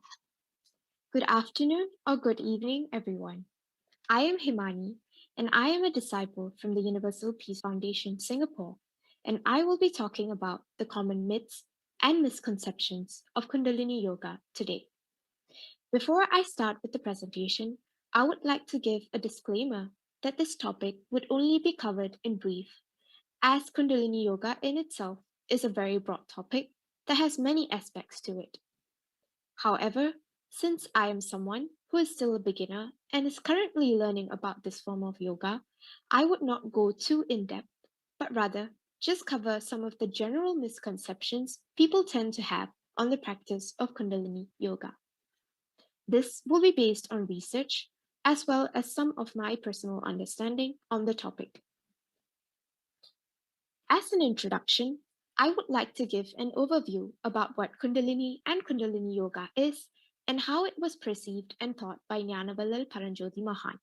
All of the following content that I will be discussing about is taken from the book Jnanavallal Paranjyothi Mahan's Kundalini Yoga. Kundalini means coiled like a serpent in Sanskrit. Kundalini energy refers to the coiled up energy that lies at the base of the spine. Ancient yogis identify Kundalini as the dormant cosmic power that underlies all organic and inorganic matter within us. It is an electric, fiery, mystic energy that lies dormant in the center of the body. When identified and released, this energy moves from the base of the spine through the 7 chakras, or also known as the energy centers, in the spine. Specific meditation and breathing techniques were used to tap into the Kundalini energy. Kundalini Yoga is referred to as a high form of yoga which arouses the sleeping Kundalini power from its seat at the base of the spinal column, also known as the Muladhara Chakra, as depicted in the picture in the slide, and it then brings it up through a fine passage in the spinal cord, piercing through the 6 centers of spiritual energy, also known as the 6 chakras, as also depicted in the picture on the slide, as it ascends, uniting it then with the supreme power center at the crown of the head, which is known as the 7th chakra called Sahasrara. According to the traditional method, it is believed that by the disciplined practice of meditation, abstinence, penance, devotional chanting of mantras, combined with specific yoga exercises over a period of several years, an aspirant can awaken his sleeping Kundalini. As Kundalini energy awakens and rises, certain vital spots along the spine, called chakras, also open up to become power centers. As the spiritual energy is developed, the individual's consciousness changes, and with it, his perception of the world changes as well. When Kundalini is awakened, there are many temptations on the way, and therefore, the aspirant must have the strength of character. One must discipline oneself and control one's desires. One must never do any harm to others by thought, word, or deed. One should be patient, tolerant, and compassionate. He should be prepared to rise above petty jealousies and selfish motives, and always control his mind. There are different methods of awakening Kundalini, although these processes tend to be long-winded and also long protracted.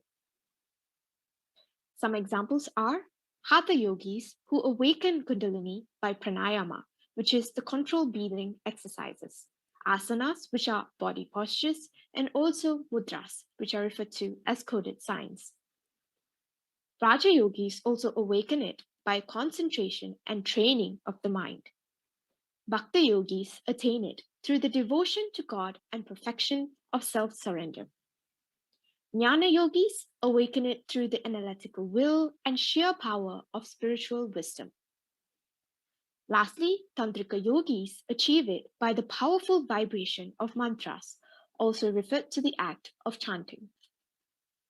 However, Jagatguru, His Holiness Jnanavalla Paranjoti Mahan, the founder of the Universal Peace Sanctuary and the great exponent of the Kundalini Yoga, has made it available to one and all. With his long penance, study, research, and experience, he had found and evolved a unique method of initiation and practice of this yoga. The easiest and the shortest route is to practice Kundalini Yoga when it's awakened by the grace of a guru or by a specially trained instructor through his touch. It is referred to as a shortcut towards achieving physical fitness, super consciousness, and self-realization. It gives you the zest to live and liberates you from the bondage of ignorance and fear. When awakened by the touch of the Guru, this internal power will perpetually burn within the body, reaching up to the top of the brain through the narrow passage in the spinal cord, radiating a brilliant glow within, which then generates good health, happiness, peace of mind, intellectual vigor, intuitive knowledge, and bliss. According to Jnanavalla Paranjoti Mahan, men, women, young, old, rich, poor, people of all castes and creed, race, or religion could be blessed with Kundalini initiation, as it is something that is meant for everyone and does not discriminate against any particular group of individuals. You are allowed to lead a normal family life and practice Kundalini Yoga. This is the old cumbersome method made simple and practicable for the layman. This is also a tried and tested simple technique perfected by our Guru Paranjoti Mahan, which has benefited nearly 100,000 of people in India and in neighboring countries. Some benefits of Kundalini Yoga is bliss, health, peace of mind, and also physical well-being, which will be certainly enjoyed by a disciple who observes the instructions of Kundalini Yoga meditation. A disciple who experiences the slightest weight in his forehead eye will attain bliss and self-realization. Awareness will increase and sickness will vanish by the development of inner power. The awakened Kundalini that pulsates within the body will turn up the glands and organs, energizing them into top quality performance, reactivate the brain and nervous system, purify the blood, and improve the overall performance of the body and brain. Therefore, a layman who practices Kundalini Yoga can immediately experience physical well-being, intellectual vigor, and peace of mind. In personal experience, I can say that the practice of Kundalini Yoga has benefited me greatly in achieving peace of mind. Especially because I am currently an undergraduate student, I tend to get tensed over schoolwork a bit easily. But however, meditating has enabled me to attain a peace of mind and also increase my concentration power, which has benefited me greatly in my studies. A fun fact is that in Tibet, some masters used to open the forehead eyes of their chosen disciples in a most elaborate manner, entailing the use of surgical methods. But today, by the touch of a hand of a trained instructor at the Universal Peace Sanctuary, one can open the forehead eye within a few minutes. Now, moving on to the crux of the presentation, which is about the common myths about Kundalini Yoga.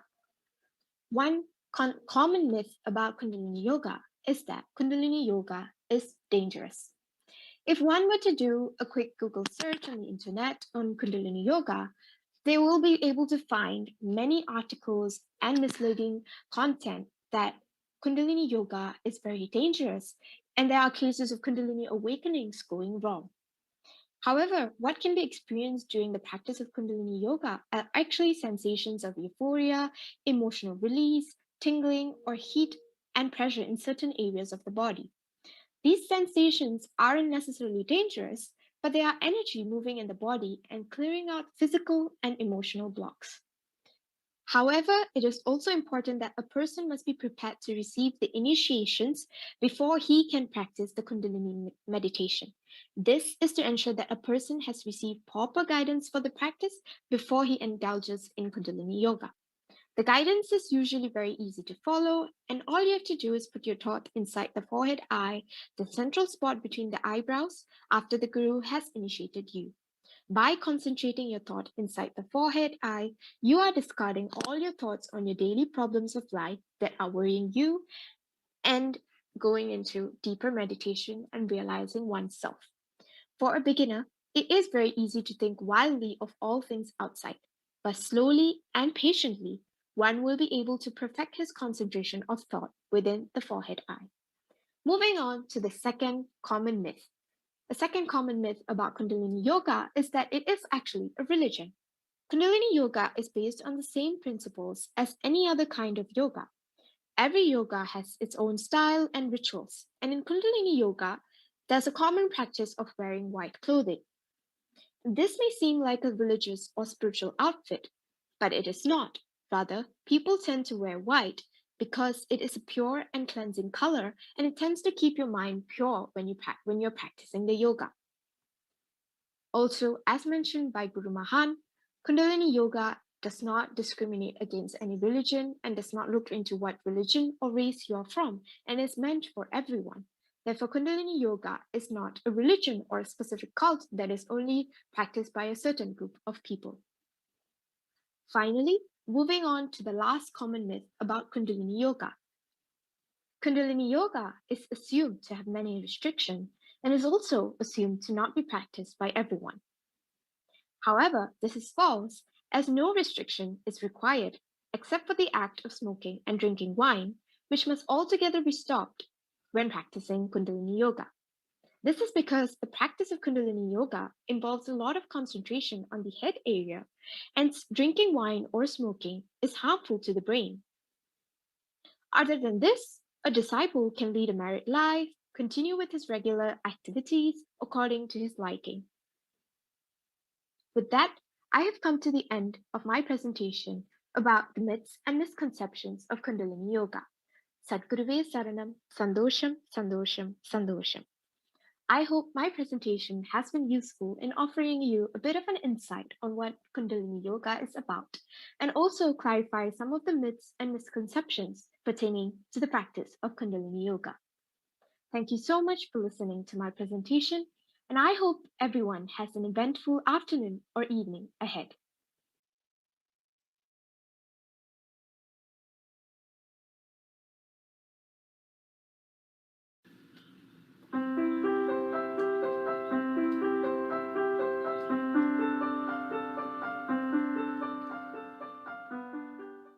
Santosham. Our next speaker, Ambika Ramasubramanian from Omaha, USA, will share her thoughts on the topic Chakras and saptaswaras.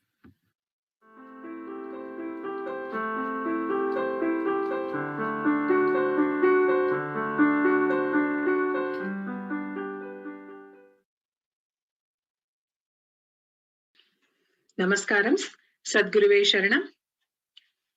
I'm here to present a brief study of correlation between chakras in the human body and saptaswaras in Carnatic music.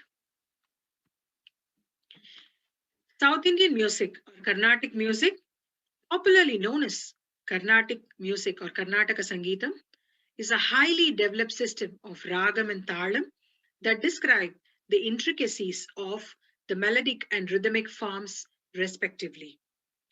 Carnatic fundamentals are built on swarams or notes that form the building blocks to developing a ragam. Thereafter, embellishing with melody and rhythmic components adds aesthetics and personality to the music built on the framework of swarams. The saptaswaras in Carnatic music are Shadjam, Rishabam, Gandharam, Madhyamam, Panchamam, Daivatam, Nishadam.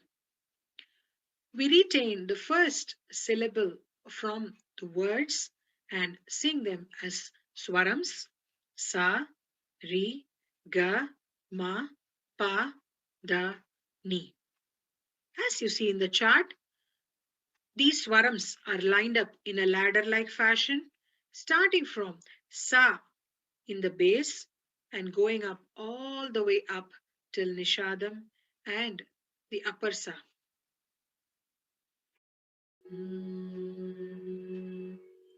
Sa ri ga ma pa da ni sa sa ni da pa ma ga ri sa sa ri ga ma pa da ni sa sa ni da pa ma ga ri sa.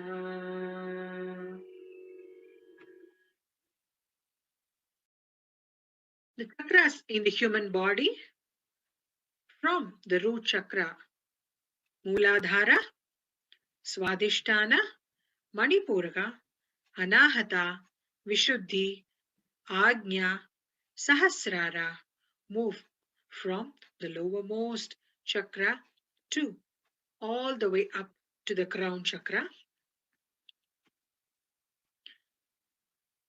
When we analyze the correlation between the chakras in the human body and the saptaswaras, Shadjam corresponds to the root chakra, Rishabam to the Swadhisthana, Gandharam to Manipura, Madhyamam to Anahata chakra, Panchamam to Vishuddhi, Daivatam to Ajna, and Nishadam to Sahasrara, and the upper sa to the Turiya state. Each chakra is associated with the endocrine gland and controls specific organs. Each chakra resonates with one major chakra. Each swara resonates with one major chakra. When each note is sung concentrating on the Shruti, vibration of the corresponding chakra can be experienced. The root chakra, the Mooladhara chakra.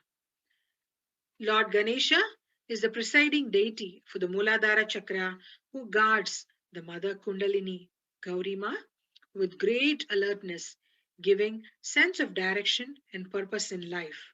And I would like to submit my obeisance to Lord Ganesha by presenting this song, Mooladhara Murti, set to Ragam Hamsadhvani in Aditalam.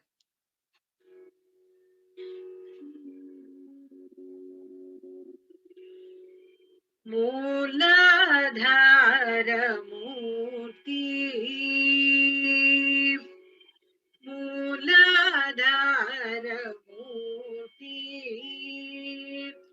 Gajamukani Sharana Unad Ubhaya Jarana Mooladhara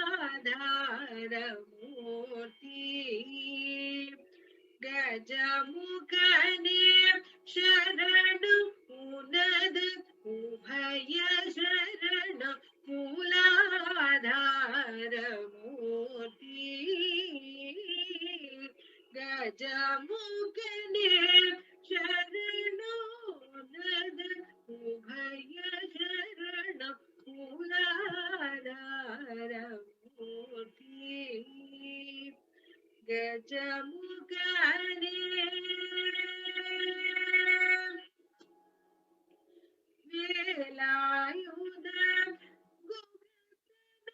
गुहतोन्द्रिय Velayudha गुहतनकमुतोन्द्रिय Vimla उमयाळ तरुमगने अमल यमयाळ मुनिवतोळु मूलाधार मूर्ति அன்புடன் துன்பை அருகும் புல்லையேடு தச்சனை செய்தாலும் போதும் அன்பர் துன்பம் துடைத்து பேரில்பம் தரும் வரதம் துணை புரி பிரணவகார கணபதியே துணை புரி பிரணவகார கணபதியே மூலாதார மூர்த்தி गजमुखने शरणोदद उभय शरण मूलाधार मूर्ति गजमुखने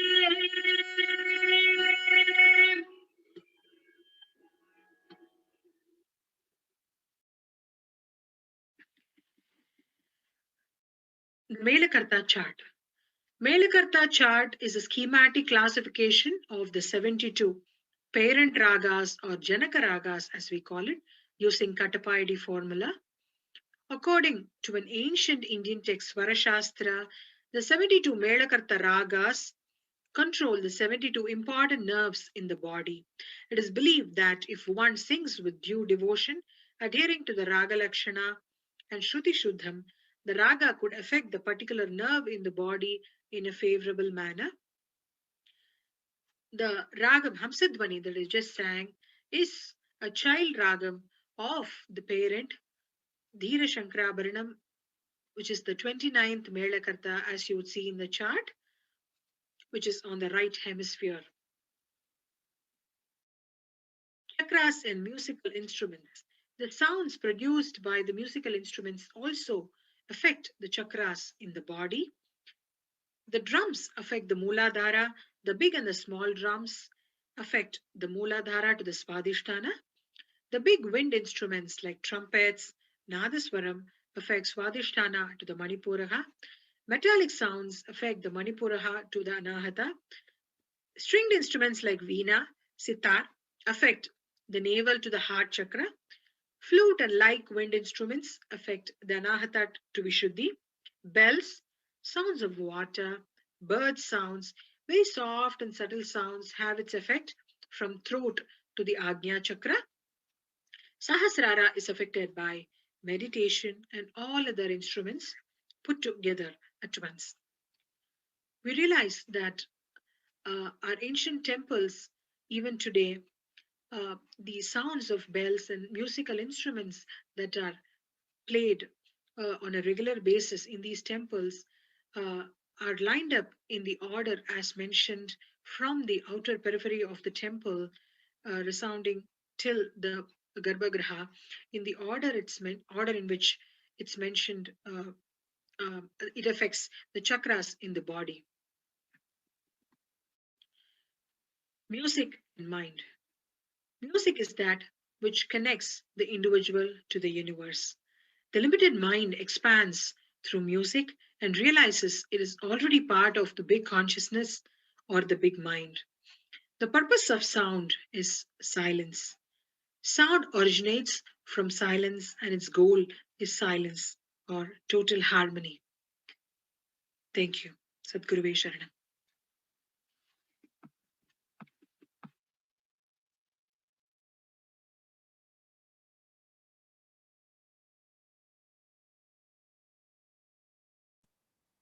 Santosham, everyone. As per the plan, we have the raffle ticket, lucky draw winners. We have 3 raffle prizes, 2 $10 and 1 $25. So I'm just going to do the raffle. So we have the first lucky winner for $10 with the user ID Eli, E-L-I. And the next one, we have Dr. Manoj for the second lucky draw winner for $10. And for the third one, for the $25 lucky winner, we have the user ID K-A-Z-U-E, Kazue Hamir. So thank you. I will be sending in a personal chat message to get your user ID, and we will mail the Amazon gift card to you. Thank you. Continue enjoying the session. Thank you.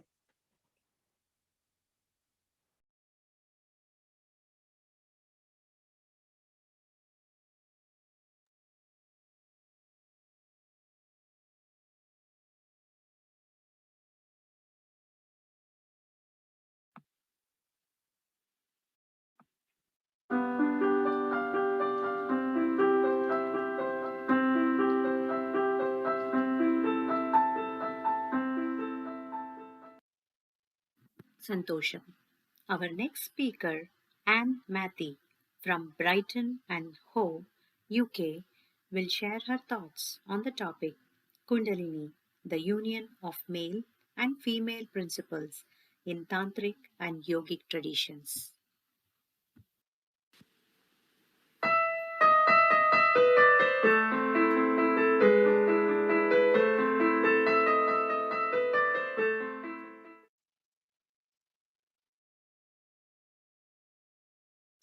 Hello and welcome to Kundalini Yoga Global Conference 2021 with Universal Peace Foundation of North America in association with Vedantic Center of NE in UPF, India. This talk is called Kundalini, the Union of Male and Female Principles, and my name is Anne Mathy. In this talk, we're going to talk about Kundalini and metaphysics, the unfolding nature of the universe. And why is it important to understand or have a framework for the phenomena of Kundalini? We're going to look at where does she come from and how does she manifest in the physical body. We'll be looking at texts and scriptures to describe this, as well as Sankhya philosophy. So what is Kundalini's purpose? Its purpose is to move the individual towards psychic wholeness with one's body and the rest of the universe. Now, why do we need a metaphysical framework to understand the Kundalini phenomena? This can be a very scary process. It can be very disorientating when it happens as a spontaneous occurrence. To have a framework allows us to understand what's happening in the body. It allows us to hold our vision of the greater universe. It allows us to relax into the process, and it allows this phenomena to run its course naturally without fear, without being disturbed, so that we can allow it to move to its highest potential. Now, in this talk, I'm going to pull together some common themes which have developed over thousands of years throughout Indian philosophical and religious history. So Kundalini emerges during the term emerges during the time of the Tantric period, yet it has developed over thousands of years.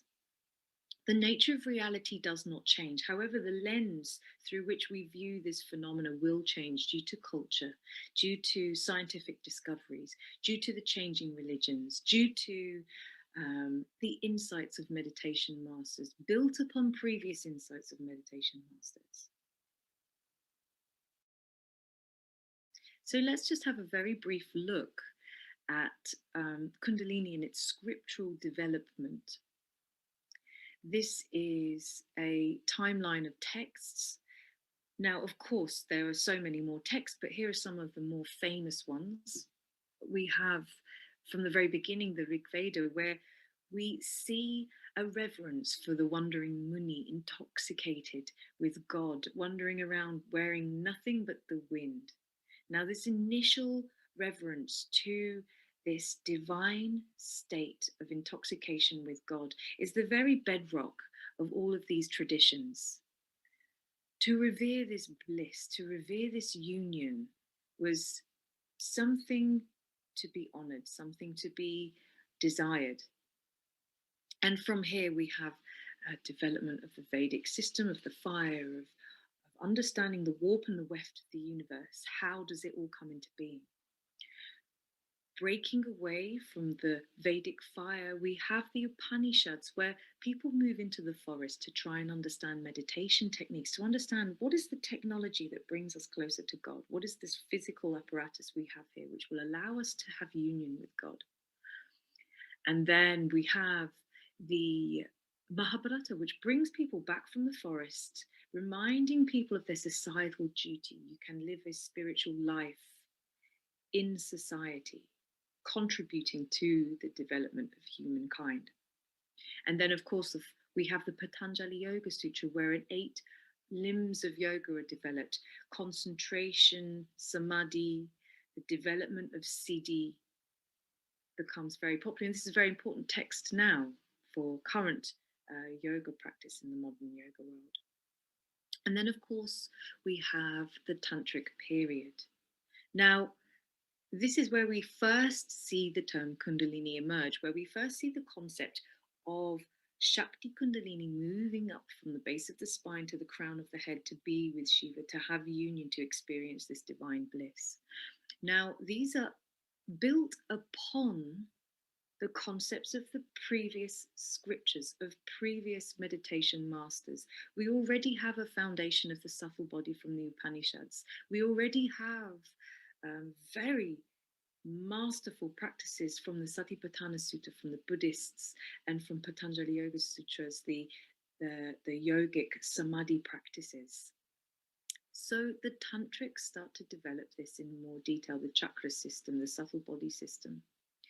Then when we move to the 11th century, we start to find the Hatha yogic practices, where we're moving forceful techniques, pranayama, moving Shakti Kundalini into the central channel. We start to have more complex yoga, asana. So this is a very brief tour of an overview of the development of this phenomena over centuries. What I want to talk about is Kundalini in metaphysics, Sankhya philosophy, Purusha and Prakriti. Purusha, all-pervading consciousness, luminosity, awareness, absolute. Prakriti, all manifest materiality, desire, attraction, repulsion, everything from the most subtle thought form to the most gross matter. Now, this is manifestation for the entire universe and the self. Kundalini comes into this because she is all of creation. She is everything. She is the energy. She is the life force that brings all of this into manifestation. Sankhya metaphysics runs through most traditions in India. This idea or this philosophy is adopted by the Shaiva Tantras and developed further. Consciousness is everywhere. Now, this is a very popular idea with physicists such as Roger Penrose and Stuart Hameroff, and current theorists on quantum physics. We have Eugene Wagner with the quantum consciousness, and through observing a wave particle, it collapses into a particle just because of consciousness observing it. We have Penrose and Stuart Hameroff discussing how consciousness is the driving force behind physical manifestation of life. This concept was developed by our early Sankhya philosophers, by our meditation masters who had insight into the nature of reality through meditation. This is where we have cosmogony, the understanding of the unfolding nature of the universe. We're going to talk about tattvas, prana, shakti, kundalini in the order of creation. All of these terms are synonymous when we bring it back to its most subtle essence. David Bohm, Paul Dirac, these are quantum field theorists, describe everything as electromagnetic waves interacting with each other in an undivided wholeness of the universe. Bohm said that the brain had very deep levels of hardwiring that mirror fundamental frameworks of the universe. He called this implicate order theory. Now, these are current ideas in quantum physics, but these ideas are ancient. These ideas come from Sankhya philosophy, come from these insights, from direct experience.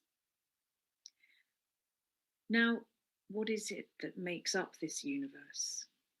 The gunas. The gunas are prakriti, all of manifest nature. We have different qualities to these gunas, and they interact with each other, these gunas, these forces, to create everything that is mental and everything that is physical. Consciousness, or purusha, is pure awareness, and it's woven into this matter, into prakriti, which gives the appearance that everything is conscious. It is purusha which is making everything conscious. So these are gunas that interact with each other, creating all of manifest reality. We have sattva guna, rajas guna, tamas guna. SK is Samkhya Karika, where we see this concept really develop, really take form. So sattva guna is the forces which create structure, lightness, transparency, form. Rajas is the energy which is dynamic, interaction, fire, reaction. Tamas is the energy which creates solidity, binding, form, but in a solid structure. It has a gravity to it, an inertia. The energy stops moving and something becomes stable. These forces continue to interact with each other, creating all manifest materiality. Here we have the 25 tattvas. So these are the basic elements which make up our self, all of reality, the outside and the inside. But this philosophy is mainly talking about the being with our instruments of perception. We have Purusha, which is pure pervading awareness, and Prakriti, which is in its original state, unmanifest, Mula Prakriti, just waiting, potential energy. Then suddenly Sattva emerges and Buddhi is created. Buddhi is the very pure reflection of Purusha, but it is aware that it is not Purusha. It is a reflection. Ahamkara starts to form with the continued interaction between Sattva, Rajas, and Tamas, and we start to create an identity, a separate self. Ahamkara, the ego, the self starts to form. There is an awareness that there is a separateness from Purusha. This causes more reaction between Sattva, Rajas, and Tamas, and then we start to have mind, the 5 sense organs, the organs of action. Hands, feet, speech, elimination, procreation, the tanmatras, objects of sound, touch, form, taste, smell, the mahabhutas, ether, air, fire, water, earth. These are all the manifest principles, but in their basic form, which create our entire self. And they come about as a result of the unfolding nature of the interaction between Sattva, Rajas, and Tamas. And of course, these continue to interact with each other, creating more manifest principles. The Tantrics took this further. As you can see, we have Purusha and Prakriti, which is a separate thing. Purusha is separate from Prakriti, but the Tantrics took it further to create a non-dual philosophy. This Shakti really, well, they call Shakti or Prakriti merges with Shiva, or supreme consciousness, and dissolves completely. So we won't go into this, but this takes the philosophy, a Sankhya philosophy, further into higher concepts of consciousness. So liberation is the separation of consciousness from matter, according to Sankhya. We are going to talk about yogic and tantric psychology. So how all of those tattvas interact with each other to create the thinking mind, or the being and the nature of our mind. As you can see here, we have the gunas, and they are constantly flowing through our instruments of perception. So of perception are sight, taste, touch, hearing, smell. The gunas are constantly flowing through, interacting. Remember, the gunas are prakriti, they are also prana, they are also life force. So they are interacting with our objects of perception. For instance, when we look at a tree with our eyes, the gunas flow through the eyes and they distort what we are seeing. So if we are looking, if there is a dominance of sattva element, when we look at the tree, we might see its glorious structure, its brightness, even down to the molecular level. If tamas is influencing our perception, then we might see decay, the solidity, the realness of the tree, the decay of the tree maybe. The constant flow of gunas sets the mind in motion. This is thinking. So we are constantly thinking whilst prana is flowing through our objects of perception and instruments of perception. Now the interaction between these things, the sound, for instance, or listening, consciousness triggers the thought process, and a thought is created. So this repeated action creates patterns of behavior, or sanskaras. And these are actual things. They build up. When a thought is created, the influence of the gunas create another thought and an action. These are subtle projections placed upon each other. So we can see that this is described in the Sankhya Karika. And the Yoga Sutras describe us as we are prakriti. We are prakriti. So our tendency is to be attracted to the dividing nature of things. This is why we get attached to the material plane. This is the cause of constant attachments and constant aversion. So the exchange of these interactions cause an increasingly tamasic nature to our being. These thoughts, this tamasic nature binds us to a lower plane of existence. This tamasic force keeps going, and it keeps making us more separate from Purusha. It keeps making us more ignorant. This ignorance is like a fog, which is the build-up of layers of impressions.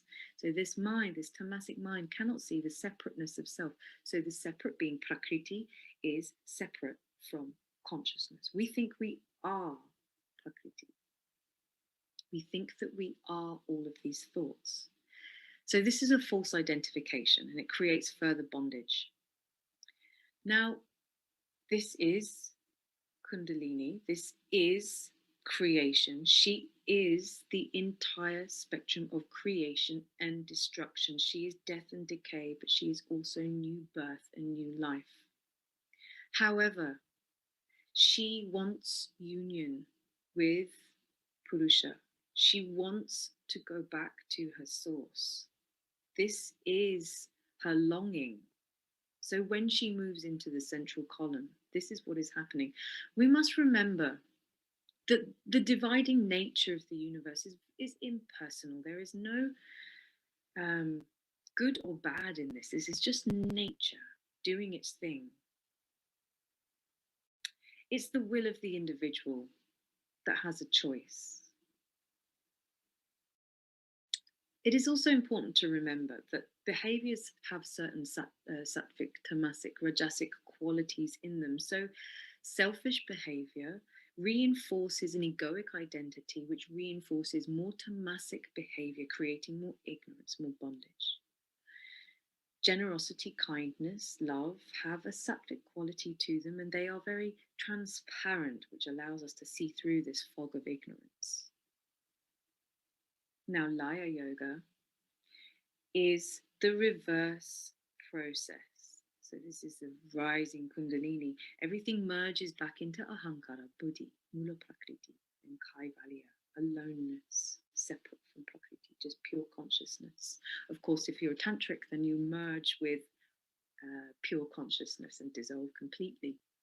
So this is the desire of Kundalini to move back, to unfold, to liberate herself from this unfolding nature of herself.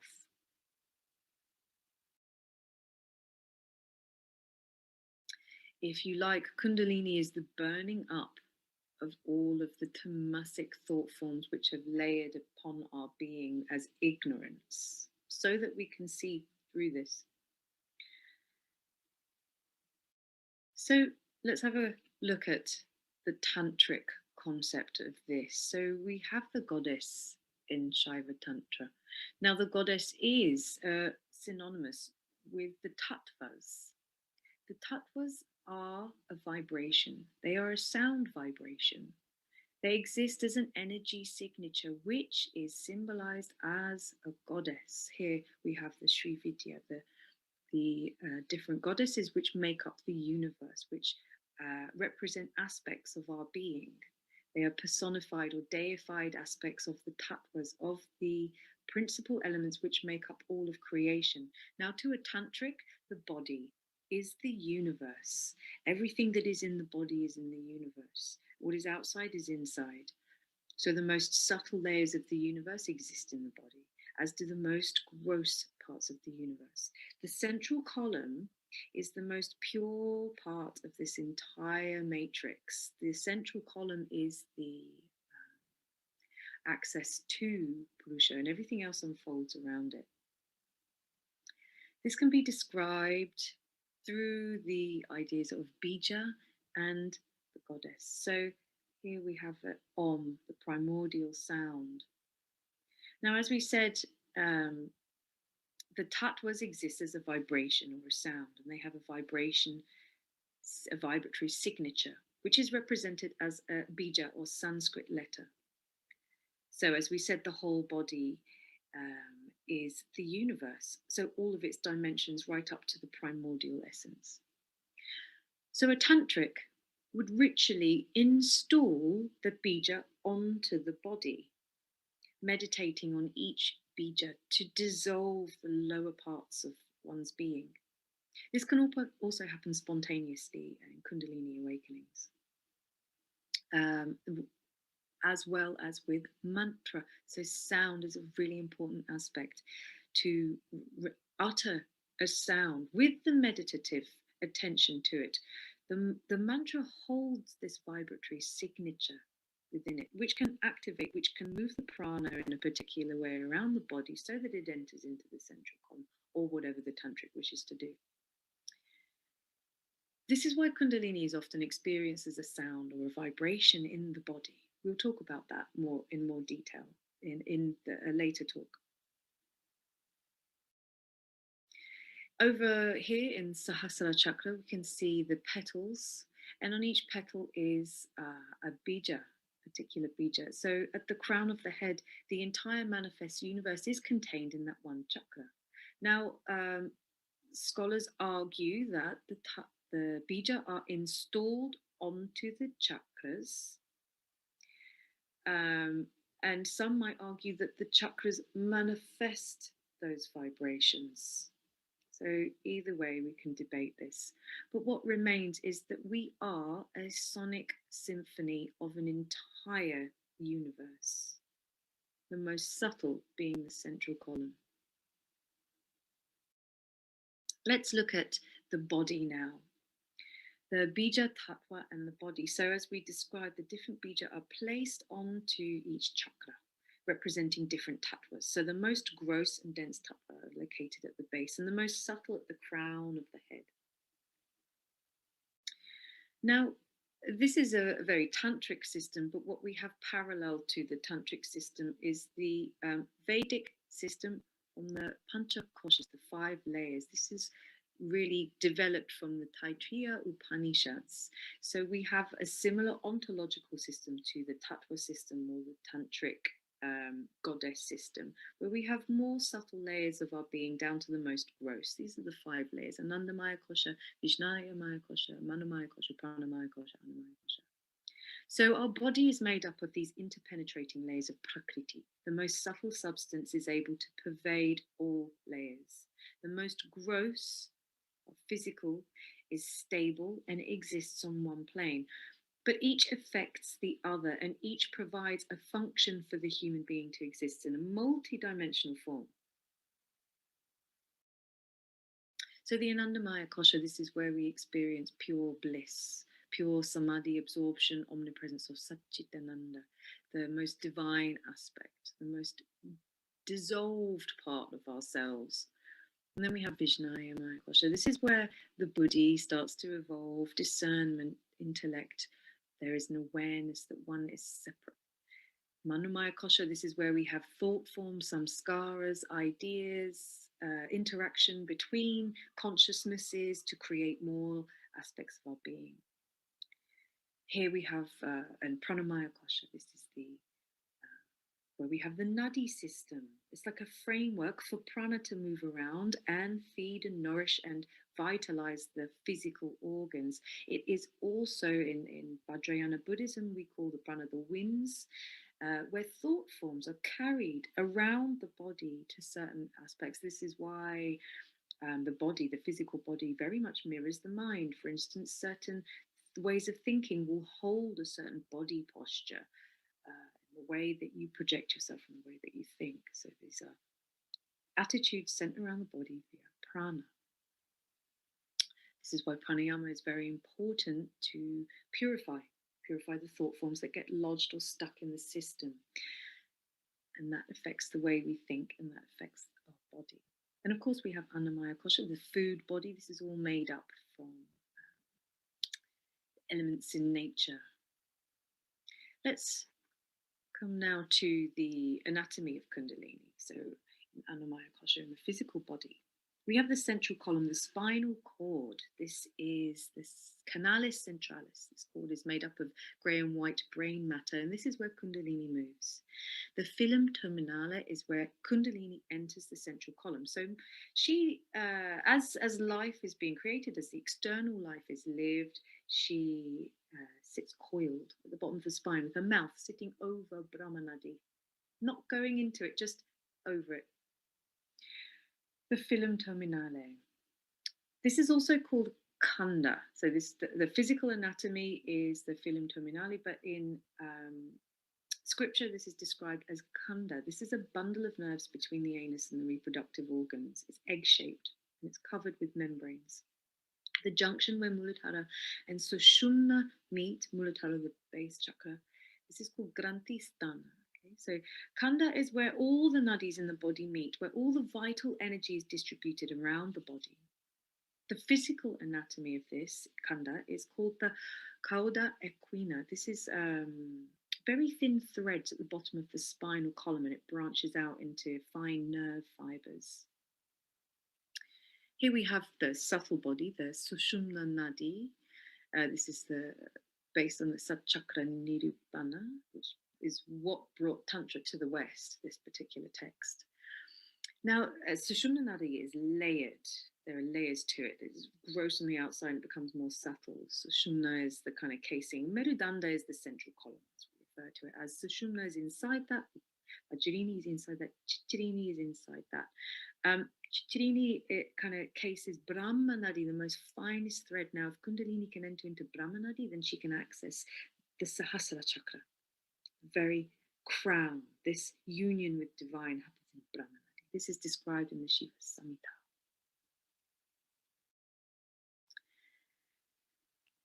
Now here we have the physical body, the sympathetic nervous system and the parasympathetic nervous system. Now, alongside Sushumna Nadi is Ida and Pingala, two nadis, subtle channels that run on either side. So when Kundalini is not in the central column, she is active in life. and she's moving through Ida and Pingala, and she is the sun and the moon. So in the physical body, we have the fight or flight system, the sympathetic nervous system. This is what you see here. Okay, and this is where the brain pumps noradrenaline into the body. This is what keeps us alert and active and alive, our organs functioning. On the other side, we have Pingala, the digestive system, the parasympathetic nervous system. So this is where we have the hormones which slow down the adrenaline. We have the digestive system which turns food into energy. We have the heart rate. We have the kidneys, the adrenal glands. All of this is working to balance out the fight or flight system. So we know that an overactive sympathetic nervous system, Ida, can cause stress or physical burnout. The parasympathetic system has to work extra hard to balance the system, and this ultimately leads to a depleted life force. So let's talk about this in reflection upon the subtle body system. We're going to talk about Ida and Pingala. Let's talk first about Ida. Now, Ida, the left side, known as the moon. This is Bindu, drops of nectar. Now, nectar is stored. We have access to primordial rasa. Rasa, we hear this term in the Vedas. Rasa is known to signify the fluids that enable interaction of biological functions. So these vital fluids are like blood, bile, saliva, semen, sap, and of course the ocean. So if the universe is a flow of prana, then rasa is the fluid through which physical manifest principles continue to create. So this upper body, this is all supramundane existence, introversion, cool, serene. This is the purest form of semen or reproductive fluids before they turn into reproductive fluids. They are refined nectar, and it lives in the cranial vault. Okay, this is pure life force. This liquid is lunar, it is affected by the moon. So this Bindu is also known as, or synonymous, and functions with prana and mind. We'll talk about that more in more detail. But first, let's talk about Pingala, Rajas, solar energy. Now this is synonymous with Kundalini Shakti energy. However, it's all Shakti, but this is the life force or energy that gives us our lived experience. We see this described, the way the Chandogya Upanishads describe this solar energy or Rajas is very similar to Kundalini energy. And this exists in the lower half of the body. This is fire. This is our digestive fires. This is passion. This is mundane existence, worldly concerns, extrovert, prakriti, gunas moving through our system, causing mind. But we absorb Rajas from the sun through Manipura chakra. This is where Rajas is known to reside. Okay, so the Shiva Samhita describes a region of the abdomen at the middle of the orb of the sun, endowed with 12 digits, is a blazing fire which digests food. So these two aspects, the moon and the sun, these are constantly in function, in interaction with each other in the body so that life can be lived. I want to talk about a text called the Amrita Siddhi, which is an 11th century Hatha text. It is also a tantric Buddhist text. So what we have here is Bindu normally moves into the left channel, into Ida, and it pervades the body, giving life force to the body, nourishing the body. Now, solar energy, or in Pingala, also pervades the body through the nadi system, consuming Bindu, causing time and decay, causing us to age and die. So Bindu is normally carried around the winds of the pranic system, whilst Pingala solar energy is burning that up through the right channel. When pratyahara, when bringing the senses in happens, when we meditate, our prana stops and our energy moves into the central channel. Bindu and Rajas move into the central channel. Everything on the external body shuts down and we can access a deeper part of our being. The Kundalini Yoga Upanishads describe a burning up which causes an alchemical transformation in the body. There's some discrepancies with different texts about how this works. I'm going to concentrate on Amrita Siddhi and what this describes. Now, when Kundalini enters into the central channel, she takes her mouth off of Kanda and moves into Brahma Nadi, moves up the central channel. She's consuming or burning up Bindu. So this is the dissolution of all the outside world. Now, the Amrita Siddhi describes Bindu as when it enters the central channel becoming nada, pure sound, which is what the mind is. And what appears to be separate, the mind, prana, and semen, menstrual fluid, reproductive fluids, what appear to be very separate become one when we meditate. And these become more subtle, they become more refined, transmuting these sexual energies into pure consciousness, accessing Bindu, accessing Amrita in the cranial vault. So this is just a image of where Bindu is gathered. This isn't Amrita Siddha, but this is a later text described the Vishuddha Chakra governs the moving around of Bindu in the body. So Bindu is through Vishuddha Chakra, channels Bindu into Ida Nadi, nourishing the body.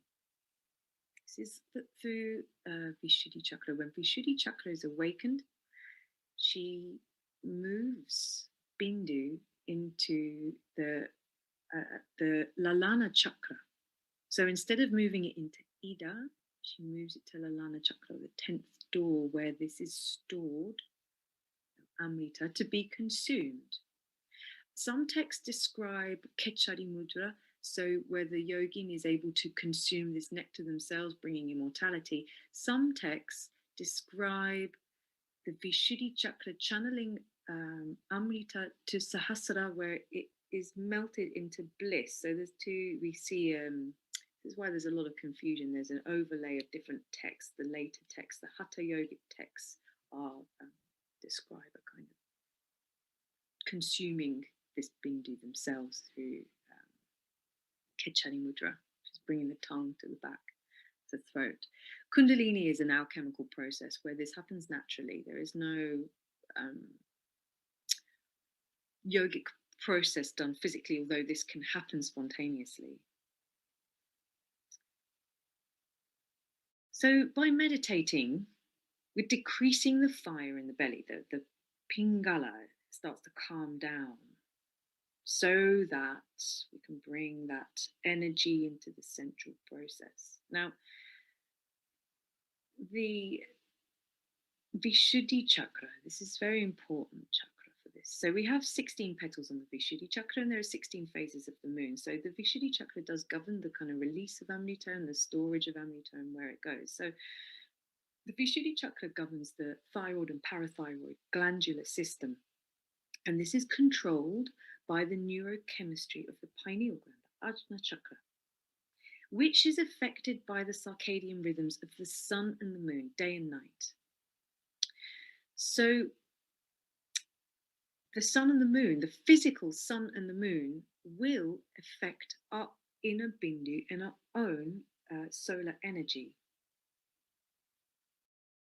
As we can see here, when the sun is high in the sky, Bindu is burned up. So as in life, the external life, we can see when the sun is very high in the sky, it draws out all of the life force from plants and they dry up and die, and which moves into winter. the sun is lower in the sky and Bindu is able to collect in our innermost. The same for the human. The external life is lived in the summer and the introvert life is lived in the winter, where Bindu can build up again. So this is happening seasonally as well as monthly. So we are very much in tune, in tie with the world, our nature around us. This is the dance of Kundalini. This is the interplay of the cycles of life. So this talk is very much a kind of very brief, very broad overview of these aspects of Kundalini. And I've drawn out some elements which I feel can be explored further through scientific research. Already there's been so much study on the glandular system. We have learnt that we have cells in our glands which are sensitive to the gravitational pull of the moon. We know that there is higher activity in humans when the moon is full. There's been plenty of research on this. What would be interesting is to research this further to find out how this secretion of certain hormones in our body and Kundalini affect our vitality or our organs. So this brings me to the end of the talk. I hope it's helpful. In the next talk, we're going to discuss the actual lived experience. What is the phenomena of Kundalini based on case studies? I hope you enjoyed that, and thank you again for having me here.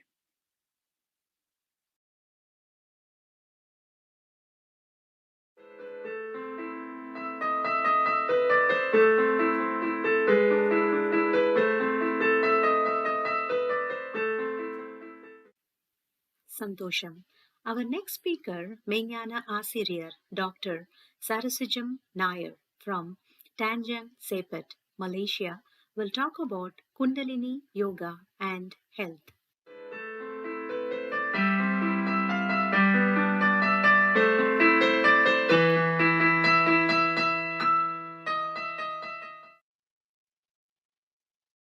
Kundalini Yoga and Health by Mahan Asrir, Dr. Sarasijam Nair, family physician and wisdom teacher, Malaysia. First, I bow to my mother, father, and guru who showed me the path and lighted it up for me. I am Mahan Asrir, Dr. Sarasijam Nair. I am a family physician. I work in Tanjung Sepet, Selangor, Malaysia. It is a small seaside town which is growing as the international airport, KLIA, is only half an hour away. I met Guru Mahan Paranjodhiyar in 1995 in Malaysia and was initiated into Kundalini Yoga by him. Since then, I have been a disciple. As a medical doctor, I was confused at first, caught in the grey area of the physical world and the world of spirituality. It took me a long time to understand and reconcile the two different worlds to which I belonged. Kundalini Yoga means experiential learning as well as evolution of the self, becoming more open to different dimensions of thought and perception and understanding. I share with you a modicum of my journey. Kundalini Yoga is not a recent phenomenon. The ancient Egyptians were aware of the energy of the human body and our link to the nature and the sun, Ra or Ravi as we call the sun. The snake coming out of their foreheads is evidence of their awakened nature. In 1999, when we visited Egypt with Guru Mahan, he pointed out the similarities between the Egyptian and Dravidian cultures. The way they dressed, the men in dhotis, their dance like Bharatanatyam, their dealings with gold, the lotus flowers were all displayed on the walls of the various places we visited. The funerary mask of King Tutankhamun shows a snake and a phoenix side by side. It appears as if the snake-like coiled energy at the base of the spine has risen to the forehead eye and then taken flight. It reminds me of the Tamil song, Paramasivan Kazhuthilirundhu Paambu Kettathu Garuda Saukyama. Guru Mahan mentioned that the people living in Egypt today are not the people of the past. The same goes for the Incas and the Mayans, Where have they all gone? All these cultures were similar to the ancient continent of Lemuria, of which South India is said to be a part. Let us now take a look at the human body. What is Kundalini energy? In Vedic knowledge, it is said there is an energy system in the body just like the circulatory system. This is a picture discovered in the archives of an Italian library. It is an ancient Indian illustration of the 72,000 energy channels of the human body in and around it. Of these, 3 are the most significant. They are Idakala or moon channel, the left, the Pingala or sun channel on the right, and the central Surya Nadi or Sushma Nadi. The Idakala and Pingala start at the Muladhara at the base of the spine and twist around each other to finally merge at the Agna Chakra, the forehead eye. The Sushma Nadi is the fine central channel which needs to be activated in order to function. There are 7 vortices or wheels of energy in the human body from the base of the spine to the top of the head. They are bioelectromagnetic zones that vibrate at different frequencies. The Ida and Pingala twist at each of these points like the strands of DNA, and the Sushma Nadi pierces through each of them. This is just theoretical knowledge to the common man or woman. The Kundalini Yoga initiate can experience these energy centers in the course of his or her meditation as each opens up and comes to awareness. The first chakra is the Muladhara at the base of the spine, best felt in the perineal body region. It's also called the G-spot in modern terms. The second chakra is the Swadhisthana, just about 4 finger breadths below the umbilicus in the lower abdomen. The third chakra is the Manipuraka chakra at the navel. Fourth chakra is the Anahata chakra over the heart. The fifth chakra is the Vishuddhi at the throat. The sixth chakra is the Agna chakra or forehead eye. And the seventh chakra is the Sahasrara chakra or the 1,000-petaled lotus flower of the brain. Each of these chakras are associated with a color, a sound or bij mantra, the corresponding number of petals of a lotus flower, and nature. The physical body is bounded by the 5 elements.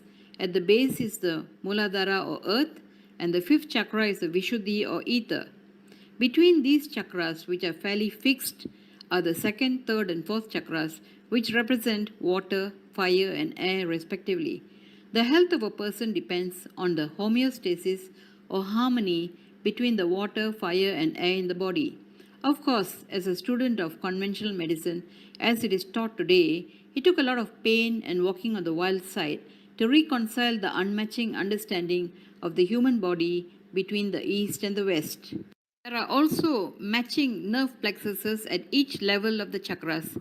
That is, the first chakra, pelvic and coccygeal plexuses at the base.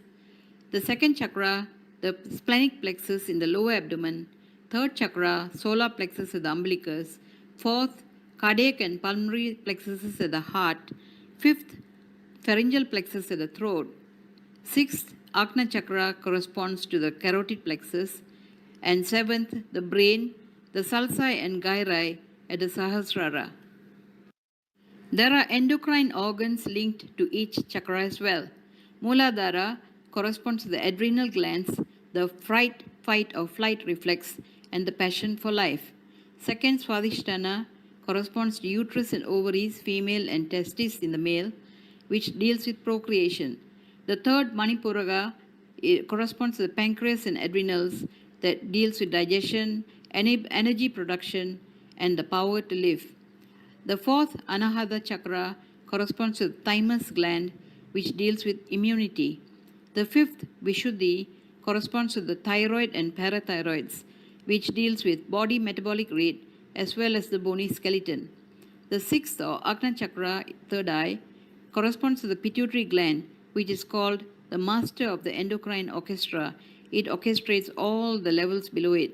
And the hypothalamus, which deals with appetite, sleep, sex, and procreation. The seventh, or Sahasrara chakra, corresponds to the pineal gland, which stimulates the pituitary gland, perhaps, and melatonin, which it produces, regulates the diurnal rhythm of the body, and is also called the seat of the soul. The pituitary kan is the primitive hindbrain, the medulla oblongata, which carries the reticular activating system responsible for consciousness in the human body. The hypothalamus is the midbrain, which regulates appetite, sleep, and sex, as well as procreation. As we say in Tamil, undu orangi bogam tirthu inaperukam seithu, that is, an ordinary man's life. The forebrain is the frontal lobe, which is now growing, and the forehead eye is associated with this part. Man's evolution is in this area where we say God came down as man, and man in his highest wisdom and evolution becomes God. This is where we set intention and it manifests. The energy of the Kundalini Shakti powers the brain, opening up different dimensions. The Uchikan, which corresponds to the pineal gland at the top of the head, and the soul, is yet to be understood well by science. The aura of the human body is made up of the bioelectromagnetic field of the person. Auras have different colors according to the different makeup of each person. They can be photographed by Kirlian photography. Different spectrums of energy have different meanings. Example, reds and blues denote more physical energy, the greens and gold are healers, and on to pure white, who is a spiritual master. Interpretations vary, and the combination of colors are dynamic. The Kundalini Shakti is related to health. We now talk about the mind-body energy connection and psychosomatic illness. I will now show you some cases which I have recorded. First chakra, Muladhara, meaning loss of passion for life. Case 1, there's a lady called Shakuntala, 23 years old, female, came with chronic constipation, already seen by several doctors, not better. I tried enema, manual removal of stools, etc., and felt a stiff mass in the lower abdomen. I referred her to the gastroenterologist. He could not do a colonoscopy and discovered the mass on doing MRI. Operation revealed a virulent cancer of the colon, and she had a colostomy bag for some time. She died eventually. Her story was that she was insulted at her workplace by a customer, and her boss did not stand up for her. It was also a racial matter. She was so angry and upset that she resigned. It was just a coffee shop. Just imagine how some small incidents can have unforeseen repercussions. Second chakra, seat of our emotions and sexuality, the Swadhisthana. Case 1. A wife of an estate manager in my early days of practice developed ovarian cancer. She was terribly unhappy as her husband, who was also a politician, had taken a mistress. She did not divorce him as their children were grown up, but eventually she fell sick and died. Case 2. A beautiful teacher, unmarried, came for a routine medical checkup, and on doing ultrasound examination of the abdomen, I noticed a fibroid in the uterus, about 12 week size. It was asymptomatic. She was perimenopausal, so we left it alone as it would shrink after menopause. The uterus can create a baby fibroid when there is a wish for a child. Case 3. A lady in a second marriage developed low backache. She had ovarian cysts. Her husband wanted a child, and they were trying, but she had some reservations inside. Third chakra, the Manipuraga, is at the umbilicus and related to power issues or the loss of power in one's life. Case 1. A 19-year-old boy developed classic polydipsia, polyphagia, and polyuria, as well as loss of weight. He had had a high fever about a month earlier. He also had hair loss. Blood tests showed high sugars, and he has been a diabetic for several years now. He now works as a truck driver. Case 2. A bank manager had a transfer to a town away from his home. He was very stressed out due to the job and the living conditions, coming home only on weekends. He lost weight and consulted a medical center where the endocrinologist put him on insulin due to his severe diabetes. He was on a lot of medication till he retired. Very expensive medicine. He looks better now, although I'm not his primary doctor anymore. He probably gets his medicine from a pharmacy, but he looks better after he retired. Case 3. One lady came with hugely swollen feet.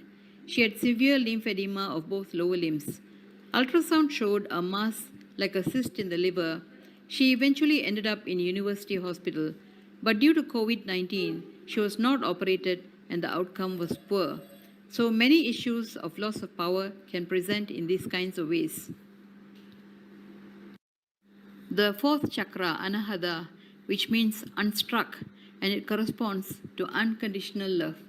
Case 1, a young girl developed a breast lump. She had just broken up with her boyfriend some time earlier. It was a benign lump, and she eventually went on to become a doctor. Case 2, a lady used to come with severe asthma. I had to give her nebulizer and IV drip and medicines for asthma. Her husband used to accompany her. He was always quite angry, upset by many little things, but luckily she was hard of hearing. After he passed away, her attacks have become almost zero. Heart attacks and cancer breasts also belong to this category, where a feeling of a lack of love can trigger such a problem. The fifth chakra, Vishuddhi, which means purity, and also it deals with communication. Case 1, a lady came with loss of weight and tremor, and blood tests proved hyperthyroidism. This is a center of choice. On asking her history, it turned out that she had thrown her daughter away because she objected to her son-in-law. I asked her how it helped, as obviously she was in pain inside. I started her on anti-thyroid drugs and told her to chant any mantra of her choice, also to make up with her daughter. She did so and recovered.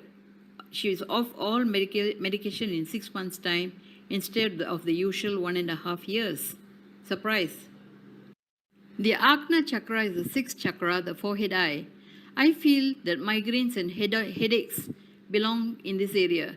It's a place of intention and clarity of vision. Perhaps some psychiatric illnesses may also be related here, like schizophrenia, where people can hear and see things which are not there. I have not figured it out totally yet. At last, the Sahasrara chakra, the seventh chakra, the 1,000-petal lotus flower. The brain is a multidimensional organ not yet fully understood by science.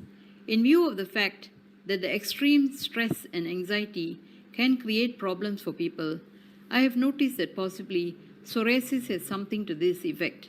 Case 1, a young lady, 21 years old, came with psoriasis.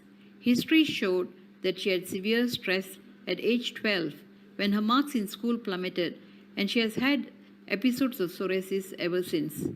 I have seen people who have lost businesses and other things, sometimes big, sometimes small, and develop sudden onset of psoriasis with rashes all over their body, sometimes more, sometimes less.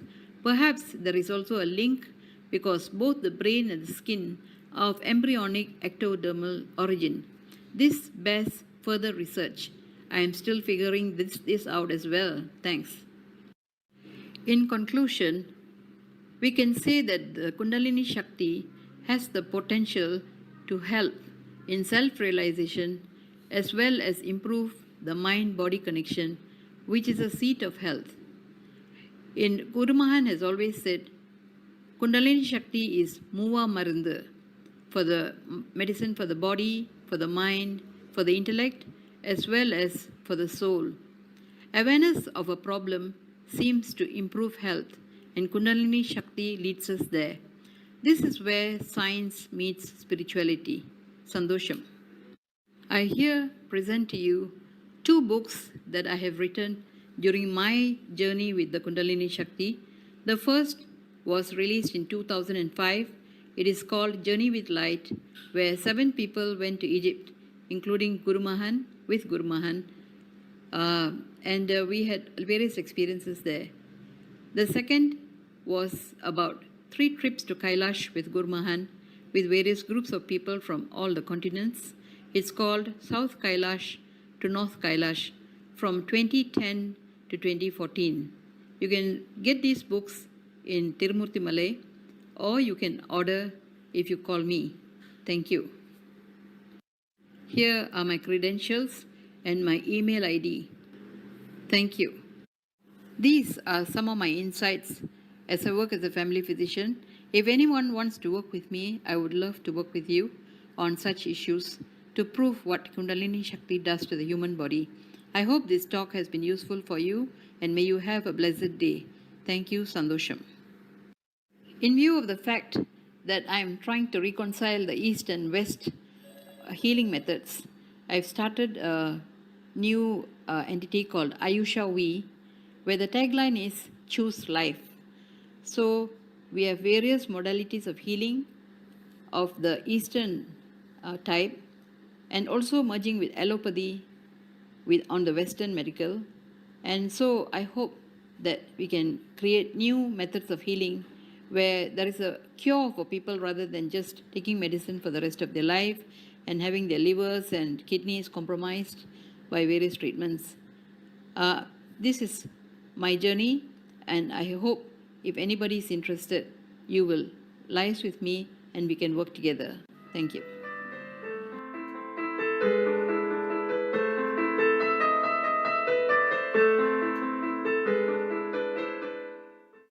Santosham. We have our next speaker, Suresh MJ from Singapore, to talk about mindful to mindful, Kundalini self-care.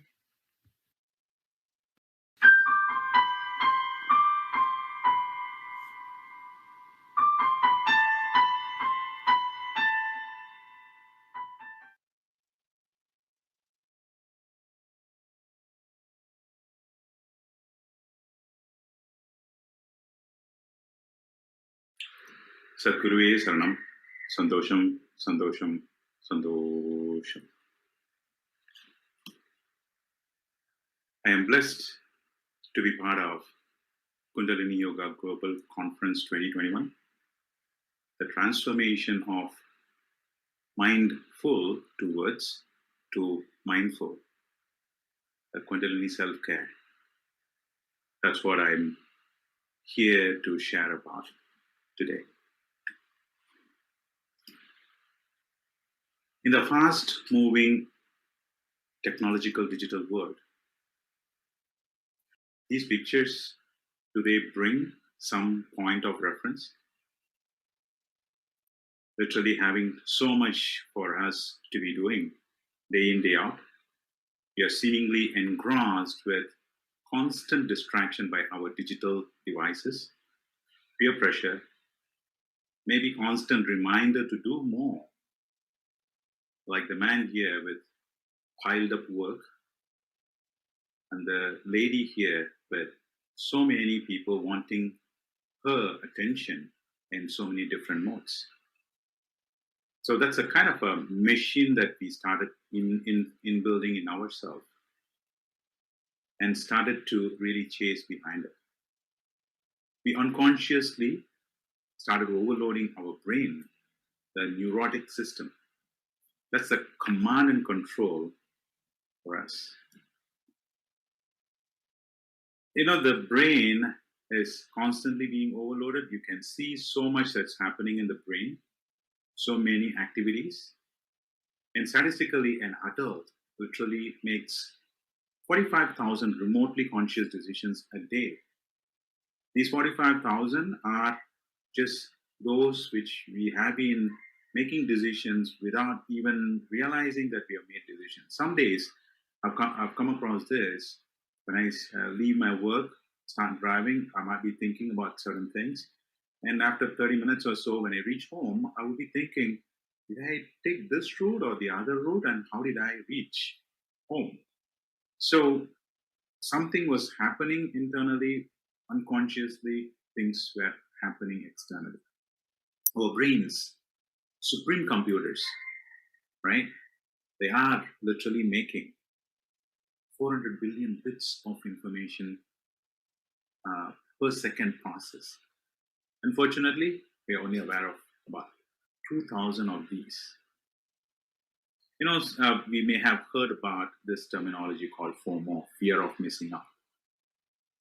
But what we should be feared about is fear of overloading our brains, fear of mind overload. We take a step back and ask a simple question: why? Shouldn't we pause? At least take a moment to slow down, relax, and ask, why am I doing what am I doing? Or what drives me in this fast-moving digital world? what is true about me right now. Thinking from that angle was something that literally triggered in me decades back. Spirituality came from my religious practices. And of course, my first gurus are my parents. They were excited about their learning about life energy, kaya kalpa, pranayama, through Kundalini initiation. You know, this was almost like close to 25, 27 years back. And they got to know more about these through Guru Vedanta Maharishi, one of the key disciples of our Paranjoti Mahan. And they started kind of instilling this into me. At that time, I did not realize that I'm entering or stepping into Paranjoti family. Today, I'm in the path of Maharishi Paranjotiya, Guru Mahan. And I am Suresh MJ from Singapore. By profession, I'm a service delivery and operations professional, and I do career coaching and leadership coaching as well, as part of my job, as part of external community services as well. When the search for spiritual guidance expanded in me, I was so blessed that Gnanavalal Paranjoti Mahan appeared in a mystic form for the rescue. The curiosity further expanded in me towards exploring the holistic well-being of the body, mind, and the soul. It is not new, right? So a lot of us have been talking about body, mind, and soul. And one thing that's been the root of all this is getting a balance of the body, the mind, and the soul is the key, isn't it? Then comes a bigger question, how? Meditation, yeah, right. Still how? Where to start? And most importantly, first and foremost, if we are talking about balance, that means there is already an imbalance. In the first place, why is there an imbalance? That was a question came to me. Interestingly, and I should again say I'm blessed that Guru's satsangs and the meditative self-experiences revealed the basis for body, mind, and soul connection is the Vasi. In a simpler term, Vasi is joyful breathing. Really joyful. And I started feeling and realizing that when was the last time I really enjoyed breathing? These were almost like 20 years back, right? The fundamentals of Jiva Raksha by our Guru Mahan is centered around elemental balancing of physical body, which is the vehicle for us to reach the destination. Body is the real vehicle and for our very existence in this world. And I'm talking about me. If I talk about me, I exist through this body, and this body is a vehicle for me to reach the final destination. Balancing the Vata, Pitta, Kapha. Vata is the space and air element combination. Pitta is the fire and water element combination, and Kapha is water and earth element combination.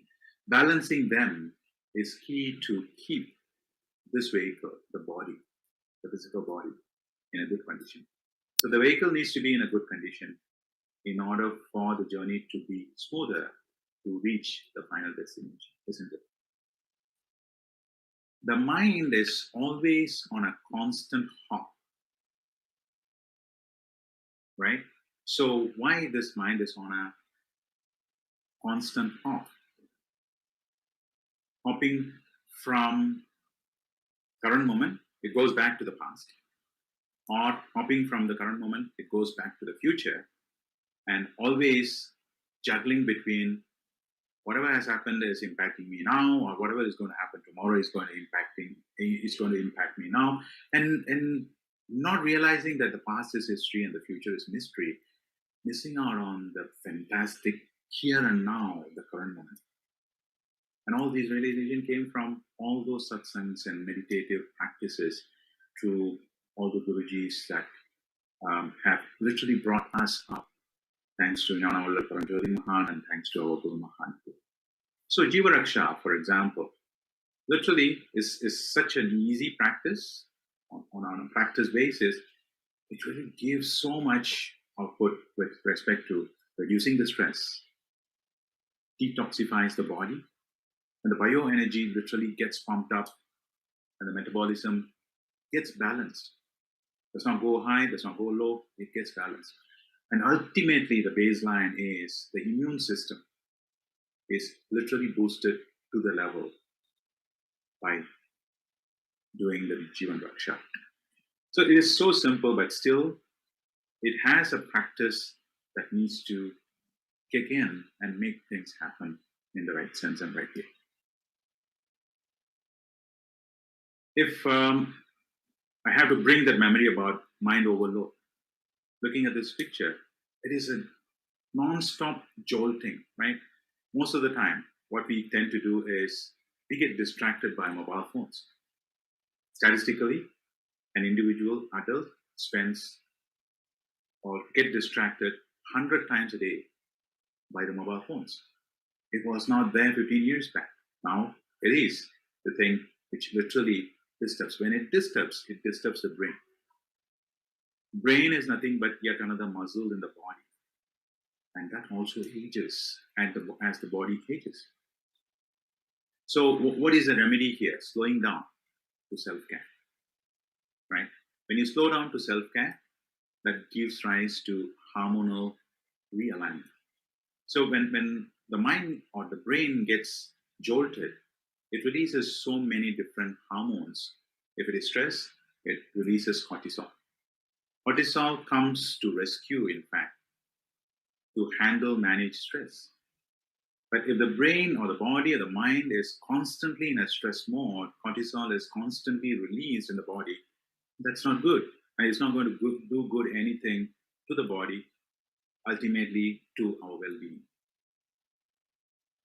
The other two very specific hormones in the body that get secreted are serotonin and melatonin, right? So these two, serotonin and melatonin, are the fundamental special hormones which really help in the balancing of Vata, Pitta, Kapha, and most importantly, the mood, the spirituality, right? Serotonin and melatonin, they get secreted and they have their own job to do. Serotonin is normally called as a day hormone and melatonin is called night hormone.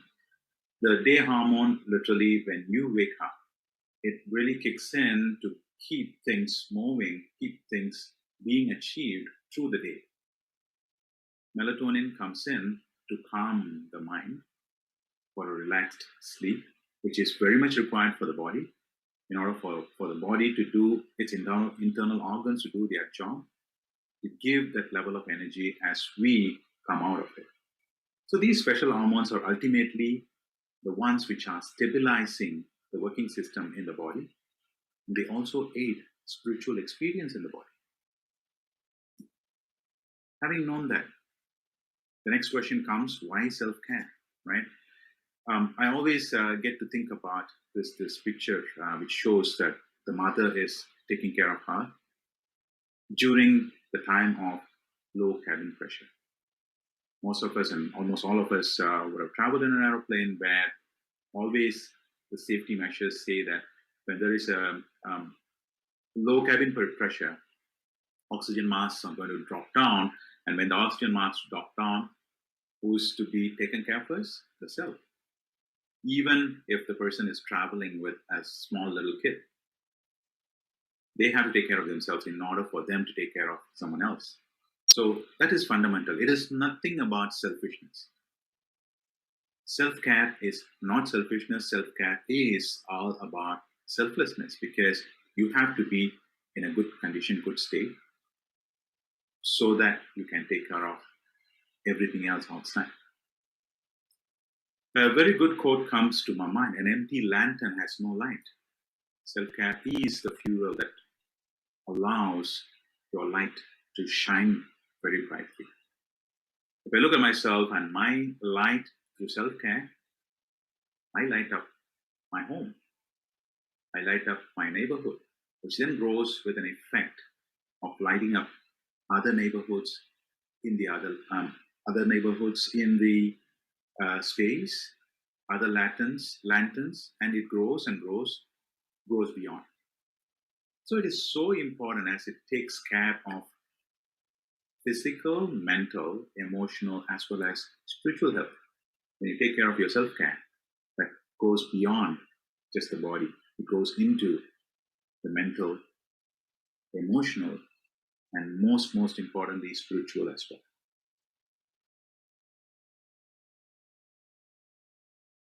When you see this whole picture, you can see those two pictures, and underneath is breathing. So we talked about a little bit earlier about Vasi. So that's my realization. Breathing brings about everything. That's what we are going to see next, where literally, to start up very simply to self-care, I started practicing breathing. How does breathing help? It literally reduces or decreases the stress level. I just sit back for just a minute. If I can spare, I'll spare 5 minutes. Normal deep breaths reduces the stress. And it stimulates the lymphatic system. Lymphatic system is a detoxification, is the detoxifying agent of the body, right? Within that, deep breathing internally is in charge of almost 70% of cleansing the body toxins. So fundamentally what it does is it improves the immune system in the body. Guru Mahan taught us 1 minute meditation. What is 1 minute meditation? What can I do about all those? Putting aside all those questions, it's all about making the mind in a very relaxed state within just 1 minute. How do we do that? 4 slow counts of breathing in, holding it for 4 counts, exhaling out for another 4 counts, and going silent without anything for another 4 counts. So that's about 16 counts, and you can repeat this for 4 to 5 rounds. That makes a minute. And once the practice kicks in, while you're traveling, you can do this. The way that I do is I always try to practice this before any kind of activity that I get into, be it a corporate meeting or meeting a client or an external interview, seminars or workshops that I run, or even for public speaking.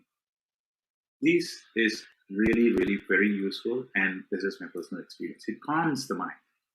It pumps oxygen into the brain, and the control of cortisol really kicks in. Cortisol is a stress hormone, which we saw earlier, and it gives so much into our full mind and stress to a mindfulness state. The mindful state is always stressed, kicks into binary thinking, less quality decision making. All these are, by taking a step back, 1 to 5 minutes, you do this breathing, that's going to bring some level of balance. The breathing technique brings the awareness of living in the moment, not worrying about the past, not thinking about the future. So the regular meditative practices are the significant boost in my personal and professional journey. The Kundalini awareness opened up the divine understanding of chakra alignment, ignited by the life energy from the Muladhara and fueled by Vasi, the breathing. The breathing literally brought everything together, and I started feeling the filled up mind to a mindful state of my own self. When the body and mind gets balanced and aligned, the soul levitation just happens. By the practice, by the experience, this is something that's a pathway that I'm going in and through. Following the footpath of our Guru Mahan, Maharishi Paranjodiya, and the guidance of my Guru in Singapore, Guru Lakshmanadas, I'm glad to be in the right path towards caring for myself, the me of body and mind. The journey definitely is long, and the search for who I am really continues. It is a process of experiential realization. That's what I realized, which guides me to focus inward to find me. You know, in that state, I'm literally feeling that sculpting the self continues. Thanks for the opportunity. I thank Universal Peace Foundation India, Universal Peace Foundation North America for the opportunity. I am certainly also thanking Universal Peace Foundation Singapore for the opportunity given. Thank you. Sandosham, Sandosham, Sandosham. Sandosham.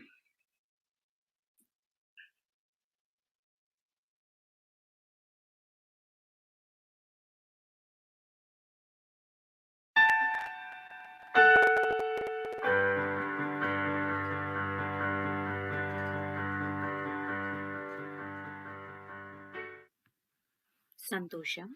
Our next speaker, Asha Balakumar from Toronto, Canada, will talk about Kundalini Yoga and benefits.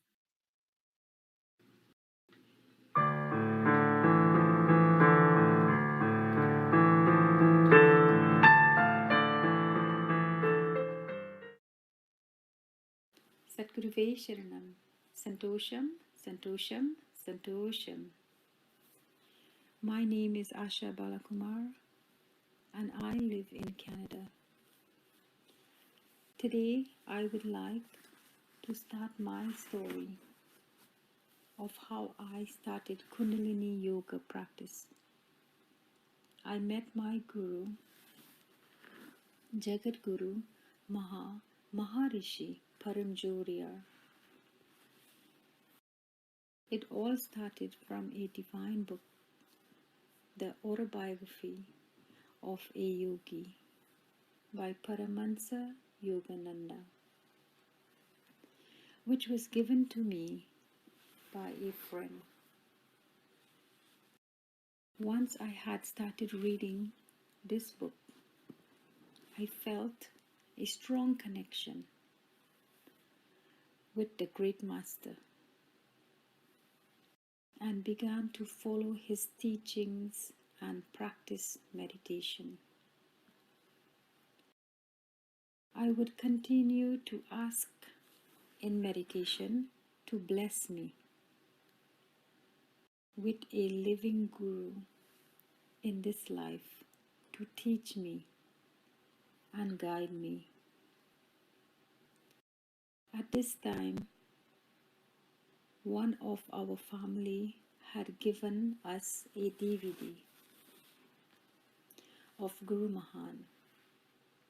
I remember I was in the kitchen cooking when I heard Guru Mahan's voice, and I knew then that I had to meet him. I met my Guru in 2008 and was initiated with Kundalini Yoga and meditation. My mother tongue may not be Tamil, but I have still been able to find a connection with my Guru and the Kundalini energy. This has taught me that there are no boundaries to learning, no matter your culture, religion, or language. Kundalini yoga and meditation speaks to the soul, the heart, and the mind.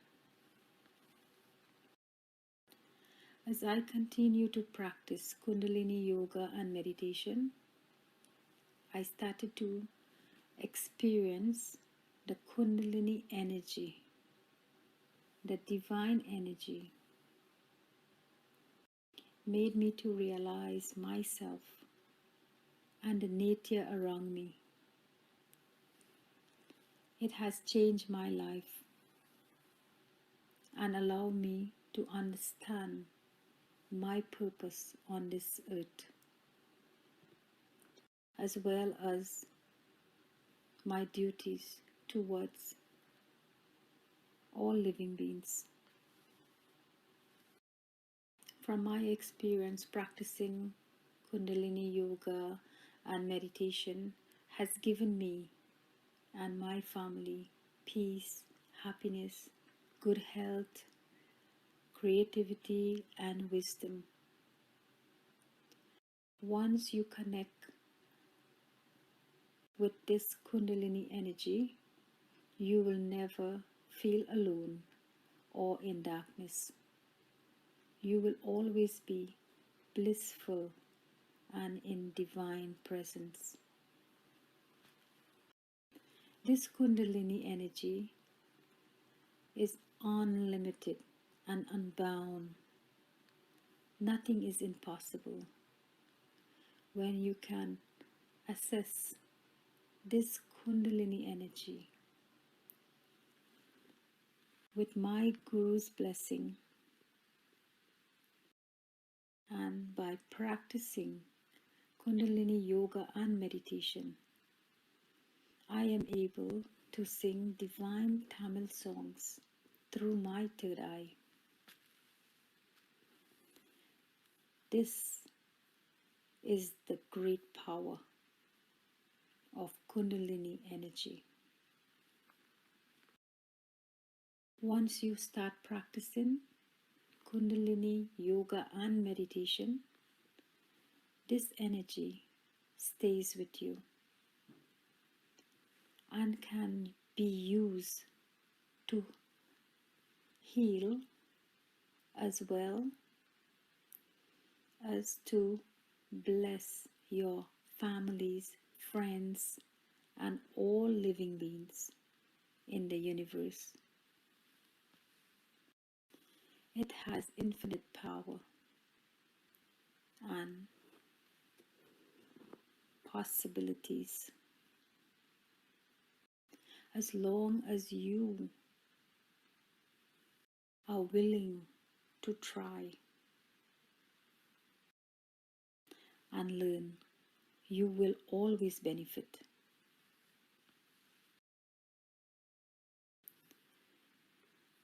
Please do not miss this opportunity to get to know about Kundalini yoga and meditation,